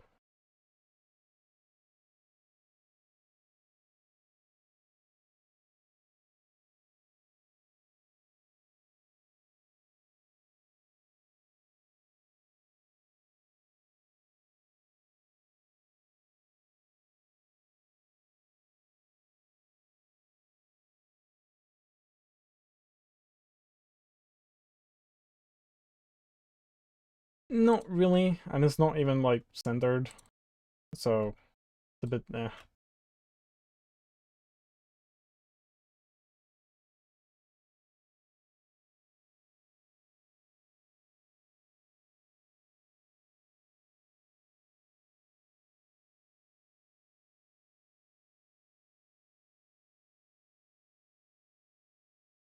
This is gonna look different when I have actual lights here.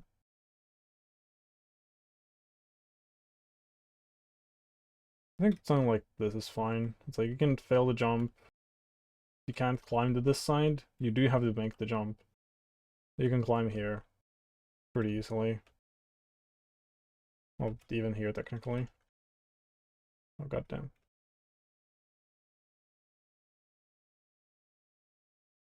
You actually gain a lot of fucking speed when you just try to go here.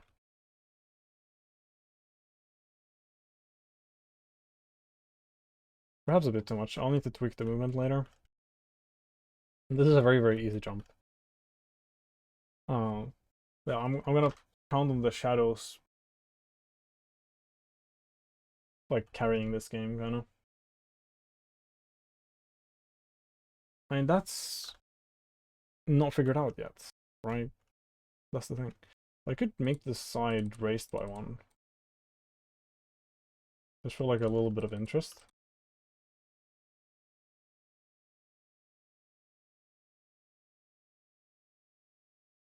Makes the jump actually reasonably more difficult, I feel like. Don't want the first jump to be ultra mega challenging. It's like you can fail it, and then it's like, oh, okay. I think this is good. There's an easy point you can go to. Playtesting would really tell if that's good or not, but I'll just say that it's calibrated to whatever that is.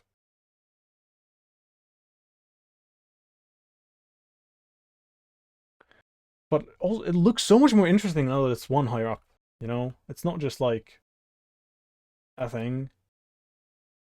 It's a different thing.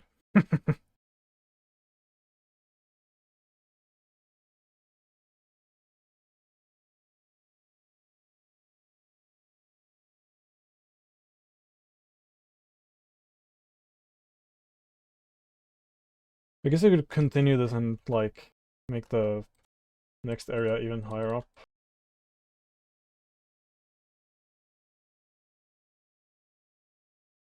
Gonna go along with this curve a bit.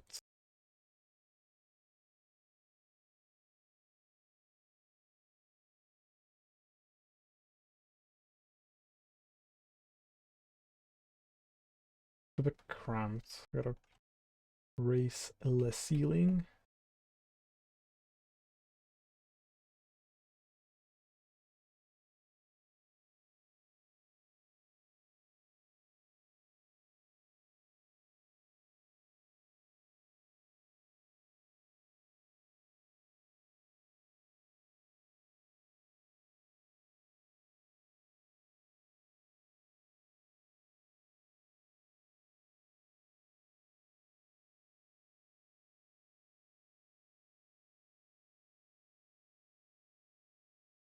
Save every now and then.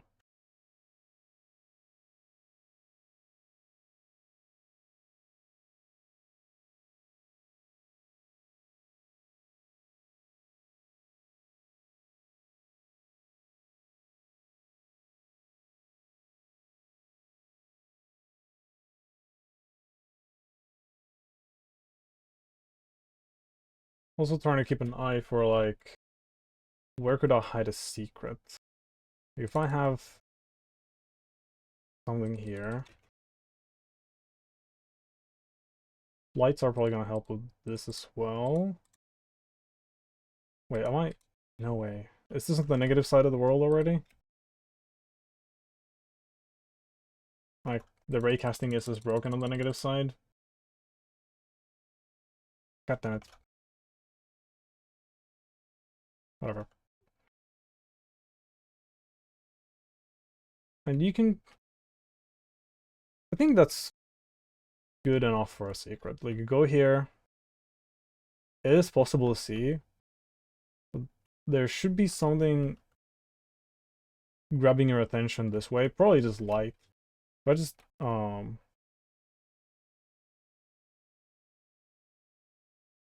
have a light source here. Like you start here, I would imagine that the light like comes from there. Maybe you have light in the start room, maybe not. Yeah, I guess so. And also there's like having light coming from there should kind of guide the player's attention. Or even having the light source be like behind the corner. So it is further away from this, so this is like quite dark. It would be good. Okay, yeah, there's like 2 things that I want to add already. Well, 3. I want to be able to insert text into the world. So I would just insert like a comment here for myself where it's like, oh, make this a secret or whatever. I want to have lights that actually, render. I have no idea what the third thing was. Let me think. But yeah, fixing raycasting on the negative side of the world. Those are like 3 things to do.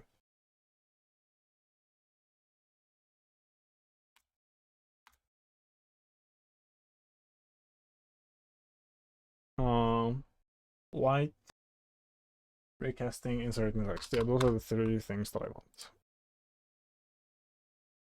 We're here. We start. Doorway isn't the classic, Minecraft thingy that's just like comfortable for you to fit. It's a little taller. It's a bit more unsettling. At least that's what I hope that it does.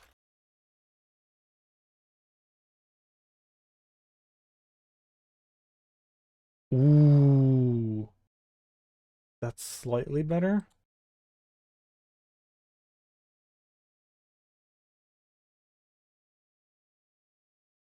The slab is like even better for that. True. So true. And if I wanted to make like a doorway like you said, then it would be something like this. But this already looks like a thing for humans, kind of. That makes sense. What do you think? Am I overcooking this? This one doorway? I think it's important. 'Cause this is like so boring. Right?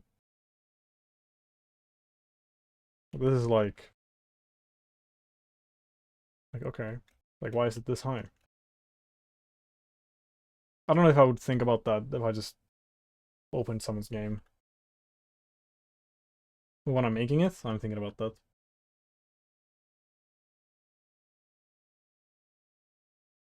Anyway, we have that light coming from there.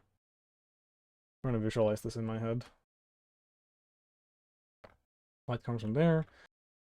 Then there would be like something in this direction.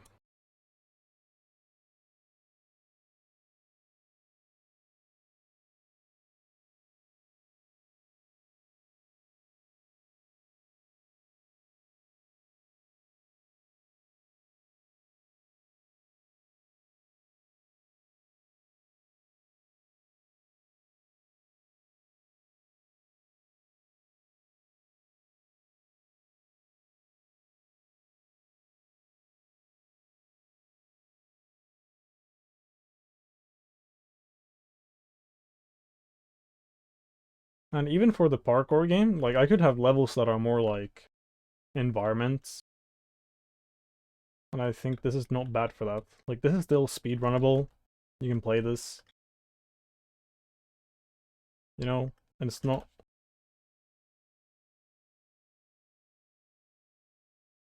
like it's not like this, right? Where you have a definite start line and definite end line. Or like this where it's like clearly a course. Uh and it's not like this. Like this is still a course. It's a bit more like environmental like.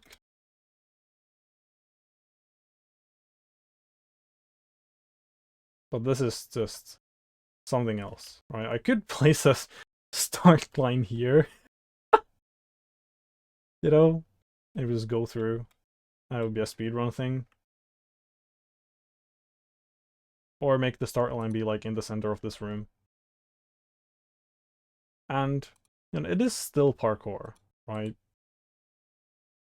Like if you have a start line and an end line, then that's parkour. So true. Oh, Elsarian. Hello. Hello. Welcome in. I hope you're doing good. Doing good, doing good. Just trying to flesh out some level ideas. Um thinking about how desperately this needs light. Because I only have like the different hints on these faces, depending on which way they're facing. No light system so far. And it's like, this is gonna look, I mean, it's gonna look so much better with light because it looks so garbage without light, right? I'm not saying the version with light will be amazing. I'm just saying this is garbage, right? So it's gonna be a lot better. Holy shit. But yeah. Have to drink some water.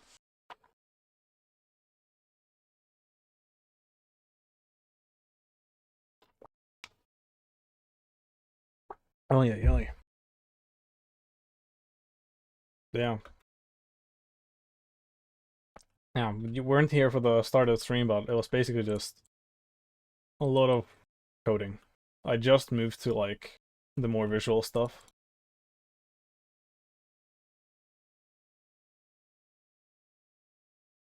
Well, there's no light, right? We can see stuff, but it's just rendered, right? So there's no concept of light.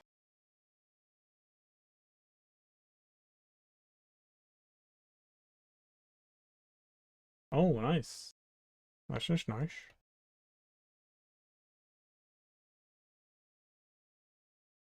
It's here. I think this is gonna be just.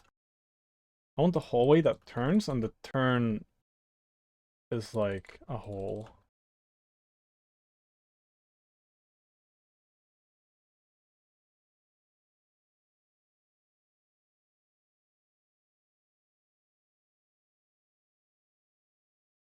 For some reason, I'm like fully blanking on what your project is. Do I know this? Is my memory just non-existent?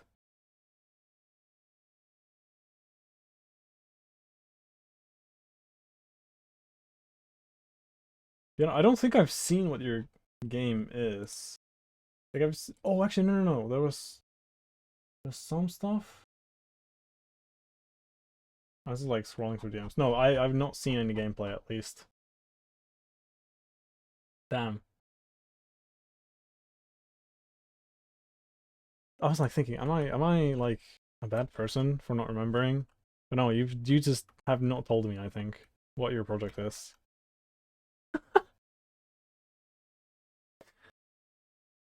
I hope I'm not wrong about. Ay. Anyway, I want this to be a turn. I'll do this.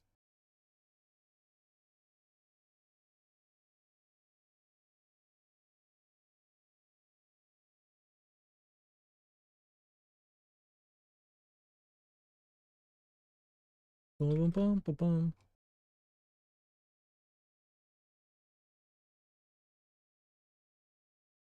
Dude, using this fucking fill tool is so spooky when I don't see the highlight of what it's selecting. 1, 2, 3, 4. 1, 2, 3, 4. Okay, so the wall is gonna be here.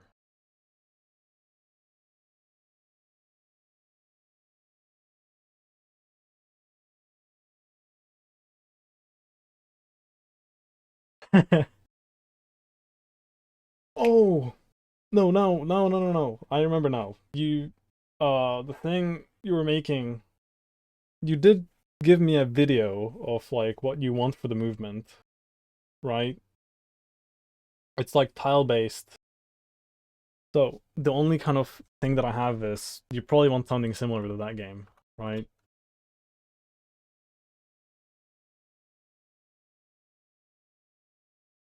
That's what I was missing.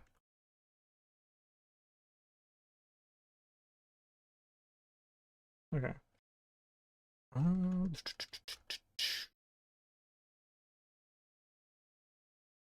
We have. We can make this like this.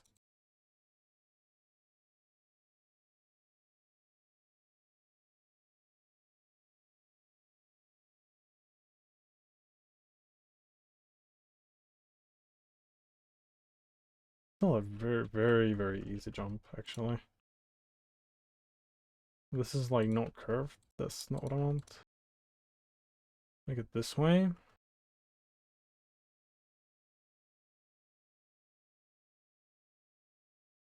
That's a bit more challenging. I don't know if it already made it too hard. This game isn't really, like, you can't really curve around corners that much. Yeah, that's already way too hard. If I make it like this, then you can make a straight jump. Kind of want to make it a curve thing, though.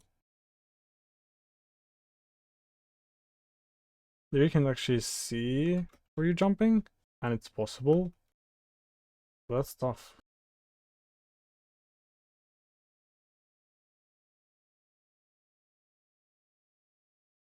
I wonder how big of a filter this is. Like, how many people are just not gonna get past this? That's not good. I shouldn't do that. Continues to do it.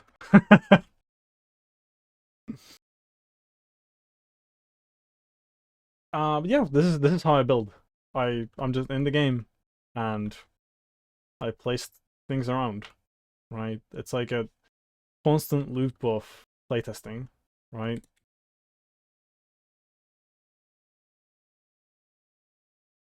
That's boring. And this is basically why. Well, not this exactly. I had this in Godot as well. But this is like one of the reasons that I kind of have my own thingy without a pre-existing engine and shit like that. Oh, if you have speed, then that's very easy. But I really don't like the workflow of make level in Blender, put it into engine, test game, repeat. I just want it to be like, I'm just making the game, you know? If you just flip that corner, then it just eats your speed. And it's over. Yeah. But if you don't hit that, then it's fine. So if I make this like this instead, it's hard to make it look good. If I do that,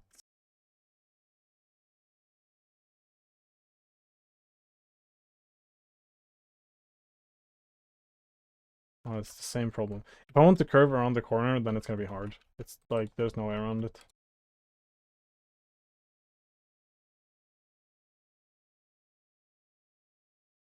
I want to make it interesting, but it's also too difficult. I'll just nerf it. Whatever. It's very easy now.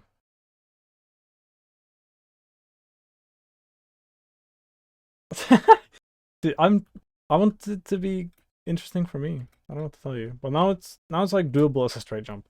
I guess a limitation I should have if it's not a secret, you should be able to run straight, press space, and complete the jump. That should be like a hard limitation for the difficulty. I should never require movement in the air. For secrets, maybe?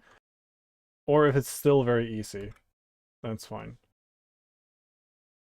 And this is like, there's a tighter angle here, but very doable. You can't hug the wall, though. Basically. You know? Basically.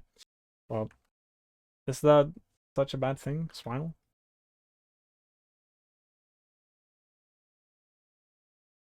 Another question is, do I have a death state? If not, what do I do for this?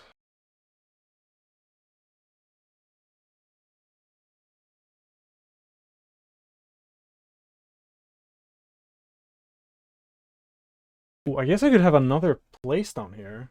So instead of this being just like, oh, you failed the jump, go back up kind of deal. Uh, I could do, okay, I can have my cake and eat it too. I can make this a hard jump, and if you fail, like you go into another area, right? This is a branching path kind of deal.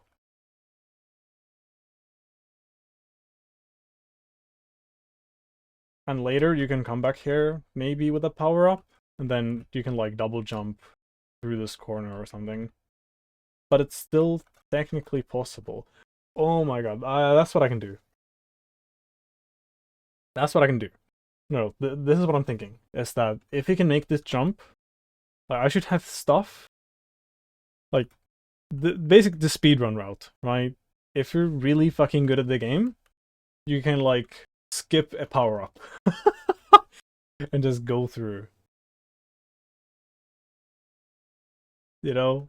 But it's like the intention is that you fall down, you get like a power up, and like a bunch of these hard jumps, and then you go through. But if you're just cracked at the game, then you just do this. I mean, that's not that hard, but there's gonna be like harder things ahead.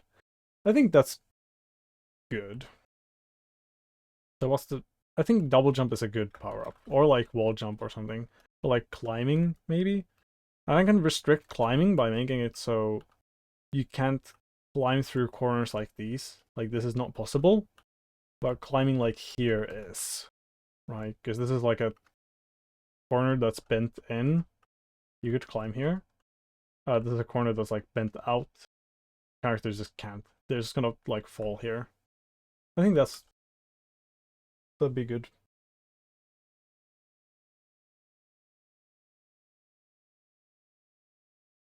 The climbing would be great though. Or even like this wall jump. Wall jump it might be a bit too technical though. Like go here, beam beam. And it's abusable. I think we'll see, we'll see. Or then it's literally you just like make a platform appear. It's not a like ability. Like you just trigger some switch and then this appears here, you know? And now the jump is way easier. Because you can just do that. The platform could even be like this.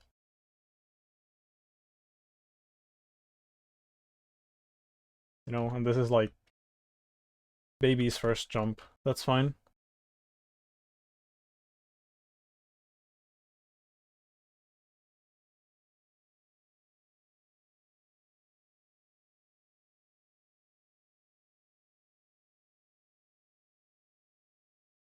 Ooh, I guess if I want more like a Metroidvania-ish power-up thing. Pardon me. I could have wood here and make this a thing that you can burn, right? Or something like that.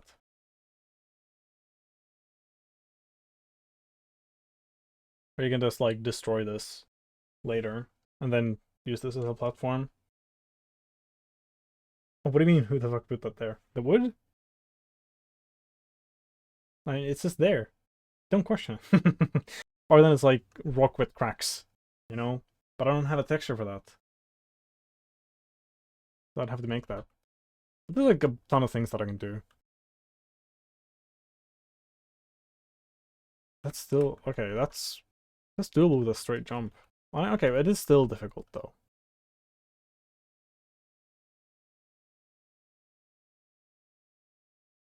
If I don't have that there, is it possible anymore? Ooh. Maybe with this. I mean, that should make it easier actually. Yeah, it does indeed. Ooh, almost. I'll make this a stair. No, it's so close. Okay, I don't need to make that like a fucking ultra secret thing. I can just keep it like that. Like, people are probably gonna fail that jump, and that's fine. That's intended. If you make it through, maybe. Oh, rip.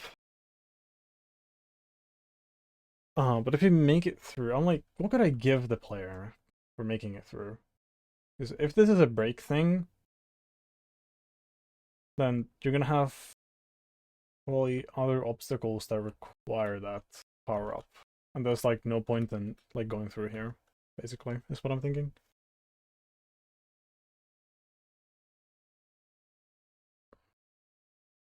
Or actually,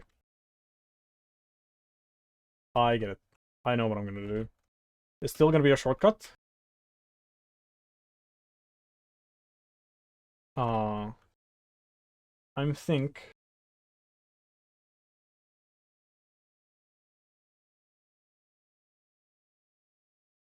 I could have. I'm already like trying to cook so much.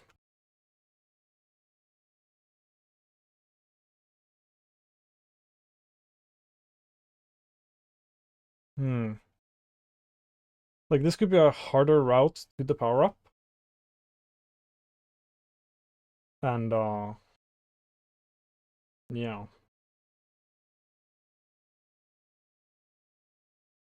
yeah. I shouldn't overcook. Not yet. Not yet.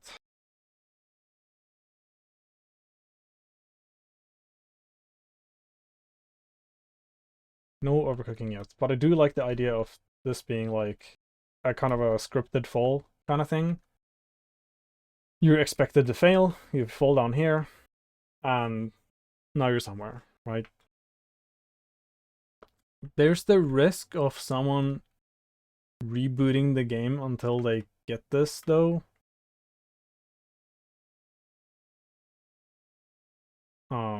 Like I know I would have the temptation for that, where it's like, oh, I start the game and there's like a hard-looking jump, and I'm not allowed to retry it, and then I would just, like I would reboot the game and just try the jump again. Like I would want to do it, right? There's that risk,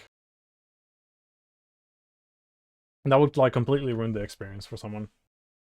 It's kind of them doing it themselves, but I don't want that to happen either.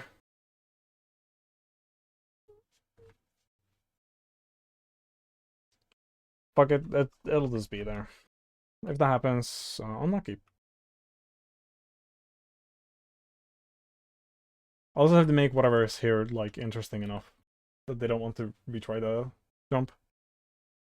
Anyway,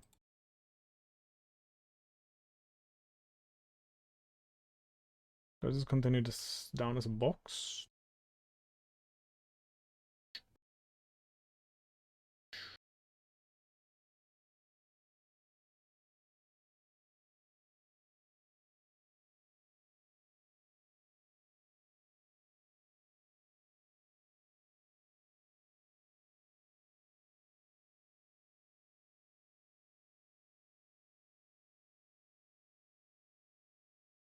Good,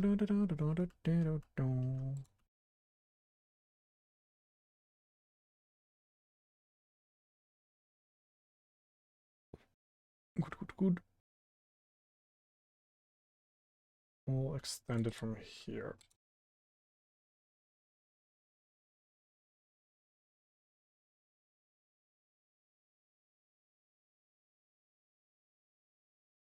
You cleared. Have you played Undertale?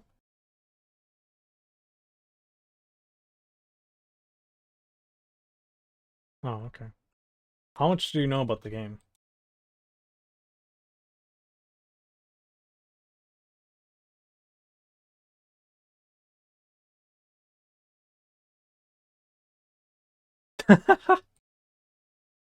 Okay, okay, okay.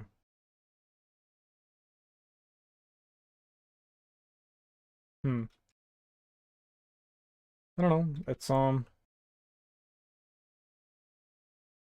if you can have the patience to read in a video game, then it's a good story.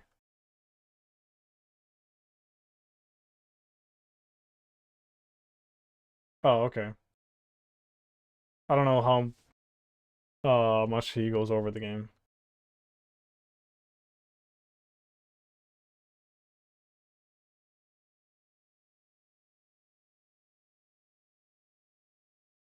maybe everything. Could be that you've gotten the whole game spoiled for you, basically.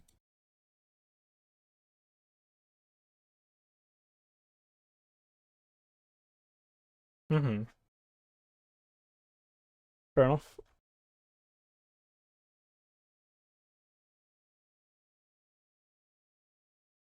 Ah, okay, okay. Then you know the game, I would say.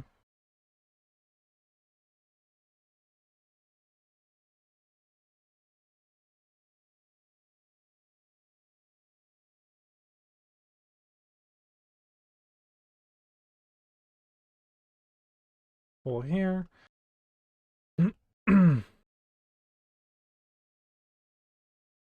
Oh, I meant to fall. So do this, fall down here.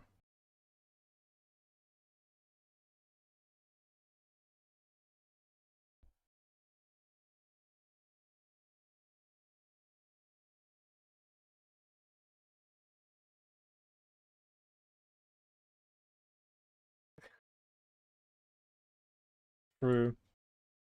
We can leave it at that. If if there's someone who hasn't played Undertale, I don't want to spoil it for them, basically. But that's vague enough.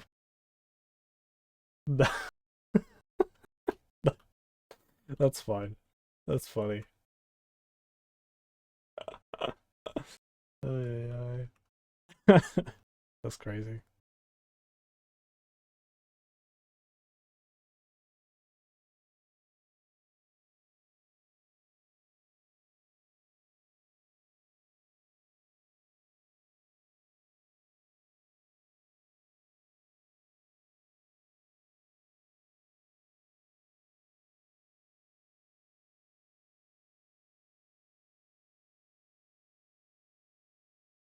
How tall was this doorway? This doorway was 3.5 blocks tall. Okay. I'm gonna keep up that kind of thing here. Consistency. I'm thinking of having like, or maybe it's just only 3 here. I think I'm having like breakable blocks here. So like the same thing as there. Oh, yes, yes, yes, yes, yes.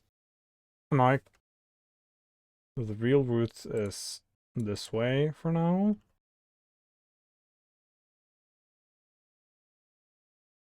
So you go here. There's gonna be some like amount of level here with some parkour. I think. Or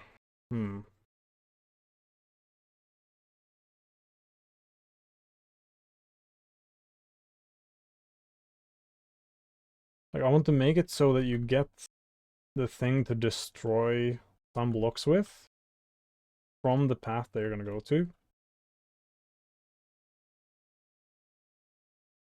But I also want this route to get to it faster.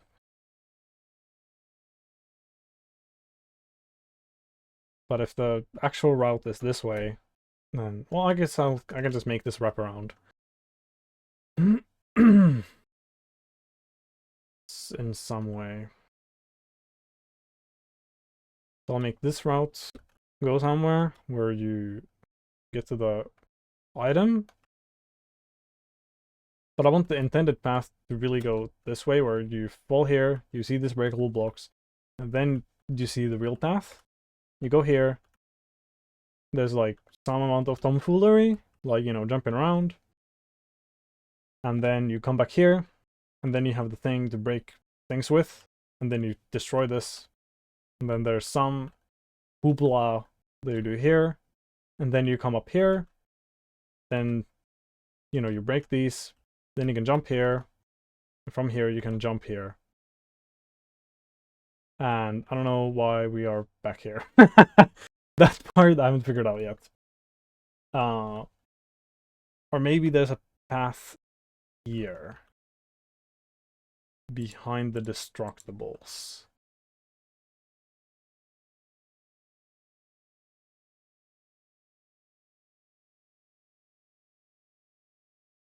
This whole hallway is only 3 tall. Okay, yeah, that's fine. I could have a path here. So this requires you to get the destruction thing. Like you need it. Like this is the real progression forward. So the skip is only gonna make you faster in like reaching the destruction thing. I think that's fine. It's a fine plan.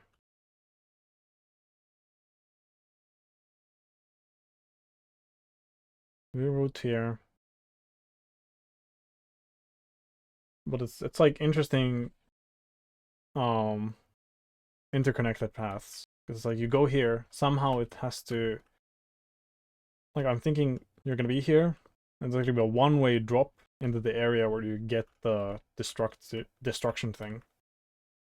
So the faster path would be go here, some amount of parkour, and then you just go to the area where you get the thing. Or it could even be, yes, I'm kind of building it in my head.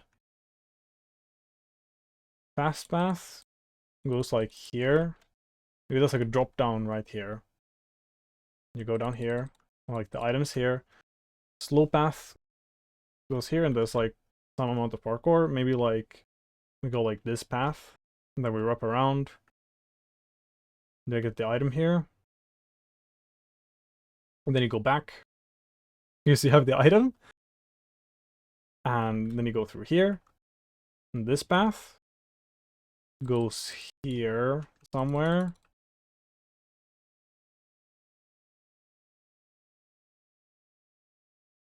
And like up somehow.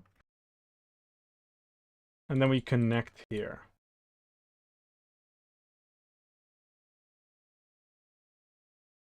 I'm gonna also build this just so I have it. There's like a whole thingy thing. Maybe even larger. This is just by blocking it out. I think the basic shape.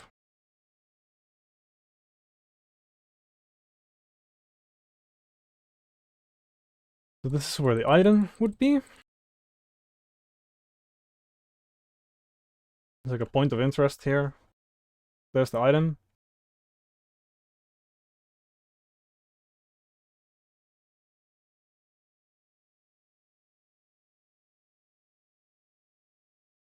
I guess I'll mark it where red. That's where you would get the item. Here you would just go through here. You just go here. Bam, you get the item.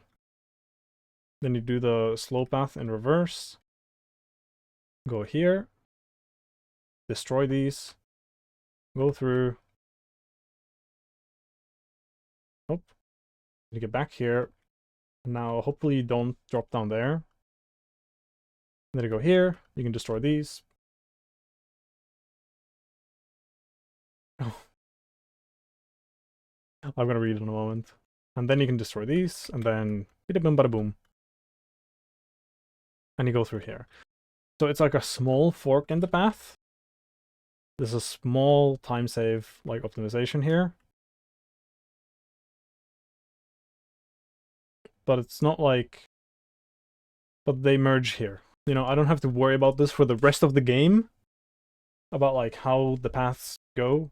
That's just that. And we don't have to come back here and like put breakable shit like here. I mean, I could for like a secret, you know?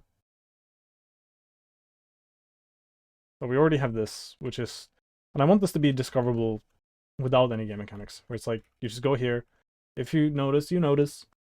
And then it tips you off like, oh, there's secrets in this game, right? I actually love this. This is great. This is so fucking good.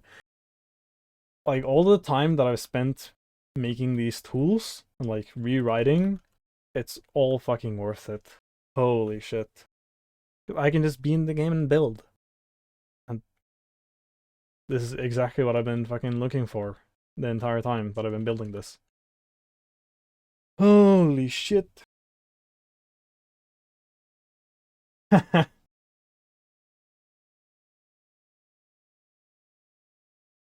Oh, what else? Just being in the environment and being able to left and right click to place stuff, right?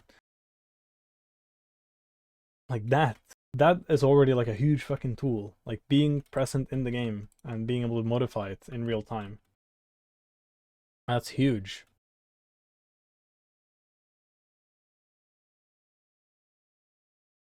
And just being able to fly around and no clip and shit. I love this. Anyway, um,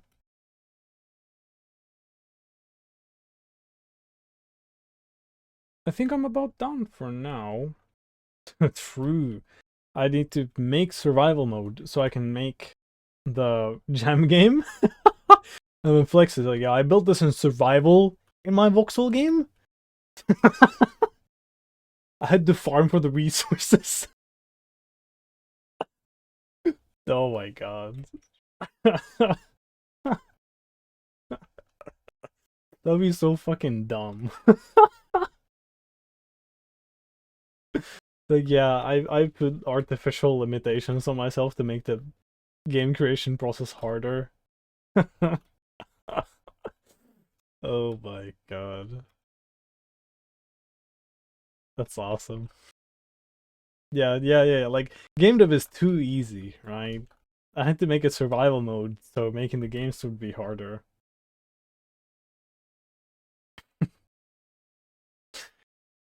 And, if you're really hardcore, then you implement the hardcore mode, We're in the survival mode. Like, you have monsters. If you get killed, like, game over, You shelf the project. Start again.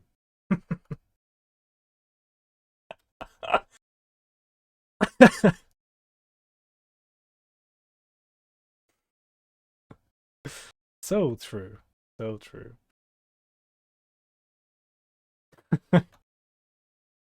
Uh, I mean, also, on, like, more on topic, I really like the design of this so far. Like, this jump, you can just fail, you retry, and that's good. Uh, this, like, you fail, but that's part of the design. Like, you get the thing, and that's that. There's no, like, you fall down, ooh, try again. I guess this jump is, like, the closest thing to that. It's, try again. But I think I might need, like, a checkpoint thing and death state. Just trying to build the entire game without any kind of fail where it's like, you failed, go back. It's kind of rough, I think.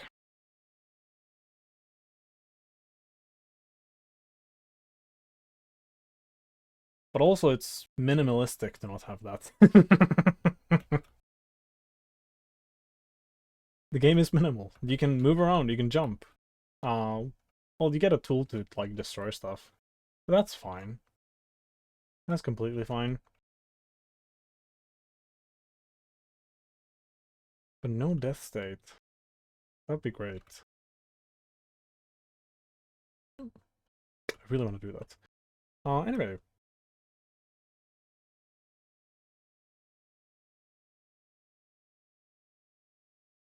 This would be the next point of interest. The game continues from here in some way. And I think, like, if I have this, I get the item, so we can destroy stuff. Like, this is already some amount of gameplay, right? Like, have these jumps here. The game doesn't need to be massive. Not saying that it would be done with this. No. Right? But if this area is long enough, that's already, like, good. That's, like, one area kind of done. You come back here, and maybe there's, like, another section that's like this. Right? I don't even need another, like, tool. another section like this and maybe like some kind of end state. If I want to, maybe another pool like this section. Same kind of deal as here. Like this some level of backtracking. You get the thing, you come back, and then there's like a last section, and then the game ends. But like 2 or 3 of those sections, and that's a demo, right? It's not that much content, but that's fine. And you know, if I want to expand, I can expand, but I have to get the lights working. I have to actually get the items. You know, I need that, and I need some. I gotta have some sort of logic for the breaking locks. I think because the way that the doors work,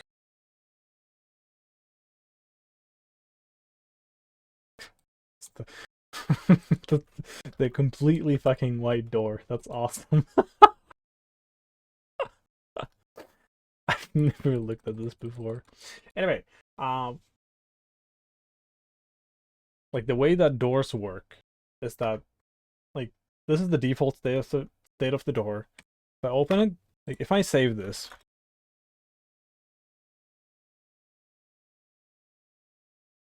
it's gonna be closed, right? If I open it, this is just the default state. No matter what you do it, like during quote unquote gameplay, it always reverts to the default state, right? And for the breakable blocks, I'm kind of thinking that they would have something similar, where you can break them, and they'll have another state where they're not there. But if I reload the map, then they're gonna be there. No, I don't necessarily want that for the gameplay. And you know, if the game is short enough, I don't even have to do save load. Like, I can literally just not have checkpoints. Or then the checkpoints would also save the state of those things, like the breakable blocks and whatever. But I want this default save load to not remember the state of these. And that's just because I don't like if I destroy these, then I would have to have like a command to reset the state of the world. I guess that's also fine. Like reset state or something. Oh, yeah, that's like a technical thing for later. But this is looking good. I have a good plan for moving forward. Let's see if we raid anyone.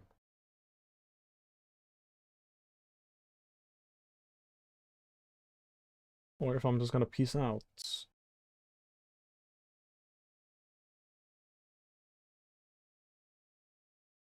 We can raid, we can raid. Do we have anyone online?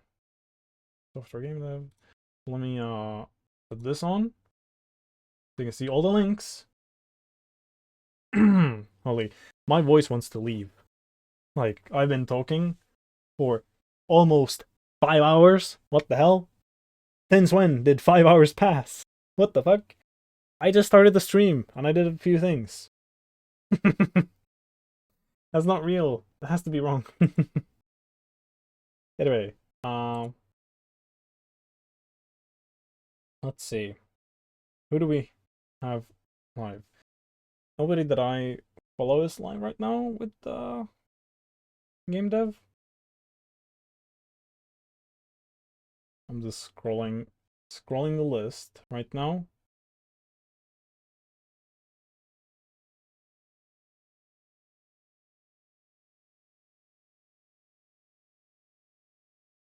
Yeah.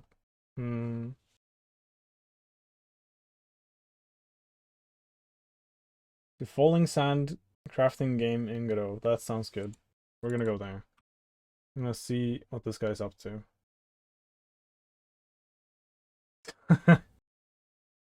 Yeah, sure. Let's just sit here until Rom streams. So true. This is where we're going to. There's no raid message. Just be nice. To them. You know, don't break their chat rules. And yeah, have a good one. I'm gonna be live next week again with this. Bye bye.